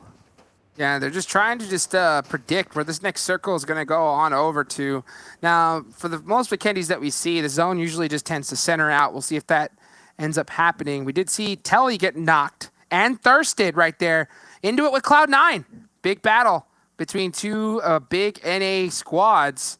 Cloud9, was really down and out just a couple of days ago, but lately, I mean, they've just had. It's almost typical Cloud9 though, to be honest, because we've seen them in the past kind of struggle in the beginning, and then towards the end they pop off like crazy, and I think that's exactly what we've been seeing. The focus has been on INTZ, Meta, and Nova, but don't discount Tribe. They're sitting in 15th place, a little bit of a lead on Nova, but if they have awful games at the end, there is a possibility of them also falling out of the top 16. So they are bailing on that fight with Cloud9. But over here, 19, Tempo Storm was pushing below them. What remains of them, J7 and INTZ, but we have seen Tempo Storm take so many engagements successfully that you cannot count any of them out, no matter how few there are.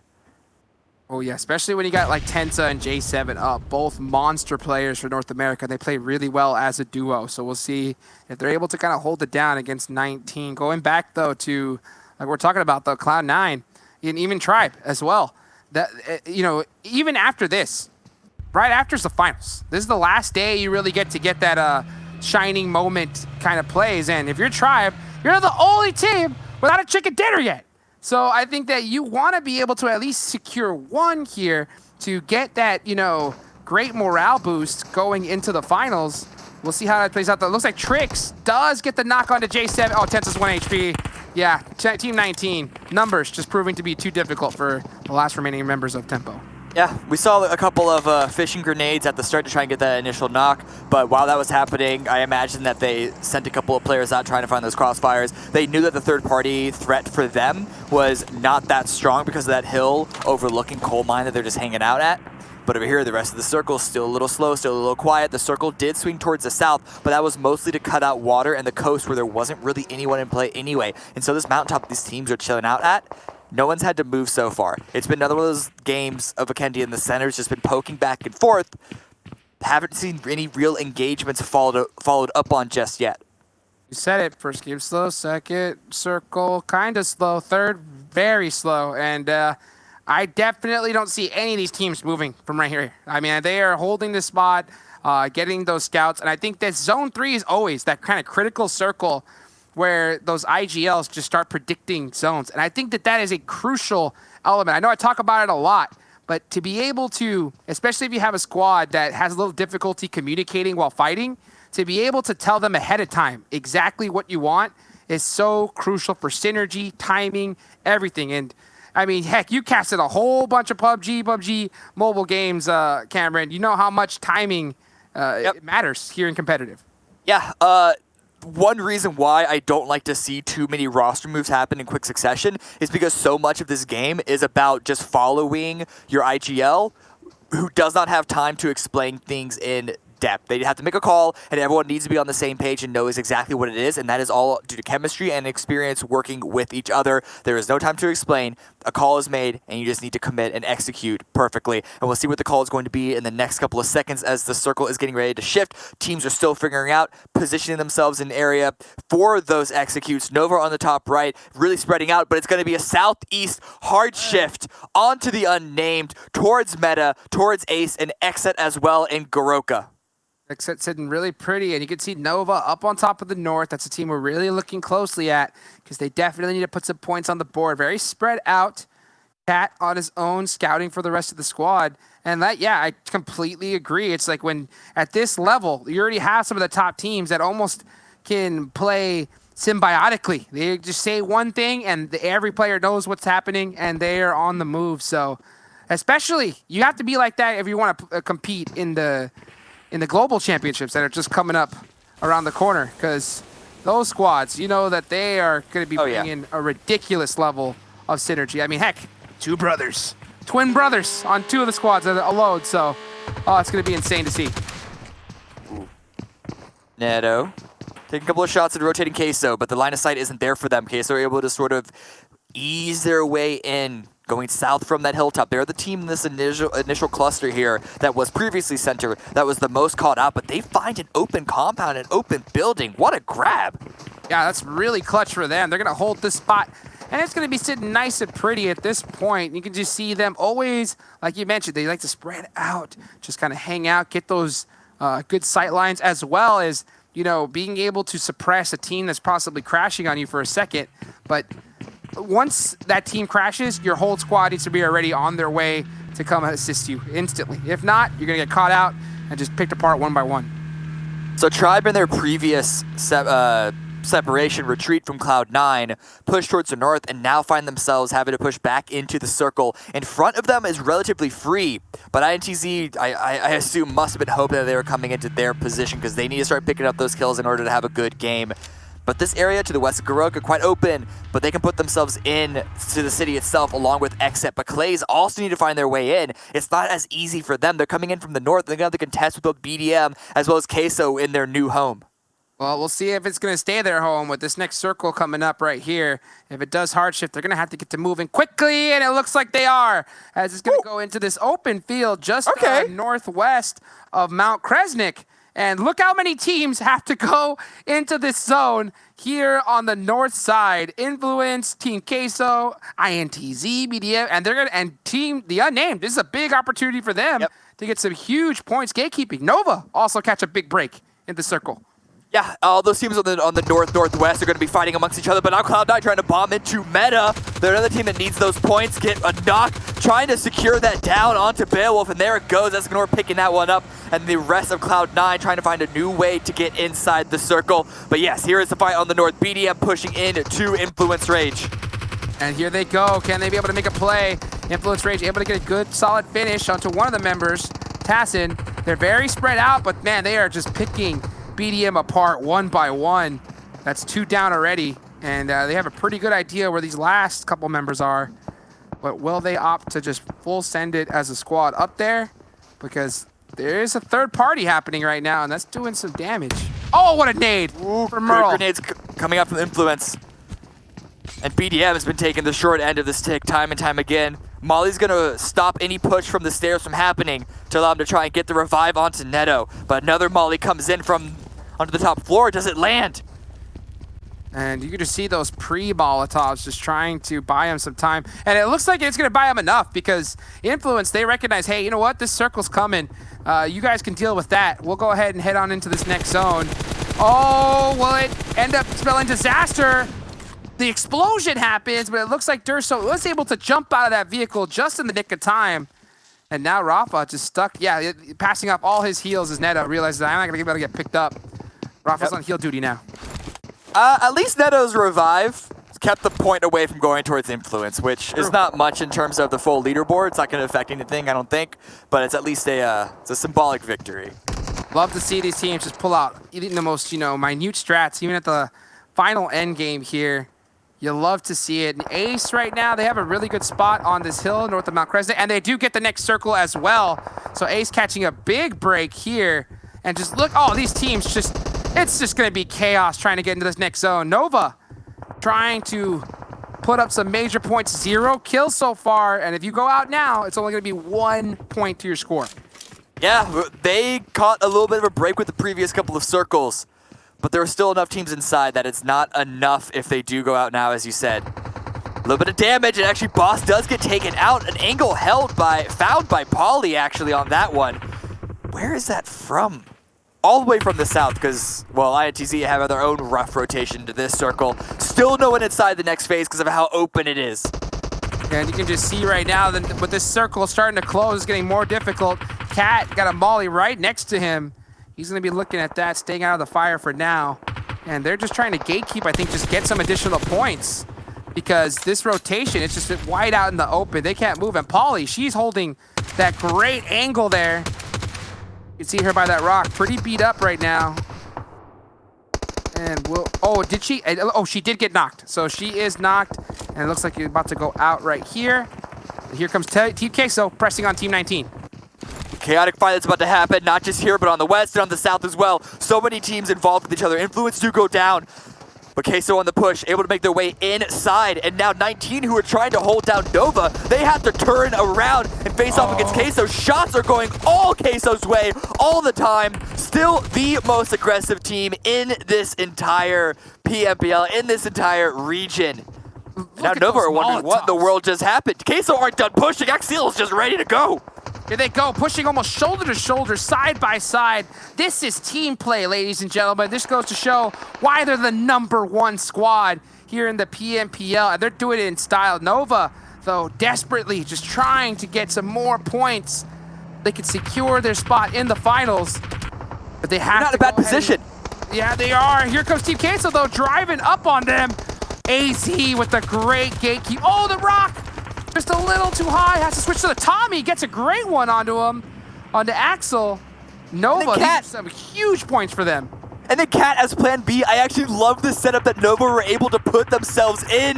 G-Fan proning down, AZ on the high ground, and then Cat holding the back line, but now they're getting shot at because Alpha 7 heard that engagement. Nisumeb, the last member of Queso, just trying to heal it out in the blue. I don't know how many first aids, I wasn't able to spot it out, and Nova are just trying to deal with that team, but it's going to be Klaze, rather, not Alpha 7, on the hilltop, trying to put pressure onto Nova. INTZ are eliminated, though. That's going to make it easier for Nova's nerves. And but the problem is that it's still 8th place right now. Oh, okay, and there goes Team Queso, so they're 7th. So that's going to be a few additional placement points. After all that, Team Nova only got 2 kills. They did end up getting this next circle, though. So it's just AZ by himself. But, oh, man, he is just stuck between a rock and a hard place. Because look at Rambote, got the big angle. Oh, gets saved, though. Look at that. Ace able to take him out, and now AZ... Oh, good. Positioning his vehicle. Yeah, really nice. That's what he needs to do. Oh, it's rolling. It's rolling. Sliding. Get that back up. He wants to set up a little bit of a fort here behind this rock, because if he waits it out, we're going to lose 2 or 3 teams at least in the next couple of seconds on this shift because of how open it is, looking at all the teams that are currently pinned down. But unfortunately, Meta is one of the teams that is currently performing well. Still 4 up. I don't know how many kills that they have, and maybe that information was just fed over to AZ, which is why he wants to go big and at least remove XSET, maybe get another kill or 2. And the thing is, Meta have a great position on this hill. And like you mentioned, they're the one squad that needs to get a couple of chicken dinners here. Myth has an angle, it looks like, onto AZ. Not able to catch it. Meta getting a couple extra kills, taking out XSET right there. And this is up to them. Meta need nothing less than a chicken dinner. 1v1. Ace and Myth. Oh, they end up catching Nova right there. Nova did secure 4th place. That's a lot of points right there. So that's going to be big for them. But Meta need every kill in the rest of the lobby. But Ace are already on a 2-2 split. If Pyra backstabs, that could help Meta out greatly. But right now, Ace are just trying to close the door onto Meta. Nades are coming out from both sides. Utility from Meta, trying to not just smoke off the angles, but also grenade onto Ace. But the 2 players in the middle, well, they have the middle. True, they do. They definitely do. And you can see Meta's playing really well as a team. I love to see this, but it may be just a little, too late. And the thing is, they don't just need a 10-kill chicken dinner, as great as that is. We need, talk about 20 just to be able to stand a chance here. But this would be better. They need this dinner nothing less. Pyro, like you mentioned, from the back, able to put some damage, but he goes out to the play zone, and that is going to be one less kill that Meta has the opportunity to get, but now all their focus has to be shifted onto Ace. They got to get this dinner. Yeah, and the fact that Pyro wasn't able to get a single knock onto Ace means that the 4v4 is still heavily in Ace's favor because of their positioning. And then the circle shift does go towards the north, away from both squads, but the angles that Ace have, Meta are stuck in a corner, and they're going to need to crawl their way out of it. Utility being deployed, but the vehicle utility from Ace puts them all in position. Oh, great smokes, though. Great smokes to kind of reduce those sight lines, and Ace is really grouped up right now. All it takes is one good molly, one good grenade, and that could really put Ace... Oh, look at this. I love Ace's 3-1 right here with Mafioso holding that off angle. Meta is playing this really spread out. It's going to be super, super risky. This first knock's going to be so crucial. Both teams are spread out because they have no other option, but Mafioso spots one. The blue is coming in, doesn't want to stop and take the fight just yet. Only going to be feeding over the information to the rest of his squad, and they're going to be relying on him to come in as the final strike once the fight breaks out. But the rest of Meta trying to circumvent and come in from the north side. Will Dudu spot it? A first knock is not going to go in Gatsby's way. It's a 2 for them. Oh man, Meta just getting demolished right now. Ace just instantly knocking 3. Oh, but you can just see Rolex just trying to do everything he can for his squad so desperately, but it's too late. Meta taken out in second place. Ace 1 getting the chicken dinner. In any other situation, that would have been a good game for a Meta, but they have maybe one game left today to try and overcome Nova, and the fact that Nova were able to make it into 4th place, it makes that second place just even less sweet. You hate to see it. At the same time, though, I love to see that Meta is doing everything they possibly can here at the end to be able to possibly make it. I mean, now, at this point, if we do see Nova playing, I'm not sure if they do or not. I have to double check, but if they do, they got to take them out early. I don't know what's going to happen here. This is just so crazy. The finals, Jason. I mean, this is what we've been talking about here. Let's go. I mean, my eyes are all set. With INTZ, unfortunately, falling very short in that game, it's all on Meta. It's all on Nova in their last match. They're in the exact same group together with each other. They're going to be eyeing each other out, and one of these teams is going to have to go big. But what a crazy game. Meta, again, just holding strong to the very end. AZ, got to give him credit for Nova, right? He was the only man left for Nova, and he was still fighting off so many different angles, but eventually rushed down by Ace and actually stolen away by Rolex from Meta to get that final kill. But what a crazy game. And again, I think there's a lot we can honestly talk about when it comes to these 3 teams we're looking at in particular, but you guys can't do it because you guys get a quick little break here. We got to bring our analysts in to start talking about some of these plays, and big plays they are indeed as we bring in Seven and Glitter yet again today, like that. Don't slip on any bananas on your walk back in, Seven. You're looking very delicious today, I'll say. But this was obviously Ace 1 getting the win, but my eyes were all on Meta, Nova, and INTZ there. Meta being able to step it up. They really needed the win, but I mean, they were able to outdo Nova Esports in regards to points. Something that didn't go their way, as we do see the map ranking here, is that Nova also stepped it up, even though they didn't end up in 2nd place or 1st place. By them getting those 2 kills and 8 placement points, 10 points total, that is huge for them because they had a 24-point advantage over Meta. Meta does close in that gap, but will it be enough? I know we were talking about maybe hot drops. I feel like if we ever gonna see a hot drop, the next game, Meta Gaming has to go for it, Glitter. That is so risky, but also I don't disagree, Seven, and I would love to see that. I mean, Cloud9, we saw Pyra able to get a few more placement points for Cloud9, lasting all the way up until 3rd there. And then moving down the list, Team Queso still managing to go ham with their kills, 7 kills into Team Queso. XSET and the Unnamed rounding out the top 8 there for that 3rd match of the day.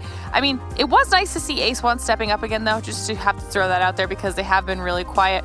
But as we look at the 2nd page here, we see Influence Rage with 5 points. Tempo Storm struggling this time around, only able to get 4 points, but they were in kill points, which is good because Tempo has been doing a very good job making sure they're pulling down those kills.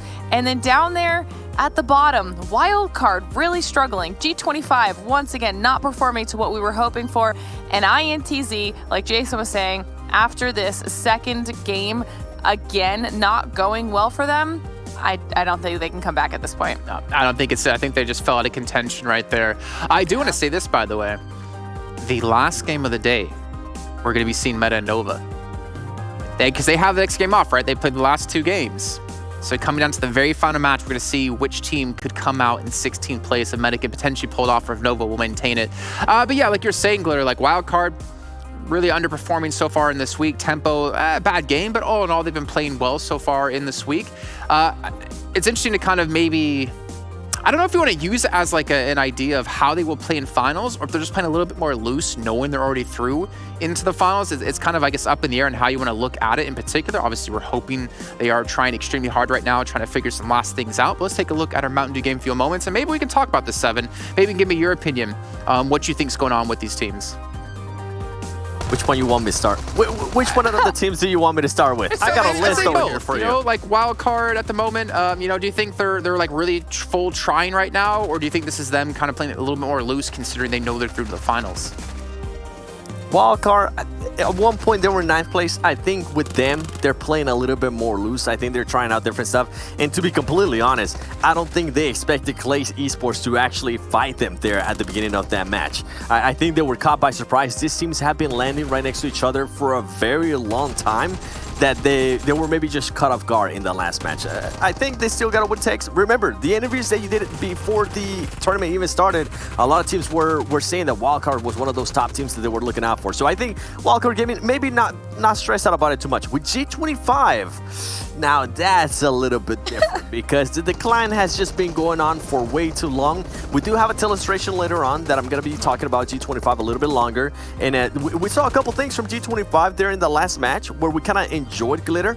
They were able to expand their lives a little bit. But as I mentioned, that's for this illustration. Don't worry, you'll be able to sit tight. It's a long one. It'll be a fun one. Let's go. Yeah, but I think for G25, it's completely different. We just haven't seen the flashes of G25 that we're used to. The last win that they got is week 3. This is a team that at one point we were talking about, will they end up getting 25 chicken dinners? Well, guess what? They are currently stuck at 9. And I don't think they're going to get past that 9th. I feel like I jinxed them 7. Dang, they were so close too. See, okay, but to be fair, I feel like this season we've done the opposite generally here on the desk as far as for the players slash the teams. We've been more of a good luck charm than a bad luck charm. So, I mean, I guess you can't win them all, but technically they still have one more game. Yeah. 2 more. Maybe cross the 10 mark. One more. Who knows? Let's take a look at the total damage in the last game, though. I'm assuming we're going to be seeing Ace 1 up there. Meta maybe up there as well, since they did have some pretty good kills towards the end. But we're going to see, Ace 1. I mean, that's a little bit of the Ace 1 we saw in week 1. And yes, the shame is, 7, is that we've seen like little sparks of Ace 1 and, you know, in very reminiscent of their first week, but we haven't seen that spark turn into a flame and take like consistency in the consistent games in that week. Yeah, and that's the main word. That's the word that we usually always go with, consistency, because at the end, once they make it to the finals, it's going to be 4 days straight of just games that they're going to have to play every single match. Like, there's going to be no days off. There's going to be no matches off. You have to be very consistent on the finals, especially because they're fighting for those top 3 spots. If you end up in 4th place, that is a big L for you. You want to be among those top 3 spots, especially if you want to make it to PMGC and get a chance to at the prize pool, because the prize pool's looking nice. Yeah, it's like 2 of your day rates, right? $2 million. Let's take a look though at one of the things you want to talk about. You hinted at before with Tempo up against G25, so let's see it in full force here, 7. Yeah, it is. It is time. The time has gone for the longest illustration of your lifetime. And that is why, ladies and gentlemen, I'm not just kidding here. Here we go. Let's actually do this. So you got Temple Storm. They're going to be rushing into G25. G25 had just finished an engagement with a different team. Something that I enjoy that Temple Storm that they rush is because G25, they kept track of the kills, of how many people were actually knocked from G25. The only problem that I don't like about Tempo in this push is that they only decided to push with 2 people, and one of them is already halfway health. Now the other ones are gonna push in, but at this point, I mean, if you're gonna go for the full push, might as well just send in everybody. You will see the teammates here towards the top. You will see Team 17 slowly but surely starting to get close to each other. But with this here, the reason why I'm going to be so nitpicky, especially with Tempo, is because I expect Tempo to be one of those top 3 teams going into the finals, and that's why I'm going to be a little bit more nitpicky. That's why I'm going to be pointing out a lot more stuff. Overall, I think it's great. They did a super late push. There you see HH24 finally get in there. Now you see J7 finally get there. But guess what? At the time that everybody gets here, the players that were knocked down earlier from G25, they're already up. It's a little bit, for my liking, it's a little bit too late. And what I actually enjoyed is that G25 was actually able to defend this for a very long time, and that was something we were kind of talking about. Also, shout out to my man Spider-Man over here with Spec, as he's gonna be able to just do some parkour. He's gonna be able to jump up onto the door. So that's good, Spec. Yo, that's great map knowledge. That stuff like that, I love, man. Make sure you make it into a tips thing for Instagram and send it to me. We'll get a couple views. With this here, Glitter, we mentioned it. I mean, honestly, G25 was able to hold this off for a very long time. Yeah, and I mean, the rush was good because it allowed Tempo to get close enough, but then, like you said, they didn't capitalize on it quickly enough to prevent them from getting up their downed players. Now, when Spec was in the window, he was able to he did spot out some of the G25 players, so they knew where they were on the second floor, and they were able to kind of start making this engagement. And they start trading knocks. And at this point, I think when we were watching this together, Seven, we were both like, okay, like this should be an easy push for Tempo. Like they have this in the bag. And especially once we see Pepito go completely down, I was like, this is unfortunate for G25, but this is going to be difficult for them to hold them off, because if they get the res on HH, it'll be a 3v2 and Quinto's really low. This entire thing is going to be a little bit harder for them to do. They do end up getting the res, so it does turn into a 3v2, but this is kind of where they just stalemate for a little while. From here, they're just going to be looking at each other. One thing to mention out is how they were able to just kind of switch their spots. Before up here, guess what? It was G25. Now G25 is on the first floor. So for Tempo, for them to be able to do that is great, but this is a fight that I feel like they should have not lost Spec. They should have not lost any player. It should have been something easy and something that of a third party along the lines of what we're used to seeing from third party. You're going to see them just kind of go back and forth here, trying to figure out where they're currently hiding. You see HH24 finally jumped out of the window, trying to find Unico. Unico is able to win that match. I think that's good. And then J7 and INTZ start figuring out where are we going to go here. The good thing is that they did G25 didn't finish off HH24, which is great, because then HH24 can relay some information if they do go back outside of the building for J7 and INTZ. Maybe they can go ahead and just jump out of the other windows. And that's exactly what J7's trying to do here. He's going to be able to jump off. He's going to be able to get the knock right there on Quinto. And then INTZ being able to push up as well. Great execution out of those two. And great finish overall. And that's what, you know what? I'll give you 2 little goats right there. Good job. Good job on that one. Yeah. Can we reverse it a little bit before J7 jumps out the window? Do you have the power? Do you have the technology? I got it. Because I'm worried. Because you see right here, he tries to jump out the window and he misses. I think he might have been able to kill Quinto before he was able to get back inside the house in time. You see him like kind of miss the first jump, and then you see actually Quinto shuts the door behind him, so J7 can't hit any of those shots. All right there, shuts it behind him, which gives him the opportunity to potentially reverse this 2-on-2, which got really scary for me, to be honest. But as you mentioned, INTZ, I mean, there's a reason we talk about INTZ being so strong, catches him from behind. But that was maybe like a slight little thing. Maybe if he got out the window the first time, maybe he could have saved HH24 in that one. They could have had 3 players, but maybe that's just me being a little bit too nitpicky. It is. Honestly, I've played the game so many times, like, that happens a lot, actually. You miss the first jump on the wall. You have to jump and then crouch, and I know even if you have a 6 fingers control layout, it's still pretty hard to do. And I think even if he would have jumped out on the first one, I think he would have just still distracted him a little bit. I think his fight with Enrico would have been a little bit easier, but the G25 player would have still finished out the Tempo player. Okay, well, very long breakdown. Congratulations. Round of applause for you on that one. I think you both deserve welcome, that. Adrian. You guys don't know who Adrian, but he's very happy to see that. Let's take a look, though, at our green zone and our red zone right now. Currently, the teams who are safe and the teams who are not safe at the moment within our top 16. And you're going to see right there that Meta going to be behind by only 16 points. So there is a world right now where if... Well, actually, hold on a minute. Wait. I've been falling below Nova. Yeah. There you go. Now it's not just Nova. How many games does Tribe have left now? Oh, my goodness. Should they have 2 Tribe currently has, let me tell you. they currently have just one left. One left. Oh, wow. So if Tribe get knocked early, if Nova get knocked early, Meta could be coming for one of those positions. So right now, Nova, their only goal is to stay ahead of Tribe. Tribe, their only goal is to stay ahead of Nova, because realistically, only one team can make it through out of 17th to 20th place into the top 16. That's tough. That's got to be Tribe. Well, that plays technically into Tribe's hands, right? Seven, we talked about yesterday on the show that they've been really focusing on placement points and not so many on kills. Yes, and something to mention right there, as we're saying, only 16 points for Metagaming. In the last game, they were able to get 18 points. And guess what? How many points Tribe Gaming ended up getting in the last game? Only 1 point.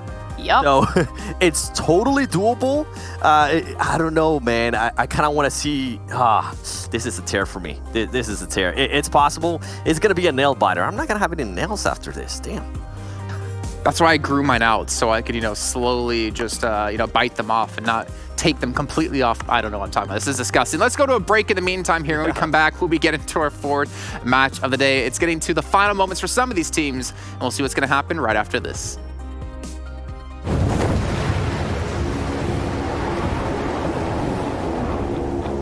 Mountain Dew? Squads. There's loot on the horizon for however you find victory. For the combat chauffeurs. For those who strike from above or from below. For the experts in pan-to-pan combat. Whether you're taking a leap of faith or just aren't afraid of a close call. Fuel your path to Winner Chicken Dinner with ice-cold Mountain Dew. And with exclusive loot from Mountain Dew fuel stations. Spawning on a map near you.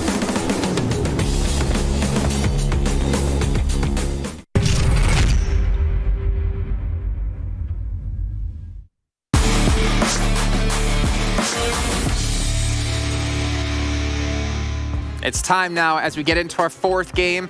Albeit our fourth, it's some team's final game here as we're heading over to Miramar with Group B sitting out. So this means Group A, this is your last chance to build up points here. And I did see, oh no, we're getting some rough times here actually. I did see that Tribe is in there, Nova's in there. Meta and Nova are in there if I'm not mistaken.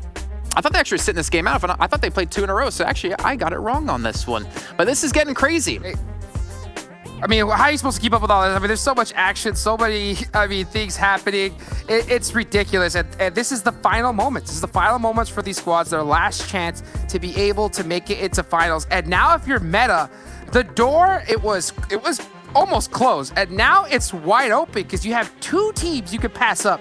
You could pass up Tribe or Nova. You just need to get an insane game no matter what. I mean, this is ridiculous. Yeah, let's not get too ahead of ourselves because, yes, there are 2 teams that are in the threat of falling down in Nova and Tribe, but that is still a 20-plus point that they need to gain, and if this is Meta's final game, I think. Well, you know what? Let's hop straight into it then. The game's ready. We know exactly the amount of points that these teams are going to need. So Hot Jukes and Cameron Davis, take us away. Oh, goodness. Let's go. Let's get hyped up. Ladies and gentlemen, everybody, match number 4. It's going to be in Miramar. And I know this is one of your favorite maps, Cameron. So this is it. This is it for those squads. It's going to be a wide open field. You know, you cannot allow yourself to go out to a vehicle rotation. You got to make plays, and you got to make it happen right here, right now. Yeah, this is just the terrain on this map. It's not Erangel in terms of very dynamic play. This map, more than Erangel, has a possibility of a more even spread of kills. But because of that, it does mean that as long as you need to just get a couple of kills, get a good couple of fights, you don't need to win the game, that it's in your favor, which is why Nova is really loving this. It's Meta that needs to really have that big game for them, and they don't have the luxury of having Erangel to hopefully put that in their favor. Correct. I mean, they have no choice. They have to have a pop-off game. Now, I mean, so 16 points would be separating them from a chance to be able to make it into top 16. That is, of course, if I believe either of those 2 teams make it 0 points, if Nova and as well as Tribe. don't make it happen. But we'll see, because Tribe, they will have the last game to play. So they'll know how many points it takes for them to be able to make it. But we'll see. We'll see how it goes right now. We can see teams drop it on out. One I'm going to be looking at is, oh, wow. Yuck! Yuck is exactly right. That's what I'm taking the words right out of my mouth. A Southern Circle to finish it out for Meta. And look where Meta went, Cameron. Oh, goodness. Campo Militar. Meta, oh, I feel for you. Wow. Yeah, at least they didn't have to fly far to get to that area. It was just right below the ending of the plane. And you could argue that they have a pretty decent rotation just down the south. But right below them, HQA and BDM in the middle of a fight. Pots and pans on everyone involved in this engagement. Shotguns. You can see them right now. That's all they have. Early engagements are always so tough because you never know what kind of loot you're going to be able to have. Oh, QA is able to find level 2 armor. Does end up getting beat up pretty bad. He's got to jump off. Where? The shimmies. Rafa with the M4. Tapping away, and QA is going to be able to get the lay down, but he has nothing. No heals at all. And they're hunting him down. Yeah, wow, great teamwork. Great comms there from BDM. Not just that, also great positioning, great flanking, because it's a 3-1 split. I don't know if that was on purpose, but either way, they execute it very, very well. Rafa with not even the down, just shots and information to allow the rest of BDM to push up there freely. And HQA, they're going to have to scramble and figure out what they can do in this engagement here, because, I mean, we saw what the circle was. This is nowhere near it. I don't want to sound toxic, but HQA and early Miramar engagements, they should be at least well experienced enough. But one thing that they are well experienced with losing. I was about to say that exact thing. They are pretty well experienced with losing these early engagements. So, I mean, maybe it's just part of their strategy. I don't know. But I think that if you are HQA, in all seriousness, you got to be able to win one of these and to be able to feel confident at least being able to leave this tournament and possibly have your squad ready for future ones. We'll see how they decide to play it, though. Good luck, because the push is coming in, the squeeze is coming in, and there's a member of HQA on the far west side who at the moment is still unable to assist his teammates. This is not a game, not a situation that you want to rely on a single player snaking it out, a single survivor. So he needs to come in with the wide flank right now. Skies and Landland just trying to survive. Grenades aren't finding connections onto them, except Landland taken very, very low. That one. Ate that nade right here. And hello? Look at them. Oh, Duck. Duck's throwing a nade right up these stairs, right on Skies. It's only a matter of seconds here before they make the play. Oh, they're looking the opposite direction here. He does get one knock. Skies gets one as well. Oh, but Duck able to get that finish. Yeah, Nueve finally able to come out and assist his squad. He's going to be running across the street, but it may be just too late. Duck scored for the instant res. They got to make some plays here. Got to be able to make it happen. Pre-fire. Oh, wow. What a knock from Tassin. Setting up the trap, and there goes HQA. And look at Duck, BDM, with the BM on the crates. Poor HQA, come on. I mean, they double push at the very end. That was the only option left for them, but it's still a low probability of winning that out at that point. I would have liked to see Nueve come in faster. I don't know what their loot situation was looking like. That could have been a big cause of that situation, but back onto Meta.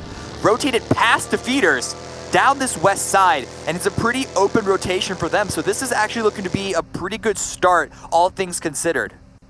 Yeah, and you can just see them taking that road straight on into this circle, and they do have a really, really nice line to hit Impala. Nobody's in Los Leones either, so this is a really great rotation for them. They do now. Nova is at the bottom here in Puerto Paraiso, so they go all the way down there. That would be an insane engagement to see early on. We'll have to see how they decide to play it, though. Still, you're gonna see Rotation City come out, and look at Loops driving on through Sin City. Pecado, right past T19. Here's Dynamo. Why are they driving? Why are they driving through Pecado? Do they think it's open? Do they think it's free? That's ambitious, but Loops they're in a comfortable position on the leaderboard either way, so I don't think they're too worried about that. And they don't lose a player. Those buses, those vans, they are like tanks. Yo, that's a flex, in my opinion, Cameron. Yeah, am I wrong? I could see that. I mean, right? That has to be a flex. Just driving through the middle of Picado. Who does that? You know, except for Loops. And they are able to do it with all 4 surviving. I mean, that is, wow. I mean, that's very interesting to say the least. Dadden did get his buggy beat up a little bit there. And that's the crazy thing is that when it comes to shooting at vehicles, especially buggies, all you got to shoot at is 1 tire. That's what you should be aiming for, more than headshots. That's what I've talked to plenty of pro players. You knock out 1 tire, that thing spins out, and you're able to blow it up instantly. So, Rampage, not able to hit those shots. They're trying to bail. They hear the vehicles come up, and they're just, we don't want any of this. They don't even know who it is. Picado, we're out. yeah. Well, it's mostly because that they're split at this point in time, and so this is gonna leave. The ridge hasn't been crested by Loops. They're actually playing this very, very safe, very, very carefully, not just trying to go into a bowl that could have easily been held. Even if they heard the bike retreat, they still want to try and get the information solid and proper before they push into where they don't have to. So a brazen push to Picado, but they're going to be safe and responsible when it comes to their final ending position. Right, the irony. Love to see it right there. And at the same time, everybody is just on the drive down to the southern circle shift because we don't really get to see these too often, especially when it comes into Miramar. So I know for a fact that there's going to be 1 spot of Miramar that these teams aren't going to be as well versed in. Oh, wow. Buggy going for a nice little flight right there. It's going to take some damage as Meta's on the rotation. Yeah, this is just one side of the map that I think when it comes to Miramar, these teams are going to have the least experience on. Everyone's closing in on this area, getting in towards Los Leones, and these ridge lines that Meta and Alpha 7 are playing around in are going to be a little complicated. Meta has to play extra careful. They cannot afford to go out. They can't go out early. They can't go out mid-game. They need to go out in end game or not go out at all and get a chicken dinner with some crazy kills if they want to make it into the finals here. So no mistakes. Well, yes, but they can't wait before they start fighting, and that's the problem. And that's the problem with that particular area. That's the only area that they can get into this first phase from their loot spot comfortably, but I really hope that they don't just wait around. But over here, teams are not waiting around. The Knights, early rotation still being punished, and it's by Queso. Yeah, the Knights just unfortunately not having a good couple of games here in their final day. Now completely out of contention, it looks like. But I got to give it up to the Pittsburgh Knights. For this is one of the biggest, like, you know, fairy tale kind of squads. They weren't able to make it into the PMPL through PMCO qualifications by 1 point. And I talked to Jat G. His whole squad was like, yo, we wanted to quit after that day. But Pittsburgh Knights picked them up, gave them a shot. And they did put in some really, really solid games. Just the consistency seemed to be an issue for them. And unfortunately, not able to make it in. But look at this next circle coming on up. Yep, it actually removes water more than anything else, which is going to be good for the rest of the game. But so many teams are crowding into the hills southeast of Los Leones, which puts them out of it as well. But back here on the fight, Queso and Knights not affected by the circle shift. Outside of them being closer towards center is only going to make them try and press this fight even further. Knights able to get their teammate picked back up, and they're trying to hold the line of scrimmage against Queso, who are a little more thinned out where their positioning is. I believe they're in a 2-2 split, and I don't know if the northern pair can assist that much so far. Axial actually going on a wide flank. Grenades tossed back and forth, no knock either way, but Trickster taken very, very low. I'll tell you one thing though, when it comes to Team Queso at this point where they're sitting at the leaderboards, they can do whatever the heck they don't care. Yeah, I mean, there's literally, I'm not going to question. Look at Marco. Strategies. Yeah, look at this. I mean, they're just going, having fun, I think, at this point, working on their individual gun skills and this spread out strategy. And it's crazy to see that even at this point, it's still relatively working. I mean, one good knock is going to be trouble for PK. We'll see how it, oh, look at that nade from Axel. Looks close. Whoa. Doesn't find it. Trickster's still low, though. Hasn't been able to heal up. No meds to speak of at all. That's going to be a problem. Flash with the high ground angle, though, spots Axial. That's going to be huge because he was going to be on the wide southern flank to potentially wrap up from below. And so at least Flash, his angle could be crucial in a fight, but more importantly, he's giving the information.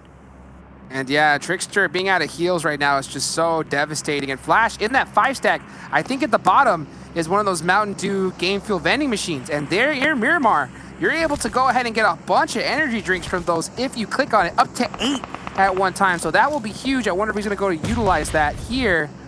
We'll see, though, as Team Queso's just trying... Ayala's trying to find an angle right now. Oh, wow.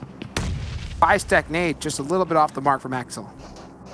But it forces him away. That's the important thing. That's what they wanted. A little tick of damage onto him. But I wonder if Blade, he's waiting to see if Axel runs in his direction. But Queso, they might be aggressive, but they're also smart. And so Axel's going to... Yeah, that was a rough nade. That was a... trying to feed the grenade through the eye of a needle. And so he's going to try and take a better route over, but now it goes too far. So Axel is going to continue to be safe in this corner.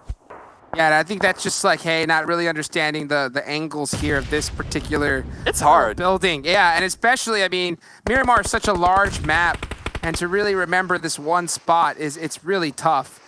He's going to have to depend on Flash to kind of give him that intel up on that 5-stack.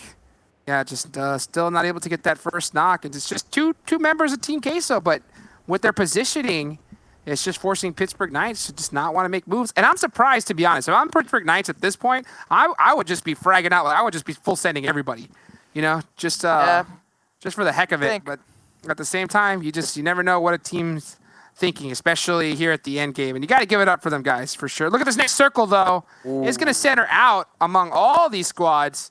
Looks like only BDM, XSET, and the Unnamed. This is basically this fight between the Queso and Knights is what is likely going to be happening throughout the rest of this circle just because of how the terrain plays out. It cuts out most of Los Leones. It's not going to be a city ending unless it hard shifts on phase 3 towards the east side. But teams are going to have to continue to get closer and closer, and now the spread by Queso could start to get punished. I wonder if they're going to try either go aggressive on the Knights or completely retreat from this situation because of that. We will see. We will see indeed. One thing that I definitely am just keeping my eye out for, it's got to be for the big storyline right now, which is Meta Gaming. They need to have an insane match here if they want to make it into the finals. And if they pass up Nova, it's done. We'll find out right here, right now. If they do end up passing up Nova and Nova gets some points, then it's going to be up to Tribe in the last match. But at the same time, though, you got to make it happen. Oh, look at that. In the kill feed, Netsume with the Car 98 headshot, able to finally catch one of those members from PK.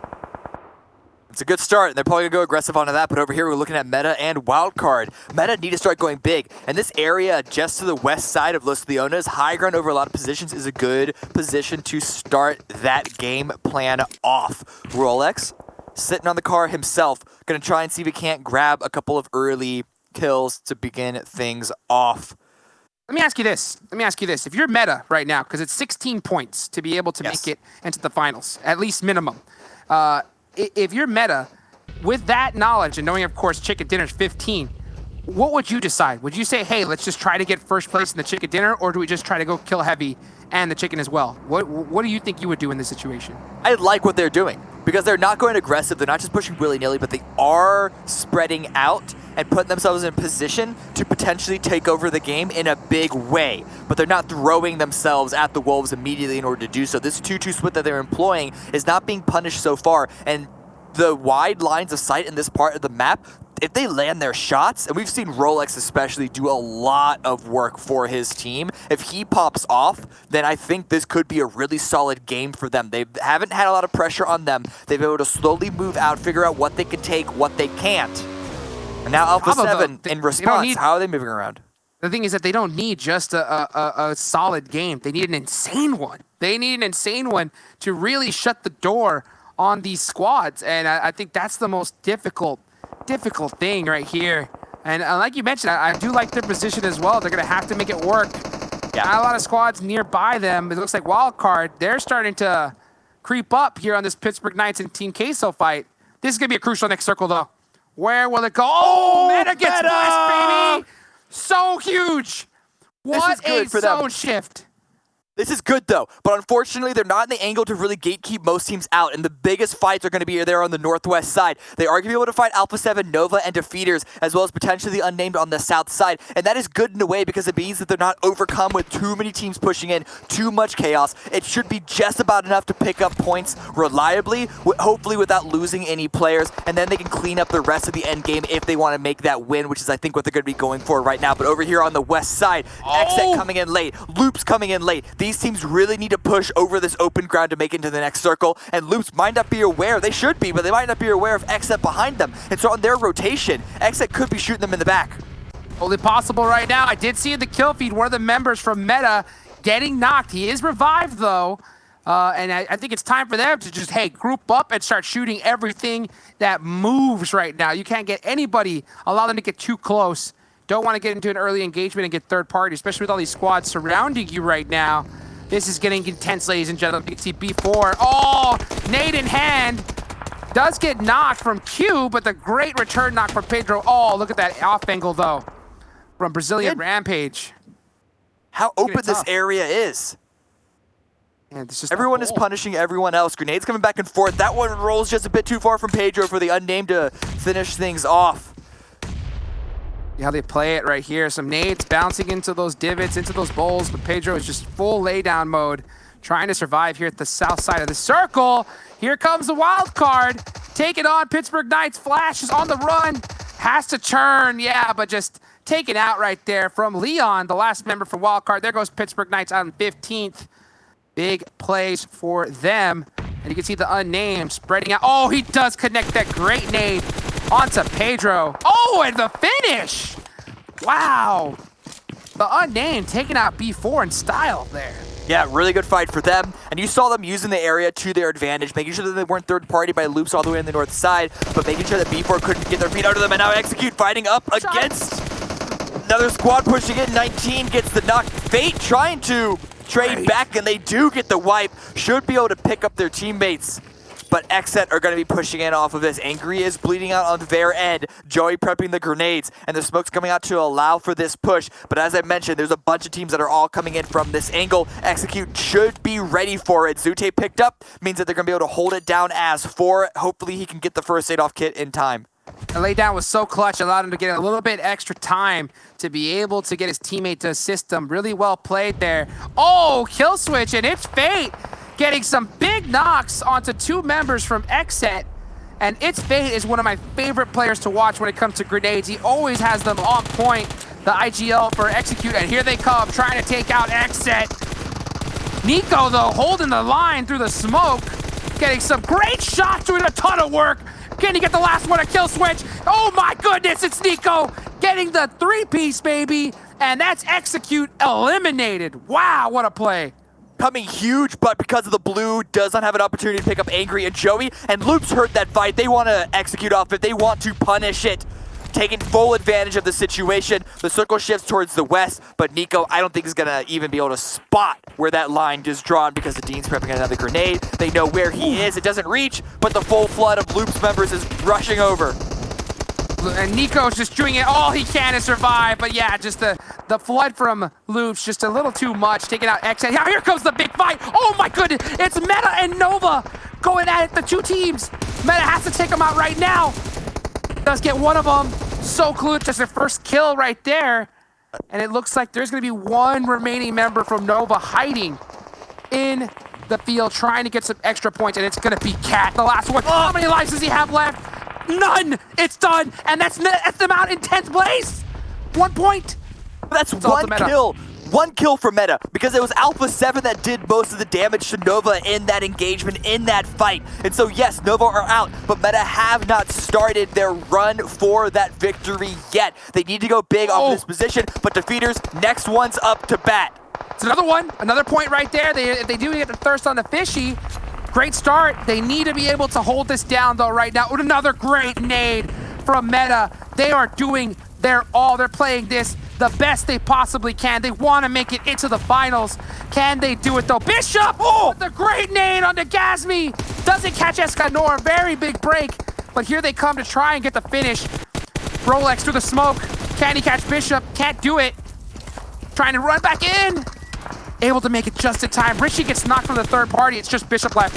Lukitas, done. Played. Defeaters dead. 5 kills for Meta. This is so huge. They could do it.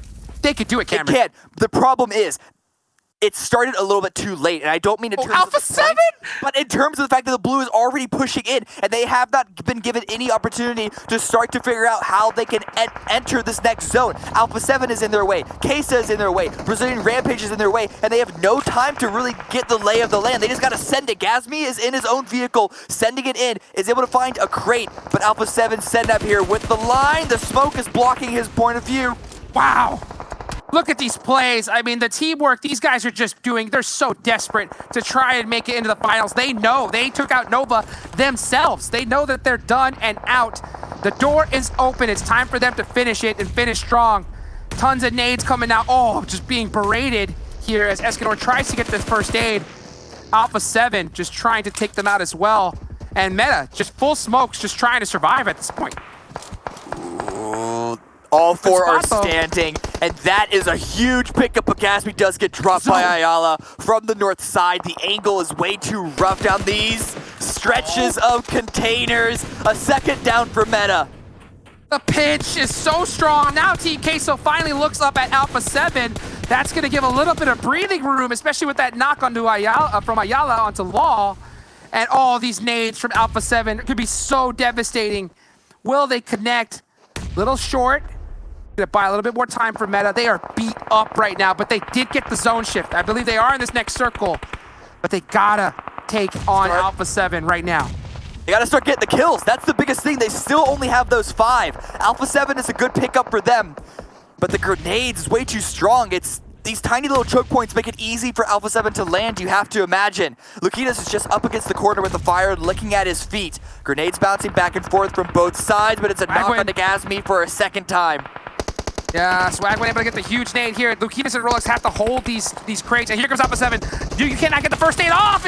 It's too soon. Here comes Alpha 7 coming in so hot, crushing the dreams of Meta, the last 2 remaining members. Escanor, it's up to you. The big leader, can he do it? Him and Gasmi taking apart one by one. It's not looking good, and there goes Meta out in 6th place. Oh, so soul crushing for them. We'll have to see how it looks in the end feed though.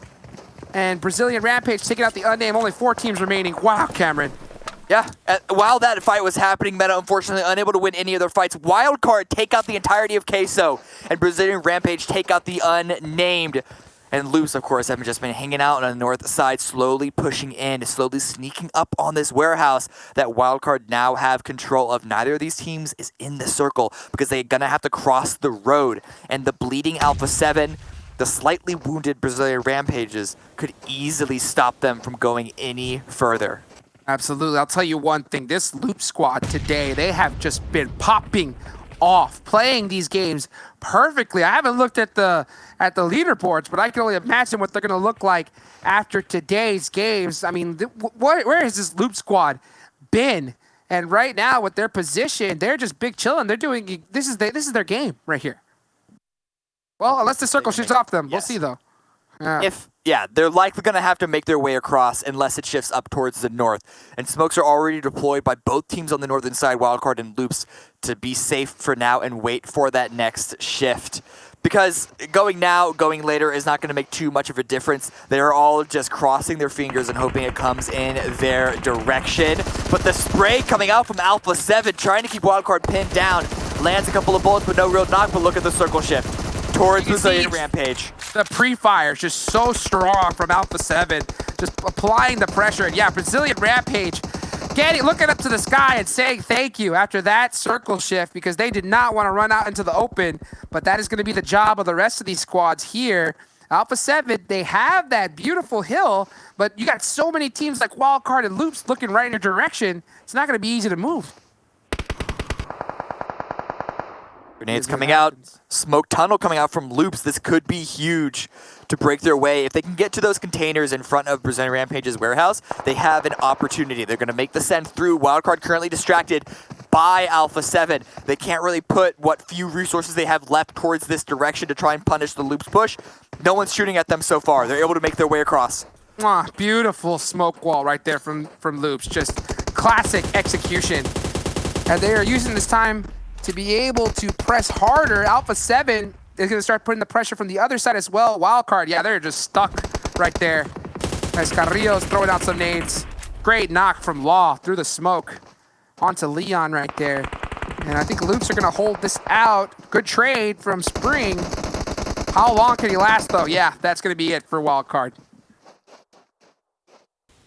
Oh, never mind. Yeah, I thought he was out. Never mind. He's not making it across. It doesn't matter. He's just buying time at this point. He's not making the way across. Both Loops and Alpha 7 are looking in his direction. And Brazilian Rampage, my question is, though, they don't have an angle to stop either of those two squads from continuing to push in from the sides. His warehouse could be the middle of a chaos sandwich that we see in the end game.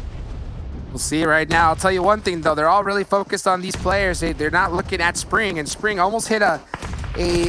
Oh, look at this. He catches the cross. A little bit able to try to get the finish. Not able to do it, though. He's going to die out to the play zone in 4th. And now look how close Loops is to Brazilian Rampage. Here comes Carrillo. He's actually inside. And the other members just hang on the outside. Oh, what a nade. Little edge. The nade comes out. And where is Alpha 7? They're waiting for the fight to finish before they can come in and clean up the scraps. And Nunez, he's got his nade locked and loaded. This is going to be a big one right here if he can throw it out perfectly. Will he time it right on time? A little short, hurts his own team. And now Alpha 7, they got to be coming at this point. Brazilian Rampage is stuck trying to take on 2 teams at once. 2 down for Alpha 7 all of a sudden. Brazilian Rampage had actually been able to hold off reasonably well. Everyone's shooting on everyone else. I have no clue what's going on anymore.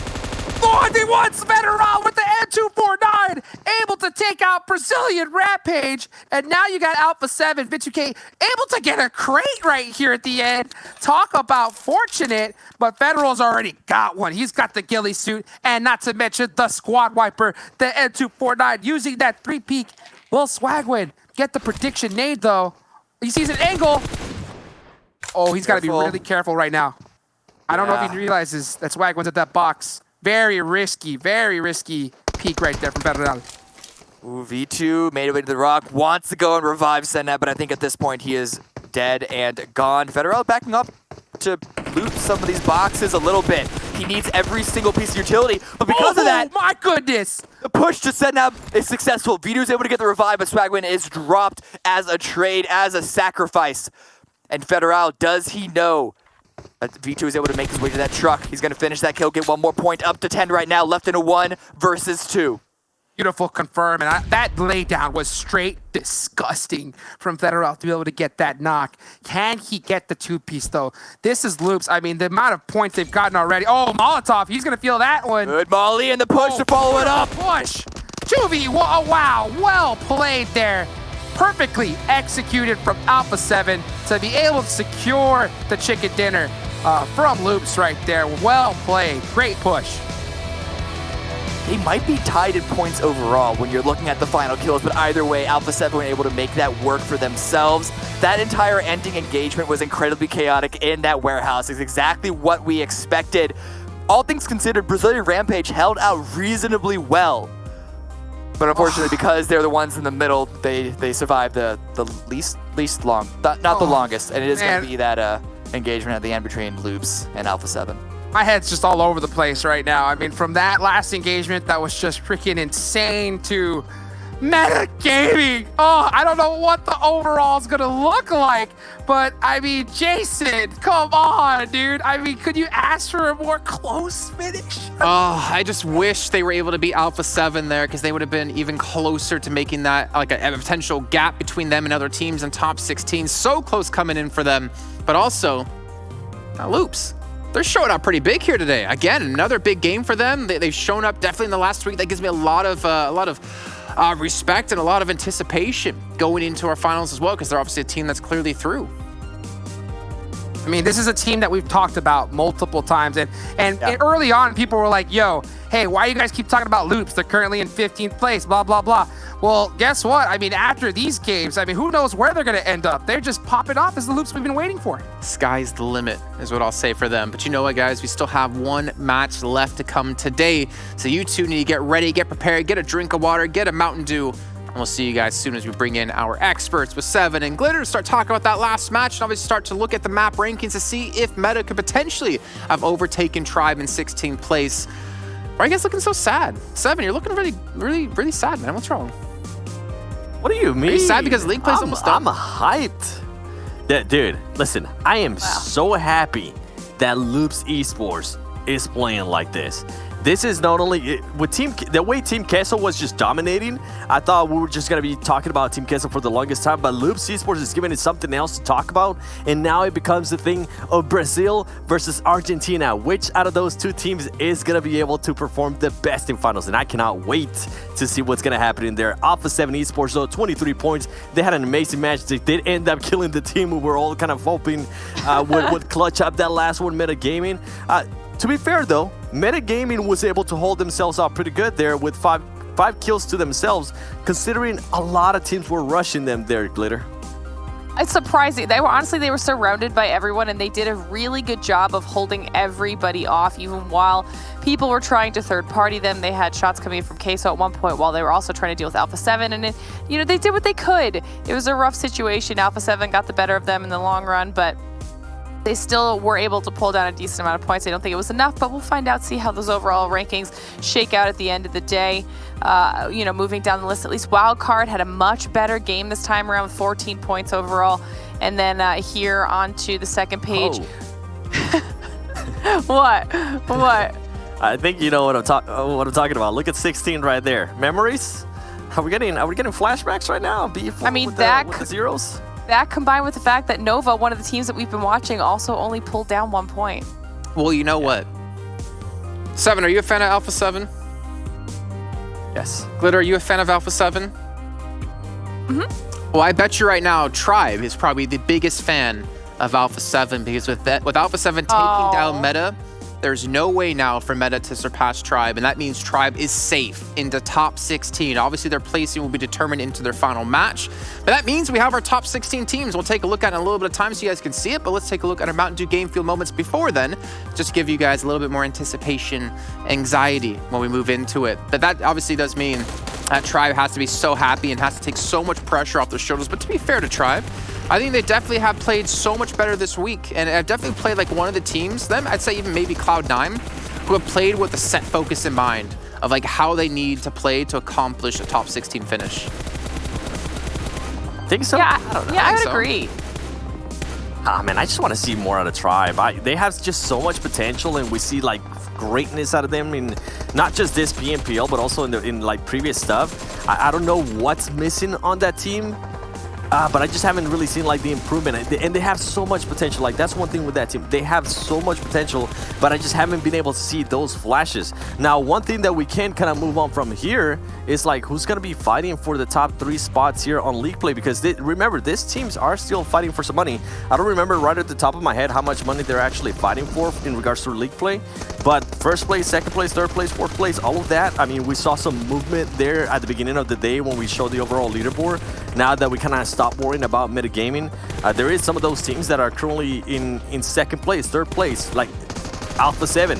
They currently have 1 match left, so anything can happen there towards the end. And I wouldn't be surprised if we might end up seeing something special there in the top 3, Glitter. You are just alluding to all sorts of stuff today, 7, and I'm excited to see how they shake out at the end, because you're kind of getting me hyped for it.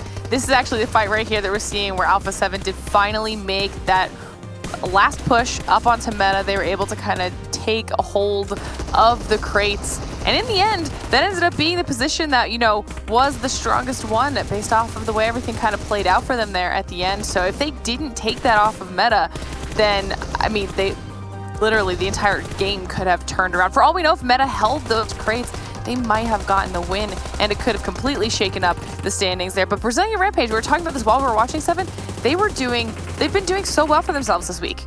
Yeah, Brazilian Rampage has been performing, and not just performing in regards to placement, like they've been able to get kills on that last match. Brazilian Rampage, I believe they ended up with 9 kills, 19 points total, as we saw there earlier. That is not bad for a team that was at 1 point, out of the top 16. The way they have been able to improve throughout has been amazing, and I do want to give some props here. I know we're talking about Meta not being able to make it to the finals, but great props to those players for being able to pull in, to being able to, in a way, almost clutch up when they needed them to. They stepped it up in a big way. At one point, we weren't even gonna really talk about them, but the way they were able to control their destiny here, hopefully this will be a teaching lesson for a lot of those teams that are currently out of the top 16. you don't want to have to play catch-up, especially on the last day. You don't want to be in this exact same position. Remember this feeling. Remember what it was like having all that pressure, having to win every single gunfight there at the end of the day. You don't want that in the future, all right? So just start off with that intensity in future tournaments right from the bat. Yeah, it's unfortunate, but I completely agree. You have to applaud their final stand, right? Their final stand up against all those teams. They even were able to fight against Nova, the head-to-head between the two teams that we're looking at trying to fight for these positions. Let's take a look now at our total damage in that last match. I'm expecting to see Loops up there. I'm expecting to see maybe even Queso in there. They're throwing some spoilers into the works at the very end. And also maybe some Alpha 7. You can see Queso actually taking first place in damage, albeit going to be 7th place overall. Only 1 kill for 1,700 damage, 7? What's happening? It happens, okay? Let's they were fighting a raid boss. It happens. I do wonder how many knocks they ended up getting. You know what? Maybe in the future we'll be able to add knocks here because it would be interesting. Maybe some of the other teams ended up stealing their kills. At one point, we did end up seeing Loops Esports versus Team Queso, and I think personally, I think that's something that we might end up seeing even a little bit more once we get to the finals with the way Loops is starting to perform. You just want to do it, don't you, Seven? You just want to bring up the point you want to make, huh? Huh? You know what the funniest thing is I'm gonna throw it to Glitter and I'm gonna let her be the one to do it, and you're just gonna be building all that anticipation for yourself just to be completely shot out. But yeah, obviously Queso doing really well there. We saw their knocks as well on the screen, but it's unfortunate times. You know, it's at least cool to see teams fighting to the very end. But like you're saying, Seven, you want to see Tribe do better, and I'm thinking about them now. Pressure's off your shoulders. There's no money change at all from like 16 to 15 to 14 place, if I remember correctly. So this is a time for you to relax, and then I'll set your eyes on the finals, right? The important thing is every team gets reset to 0 points for the finals. So you have to start brand new. Problem is you can't afford to have that one bad game, and we've seen a lot of teams have really bad matches. So you need to really kind of to own up to it here. And I believe we're going to take a look, hopefully, at our overalls as well, so you can see what the 16 teams are going to be now who have qualified through, because we do have our 16 finalists who will be participating in the finals. 20 games, 4 days, 5 matches a day. I mean, not only are they going to be exhausted, but you don't have an opportunity to be exhausted, right, Seven? Because this is your final push. You have to draw on every single piece of energy you have left, pull out a Spirit Bomb or something like that, as we see here on 9th through 16th. These are going to be half the teams you're going to be seeing in the finals now. Oh, I like that we're teasing the first page too. Yeah, 9 through 16. I mean, as you were saying, Tribe Gaming now being able to know that they're qualified, everything's good to go. They still have one more match left. I hope they're able to kind of bring some momentum to the finals with them. I think momentum is a huge thing with certain teams like Loops Esports, teams like Tribe Gaming. I've seen them before getting a really good rhythm in regards to wins and kills, and I want to see that out of them. Same with Cloud9. I mean, honestly, Cloud9 still has one more game left. I want to see them do something a little bit different, and as we see here, Metagaming, 338 points, Glitter. They're only 6 points behind Tribe. That's so close. Yeah. Very, very well fought by Metagaming. In the end, BDM Esports was able to jump above INTZ. INTZ also did put up a really good effort, though. I mean, impressive across the board. And still, the teams that didn't qualify, still all of them managed to get at least one chicken dinner. Yep. So now I'm in this, in our final game, I'm looking out for Tribe. You know what's going to happen? Here. Tribe's going to get a chicken dinner on our last game. That's what I'm saying. Happen, right? And then every team will have a chicken dinner. They want to be the only team without one, right? You want to be that guy. In the meantime, though, you guys, while we do head to a break, need to be making sure to vote in our esports awards currently going on right now. You need to vote for the Esports Mobile Game of the Year awards. Head over to esportsawards.com/community vote and make sure to get your vote in, because when you do, it makes Seven very happy. And who doesn't want to see Seven be extremely happy? But now we're going to be heading to that break. And when we come back, it's our final match here of League Play. And we'll see you guys in a few minutes.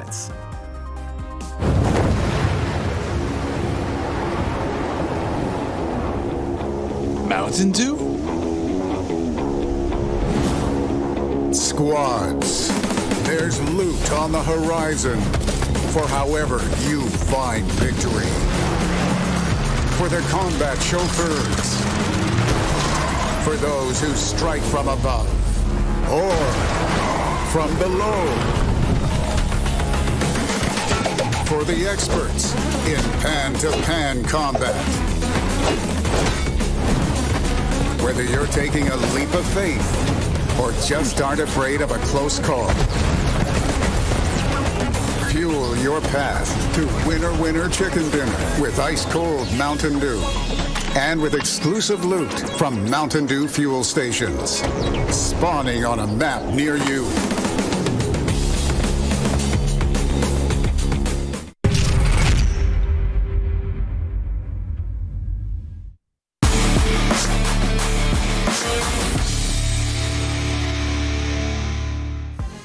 Well, the time is upon us. It's the last match here of League Play for the PMPL Americas Season 2, and it's going to be on none other than Erangel. And it's going to be brought to you by these two gentlemen. To my left-hand side, we got Hot Jukes and Cameron Davis. You know, we're 77 matches deep. We still have another 21 to go, 20 after this. Who knows what's going to happen when it comes to finals? But right now, I'm focused on this last game. There is a potential chance for some moves to come. But I think my eyes are going to be on Tribe. Can they break the curse? Can they get a chicken dinner here? Cameron, is it going to happen? I have to say no. They've had so many opportunities up until now. If it happens on the final game, then sure, then I'll take being wrong. But yeah, sorry. Can we get Dave back here? Can we get Mustache Dave back on the show? Okay, we're going to work on that. Hot Jukes, can Tribe do it? Can they break the curse? Can they get a chicken dinner? I don't know. All I know is that, first of all, I want to give just like a massive round of applause for Meta. Hold on. First of all, I got to give a big props to Meta, to be honest, because to me, that even though they lost, they had that championship mentality to be able to give it their all, and even though it was a little short, but still. Speaking of short, goodbye, Jason. Let's go and get into the last match. Here we go into Erangel. Cameron. Oh man, can you believe it? Regular season play coming to an end in this one right here. What a season we've had so far. Yeah, and it is always unfortunate to see on a final map, but I don't think anyone is going to particularly be able to... I don't think there's an option for teams to break their way into the top 16. We might be looking at the 16 teams that we get for the grand finals, which means that this is more of a victory lap, which is why I think the attention is now on Tribe. If they can break that curse, if they can get that chicken dinner, it'll be great if it can happen, but I mean, we're in agreement. I know Jason's like to be happy, wanting to be happy-go-lucky, super positive, glass half full kind of guy, but when you've been this many games unable to get a win so far, the chances, not that high. Yeah, I didn't really get a chance to say it, but here's what I really wanted to say when it comes to Tribe. All I know is that when it comes to this match right here, right now, I want to see Tribe to take a piece out of Meta's book right there. I want them to play this last game like they are trying to make it into the finals. Because to be honest with you, if they just realize, okay, we made it, and they're just playing, you know, just really loose and don't care, die early, to me, in my eyes, that's a loser's mentality. Like, you cannot go out like that. Like, you got to come up and give it your all every second, because at the end of the day, this is your last opportunity to make sure that your team is set and ready to go, because guess what? Come finals time, it's a whole nother ball game. And if you're going to play like this, especially in trying to make it into the Global Championships, PMGC, good luck. So, Tribe, make it happen, baby. Come on. I know you can do it. Yeah. For teams that are at the top, they have a little bit of freedom to take this as a little bit of a break. They've been working so hard throughout this entire group stage, and they should be pretty comfortable with their gameplay. But I agree, for the teams at the bottom, you need to take this one seriously. Teams, and you see this across just North America, esports in general, teams that don't take practice seriously are the teams that do not show up when it matters the most. And this final game, yes, you could argue that it counts as practice, but you need to take it seriously.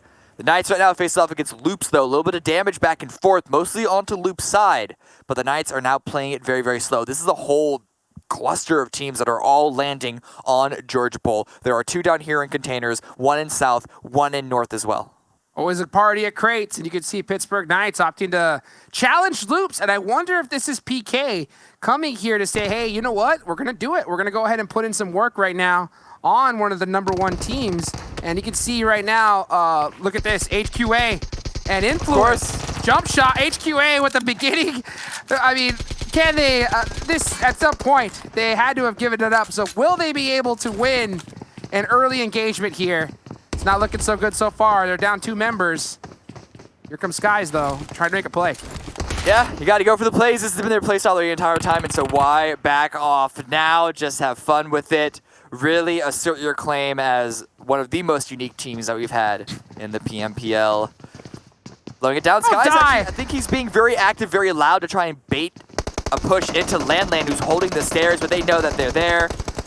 Forced back up, going to be taking the roof, I believe, and now here comes more support from Influenced Rage. All 4 members going to be pushing this apartment building. Skies and Landland going to need to be able to hold out strong by themselves, but the utility and resources is low on their end, which is to be expected on a hot drop. Love to see that pre-fire coming out from Durso, playing it really carefully. They have to know they're around here, and yeah, Landland and Skies just trying to win an early engagement for HQA. But if they do die, at least they're consistent. We will see what they're able to do because the full squad influence is pushing straight up here. There goes the pre-fire. They're holding it down pretty well so far. Okay, okay. Landland. Okay. Knocked. It's a 1 versus 1. Oh my goodness. NTX versus Skies. And you do it. Guys, is so low. Yeah, he's having to run around. He's got nothing. No helmet. His level 1 vest is really beat up. And they're going to go for the reset. Skies, make the play. Go. Go, Skies, go. Pre-fire. Oh, NTX, baby. HQA eliminated in 16th. Color me shocked.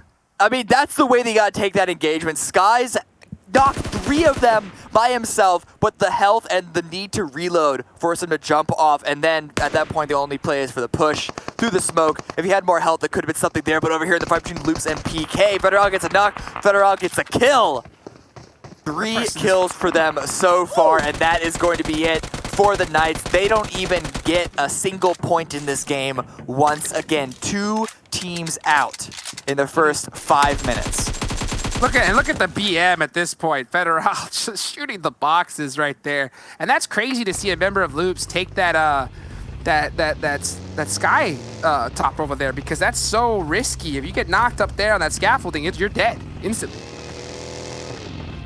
What a crazy play. Yeah, looking at another part of the map down here onto Milta. There hasn't been a hot drop in this area. But all these teams are going to have to rotate towards the west because the circle, we haven't really touched upon it because there was so much action in the early game. But it's still the early game, but in the early game. Phase 1, southwest, very little water, and it is centered around Gatka, a little bit between Gatka and Quarry area. And all these teams are trying to go in that direction. There are maybe 2 teams that are in the first phase. And I think that's because they're just in South George Bowl, which just so happened to be there.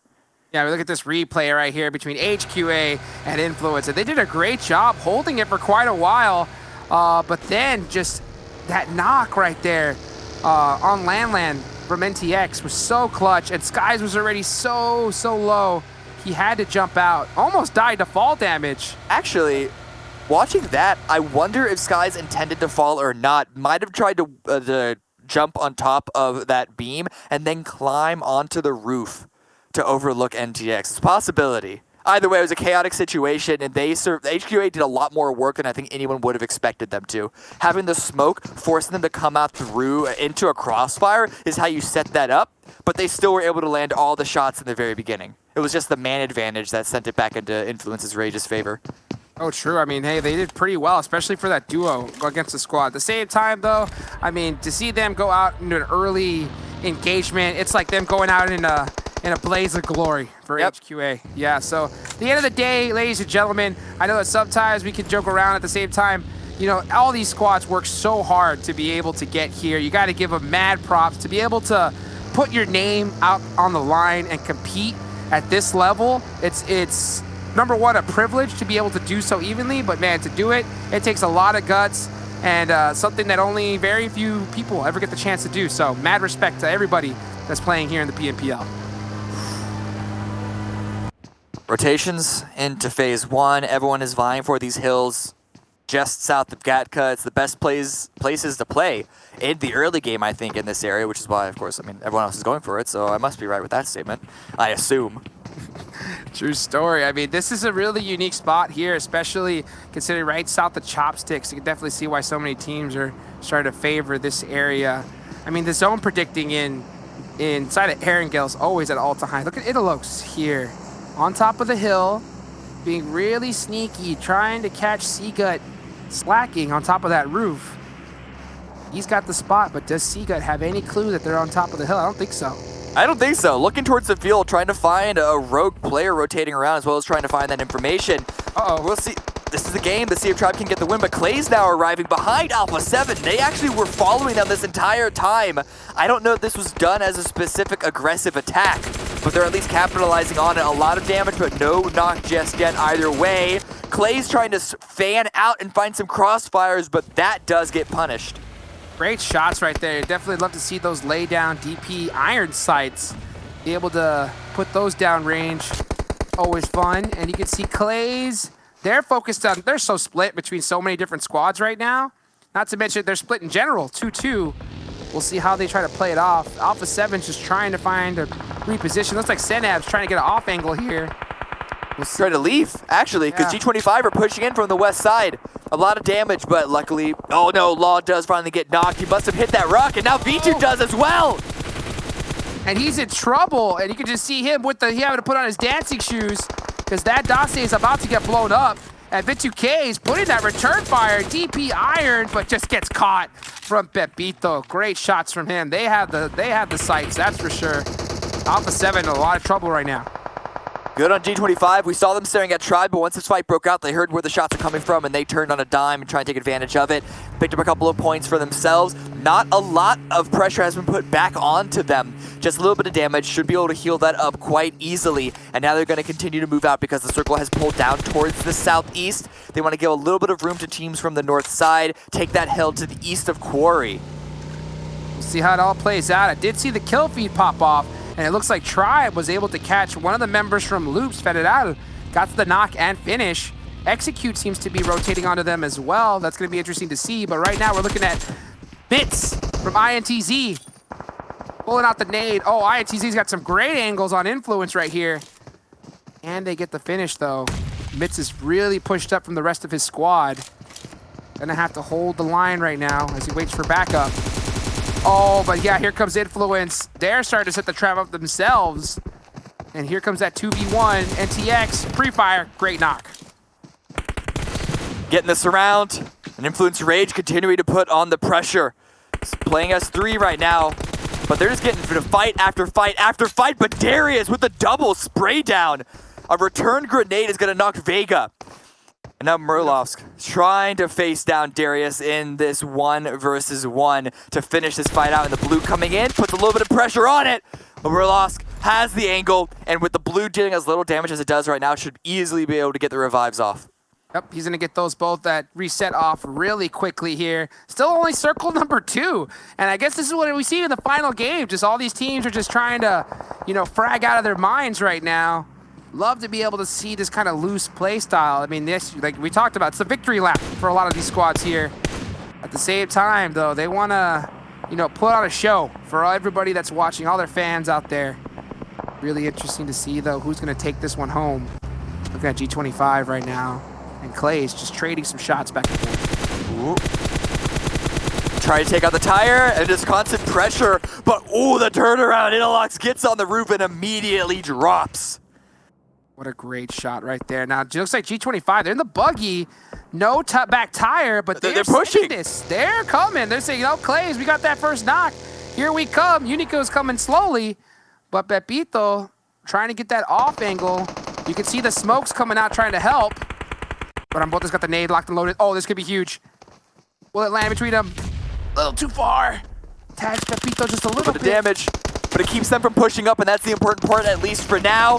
But the angle is found. It's a trade 1-for-1, continuously so. Klaze now have 1 down because they're able to get in from, I believe, picked right back up. But peppered shots from a distance. No, it's not. It's Interlocks who stayed in the back to try and have that far angle. But now it's 2 down for G25. It sure is, and you can see Interlocks just crushing it right there from that spot. And it looks like these squads are opting to just reset it up right now, as they have both have 2 members down. But G25 are going to have a head start on it. Here comes Nifrim, though, trying to apply the pressure. Oh, great knock right there. So crucial. Vito healed. Oh, now Interlocks needs to come through. He's been pushing forward, has the grenades, and now Orlando is taken down. It's still 2 versus 2 at the moment. Drop shot. Vito is knocked with the drop shot from Nifrim. And Bote able to get the finish with the Uzi from long range, and that's G25 done and out. And Klaze ending up with 5 kills so far. And I love to see Klaze playing this so aggressively, even though they need a 30 kills and a chicken dinner to be able to make it. At the same time, you'd love to see that kind of play style. That's a good start, and there are still 42 alive, so who knows? It's possible that they can continue to play like that. The circle's going to center up, but it's going to be a little bit of a southern shift for most teams involved. Water out of play. Already a number of teams stacked around Ferry Pier gas station, and then everyone else is on the north side along these fields that Tribe is just trying to take control over. Only 1 kill for them so far on that Loops member, and now they're going to need to try and put a little bit of attention towards the south, but with that hill in the way, it's going to be difficult for them to really find the information that they want before they make their next rotation. Absolutely, and one thing I love to see though is Klaze, even though they're so far out, to still see them trying. That's the main thing, you know. And if I'm Klaze, even though I'm sitting in center circle, to have that many kills, you have to kill a ridiculous amount of squads. I'd push out. I would just go and just try to push anything that's close to me. Yeah, might as well, because you need an unremarkable amount of kills in order to possibly make it in. And they're putting on some shots on the Loops driving by. It looks like they will be able to sneak on through here. Oh, okay. If Loops could take this compound, this could be huge. This is such an impactful compound. If the circle is going to center up and stays on these fields, unfortunately, with only 2 members, holding it down by themselves is going to be very difficult. And now Klaze being pushed by Brazilian Rampage, but they are loving this. They said, yes, more potential kills coming our way. Let us take this fight. But Brazilian Rampage, not going to come their way, could be looking to retreat off of this. I don't want to see this. I want to see Clay. They need to just push everything. They have no choice. If they want to stand a chance at making this, they have to get an obscene amount of kills here. So maybe they're trying to get an off angle onto Brazilian Rampage. They have to play basically reckless and just kill everything in sight. Shots. Silence SKS towards Tribe. Tribe haven't moved.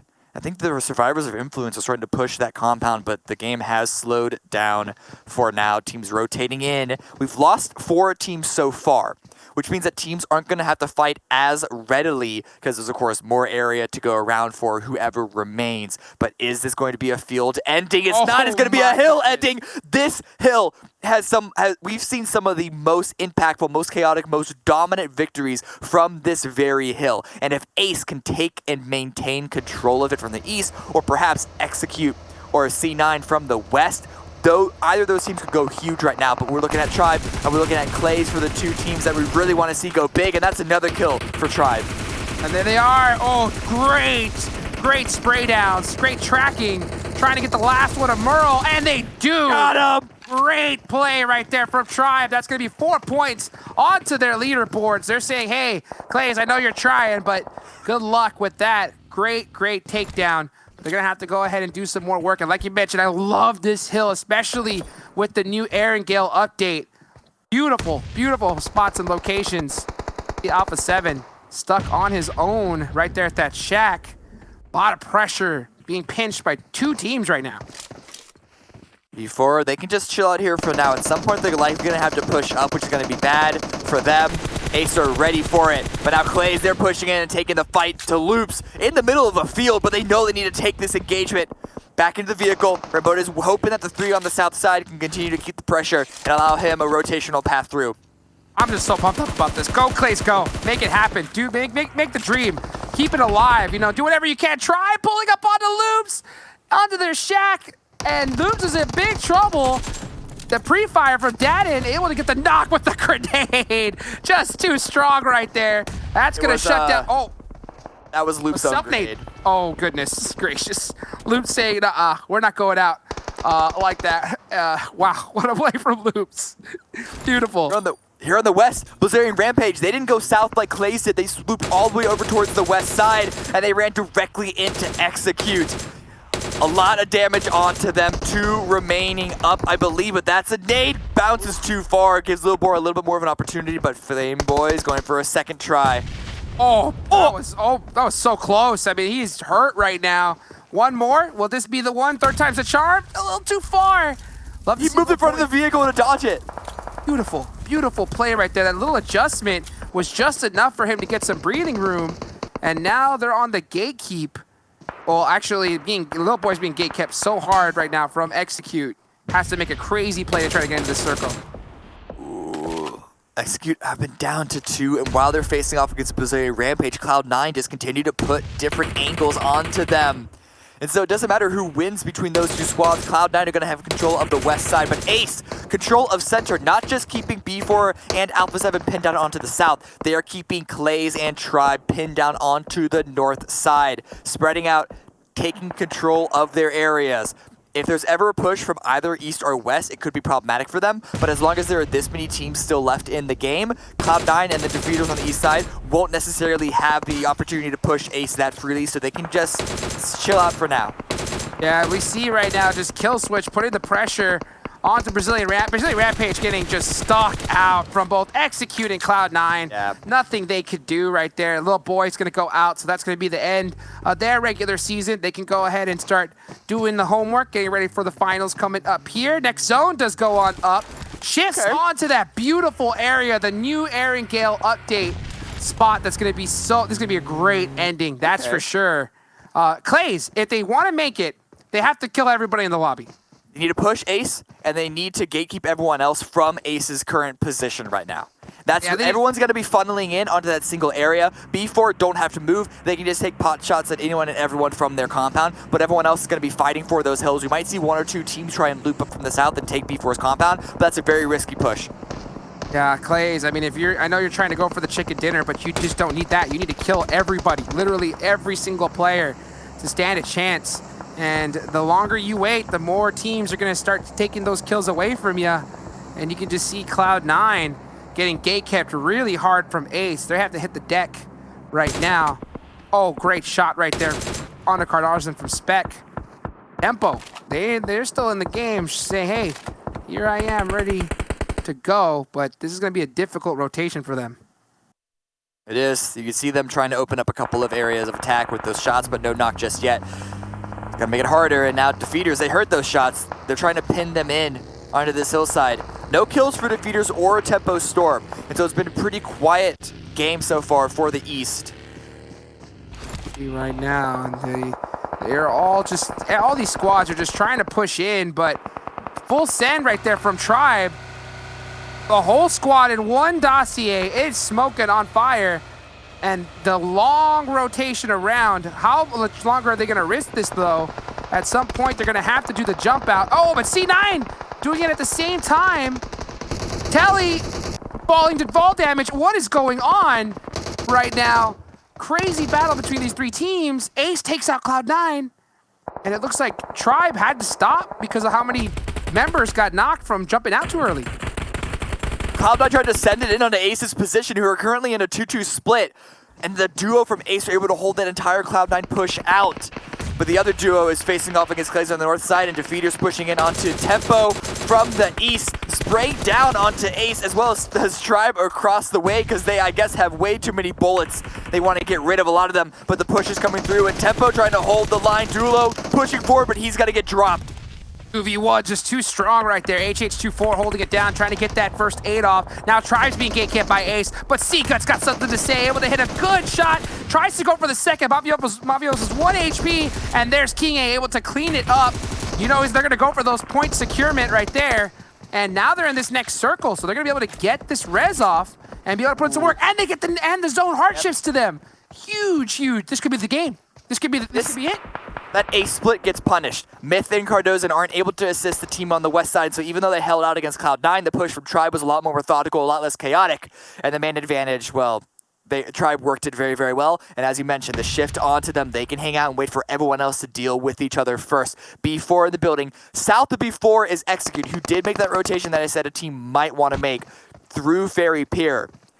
But B4 should be aware of it. You have to imagine, which only means that their ability to cross is going to be hampered because they don't want to get shot in the back. You're going to have to full send it with a vehicle, throw a smoke wall, and just creep their way in, or just shoot your way in. We'll see how they decide to play it, because this is Zone 6, and Zone 6, it hurts, and they're on the thick side of it, so it's going to close pretty quickly here. We can definitely see right now, Myth, he's laying down, sneaking his way in. Look at Execute on the edge of this circle. They're in the dossier, and now it's time for them to send it. Good luck as they They're gonna hit that gas pedal, full speed, trying to make it on the edge. About to run into Tribe though. Will they spot them? Tribe hear it. I mean, Tribe hear this, so they know what's up. They don't know how many people it is. A grenade's already being thrown by Execute. I don't know if it was a smoke or a frag, but King A peeks over, immediately dropped. Great knock onto King A there from Kill Switch, but here comes Tribe trying to apply the pressure, throwing out some utility. Oh, Kill Switch has some of his own though, and that could spell disaster for Tribe. Able to survive though. Telly with a great knock there onto Kill Switch. He needs the help from his teammate, but Fameboys is taking his time, sneaking up, trying on the off angle. He's got the pan out too. He had to heal. Spoiler? Kill Switch needed to go big there to keep the team alive, but Fameboys, while healing, now has put himself in a 1 versus 4, just trying to sneak away as if nothing had happened. Tribe, yeah, they can't see him through the smoke. They're just going to get some spraying shots, but they're not going to commit from this position because it is that strong. And if Fameboys wants to walk towards all the other teams, by all means, be Tribe's guest.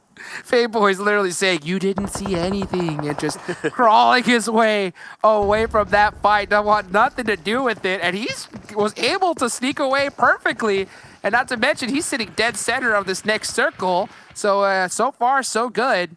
Tribe, though, trying to get their first chicken dinner in the last match of regular season play, and it's totally possible right here. Yeah. I mean, can they do it, though? This is, again, the new era update. This whole terrain is brand new, and Tribe is in a really good position. Oh, the zone hardships away, though. They're going to have to push their way through. They have 4 up. Their resources should be looking pretty strong, just looking at what their game has been so far. So I think there's a really good shot, but that shift going towards Tempo Storm, the only other team with 4 up, is going to make it a little more difficult for them. And it's going to be Ace and B4 that really stand in the way before those 2 teams meet. I'm going to correct myself. Tempo Storm still only have 3 up, so the only team with a full 4. But with 3 up on B4, 3 up on Tempo, 2 on Ace, and then the solo of Fameboys from Execute in their way, there's still a real possibility. But they're going to have to work for it. Looking at the map, it looks like they have a nice little line to get on in, as well as a crate as well. That's going to be some good level 3 armor, but they need to take I think a page out of Fameboy's book, bust out the pans, and just slowly sneak your way on in. And it looks like with this new terrain, they're able to do so pretty well. We'll see how it ends up playing out, though. Can Tribe finish this off and be a team that is going to get a chicken dinner here? And that's going to be a huge morale boost for them going into the finals. But you got to get through Tempo Storm, B4, some of the top squads in this tournament. And they're playing this very carefully. Look at the snake play. Okay, so the thing that's heavily in Tribe's favor, though, is the terrain. If they can break through Ace, they have all the playable terrain that they would want right now because Tempo and B4 are all prone down, just throwing grenades. The grenades from Tribe are perfect. They are nailing it. And so now they have a lot of area to run around and play with. They have a lot of good cover to really establish themselves as the winning team here. B4 and Tribe continue to prone down. Fameboys continue to prone down. They need to watch out for him, though, because they know that Execute have 1 member left. Seagut, looking down towards the south, might have spotted him. A couple of shots, and he's going to go for the repeat. Playing it really carefully. They must have heard you, Cameron. They said, hey, take out Ace, step 1, done. Now they got to worry about Fameboys, but it looks like he's got only 3 first aids and going to opt to do a little bit of a heal off right here. Don't think Tribe is going to be able to spot him at all just yet. But we'll see it in the kill feed. Yeah, well, we'll see as HH24 is staring right now in the direction of B4. All at Tempo. Their whole attention is on there.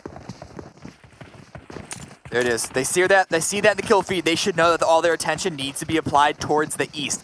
And Tempo and B4 have not been able to assert themselves into this play zone because they've been throwing grenades back and forth on each other.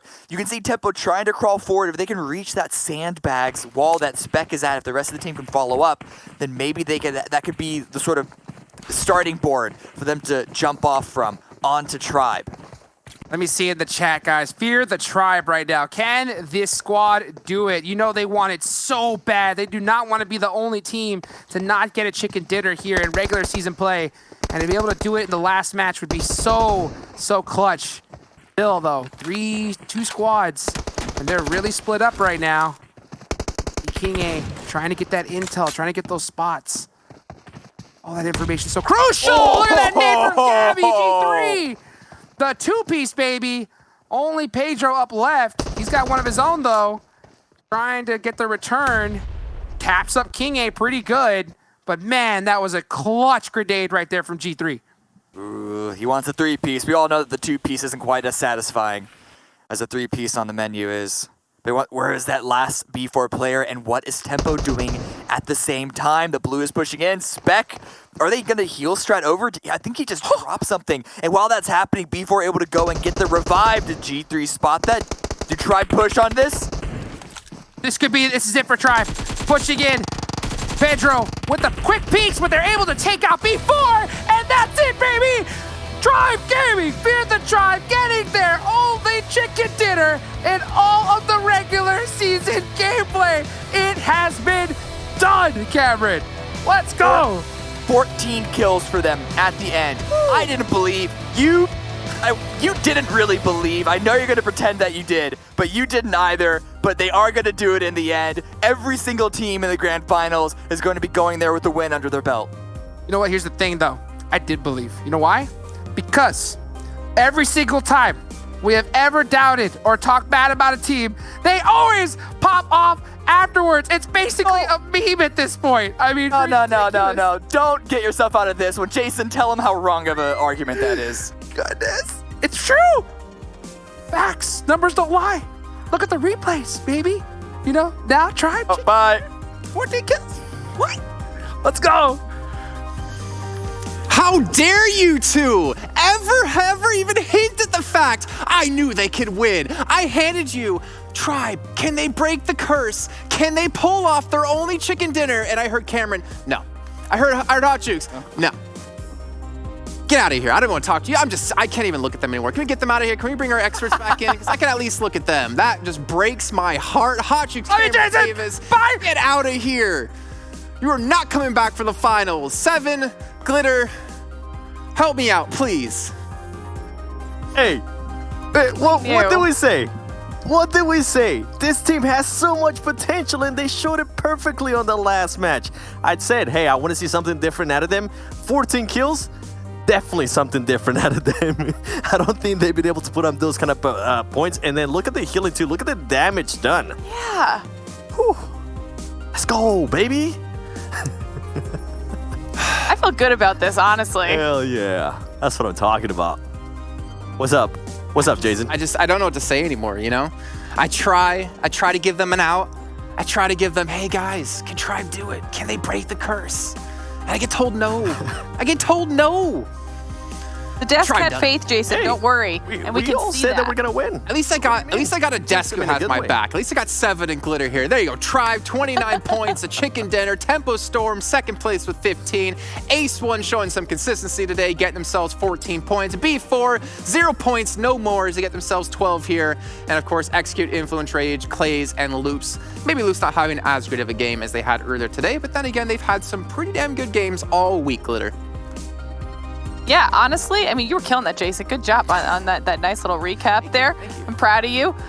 Loops definitely didn't, finish off as strongly, but they didn't need to because they pretty much crushed it all day today. I mean, huge win coming out of Tribe Gaming, Alpha 7 getting a few more points, and then, at this point, it's not even about the points, it's about focusing on the performances. G25, and I really don't want to be this person. I don't want to be this person, but G25 is in 12th place on our second page yet again, moving into finals. Obviously, G25 is qualifying through, but their performances here this entire week are not a top 3 team level performance. I That was love a nice way to put it. I like how 7's kind of like the devil on her shoulder. You just hear like ever so quietly, do it. do it. Yeah, G25, I mean, if we obviously can look at the finals now, like they are a team that have massively been underperforming and something drastically needs to change for them or they will not be able to play in PMGC and not be able to cash in on all the money we have to offer when it comes to the finals as well. But either way, there's a lot of teams gunning for their positions and it comes down to who can show up in our finals. But before we get to that, we still have to end off today's show. What else do we have coming up? We obviously have to take a look at our Mountain Dew game feel moments to kind of recap what all went down in that game. We have to talk about how Tribe just completely laid the smackdown. G3, his nades Whether it's against Cloud9, whether against B4, it doesn't matter. He's got a throwing arm for the ages. Yes, he does. Here, let me tell you about how different Tribe Gaming was able to play that. They decided to rush and push on Loops Esports. This is something that we haven't really seen. I'm trying to think about it here, Glitter, as we see some of the highlights there from HQA. Once again, losing one of the beginning fights. But I can't think of any moment where Tribe has been that confident and that reckless, honestly. And I enjoyed it.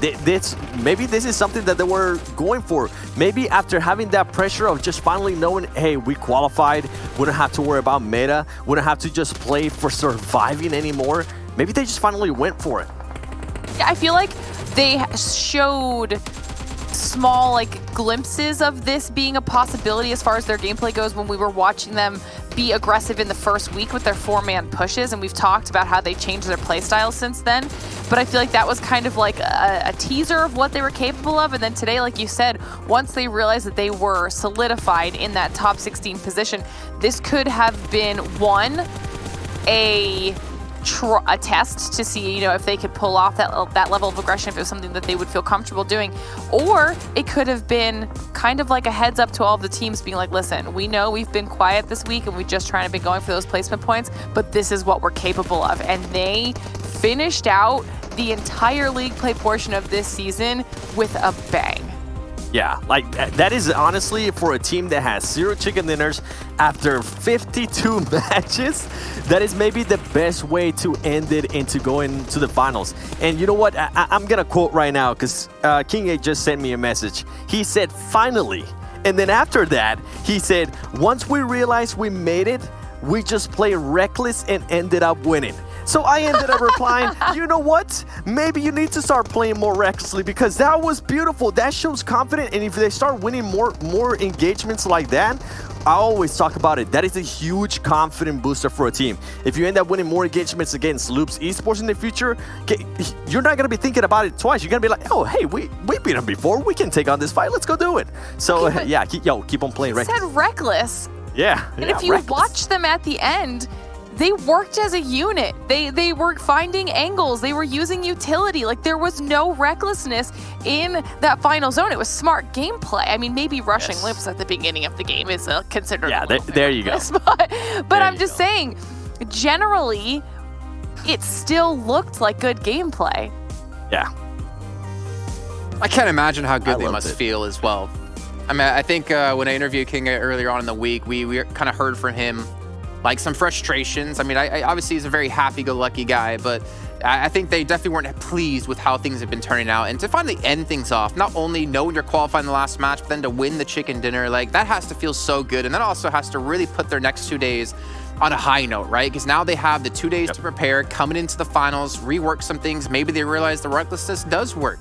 This playstyle has worked out for them, but still, even with that, the battle's not done for any of these teams, guys. We still have so many matches left to go for all of them to try to get into top 3, to try to get a chance to play in PMGC, to try to get a large chunk of the money we have going on currently within our finals. You see Tribe there, obviously top on damage, but really great stuff from them. And obviously it's going to be very tough to kind of replicate that when you go into only 16 teams. You don't have those other teams you can kind of feed on. But here's our top players in the last match. And you know what?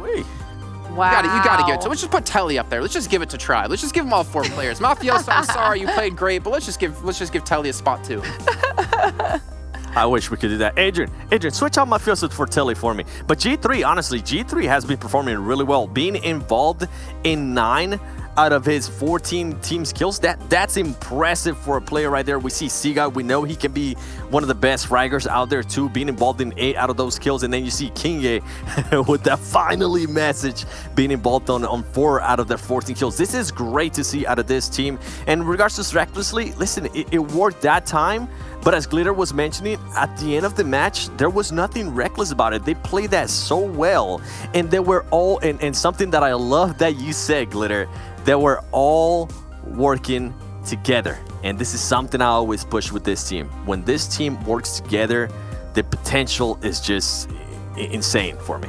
Well, that's why they say things go better when you're working together, Seven. Let's take a look at their stats over the course of the matches, though. Oh my God. Yes. I was expecting Glitter to laugh so hard at that. I thought it was like a really corny dad No, joke. because listen, you know what, you're killing it, Jason. We finally get to see some numbers for Telly, and the fact that he didn't make it up on that top 4 list is also it's slightly ridiculous to me, because look at his numbers. We've talked about him before. We've talked about him being one of the standout players on the team. Everyone has managed to step up to the plate at this point for Tribe, but 13K damage, top damage dealer for his team? Like, come on.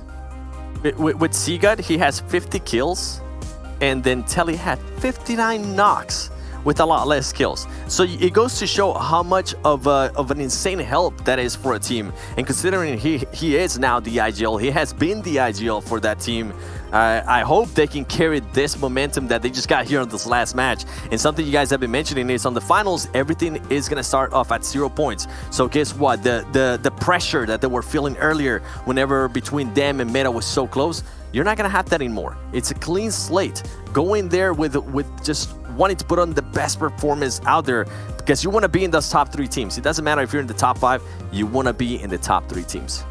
And the thing is, we're going to have to see a lot of teams start to step up in a couple different directions, right? It's not just about getting chicken dinners, but it's about teams being able to confirm more kills. You have Queso, you have Loops currently in 1st and 2nd when it comes to those. But I think it's time to take a look, I believe, at the overall standings now. Let's see our 16 teams we are participating in the finals, starting off at our top 3 with Team Queso in 1st place, Loops Esports in 2nd, and Tempo Storm in 3rd. Seven, go ahead and say what you wanted to say earlier, man. You got me all built up and ready to go. You already said it, baby. Loops Esports is in 2nd place, 280 kills, 527 points. What the day they have had so far today. That was by far one of the best days out of any team out there. We see it right there. 527 points, the kills. Yes. You also notice, though, that Queso and Loops were only separated by like 1K damage at the end of the day. Which, honestly, I'm not surprised, because Loops has definitely stepped it up, and they stepped it up in a big way, Glitter. I don't even know what to say to that. I mean, Queso has been dominating the entire league, and right at the end, Loops, I don't know if it's on purpose or they just took a little while to warm up, but Loops has completely just blown their previous 3 weeks of performances out of the water.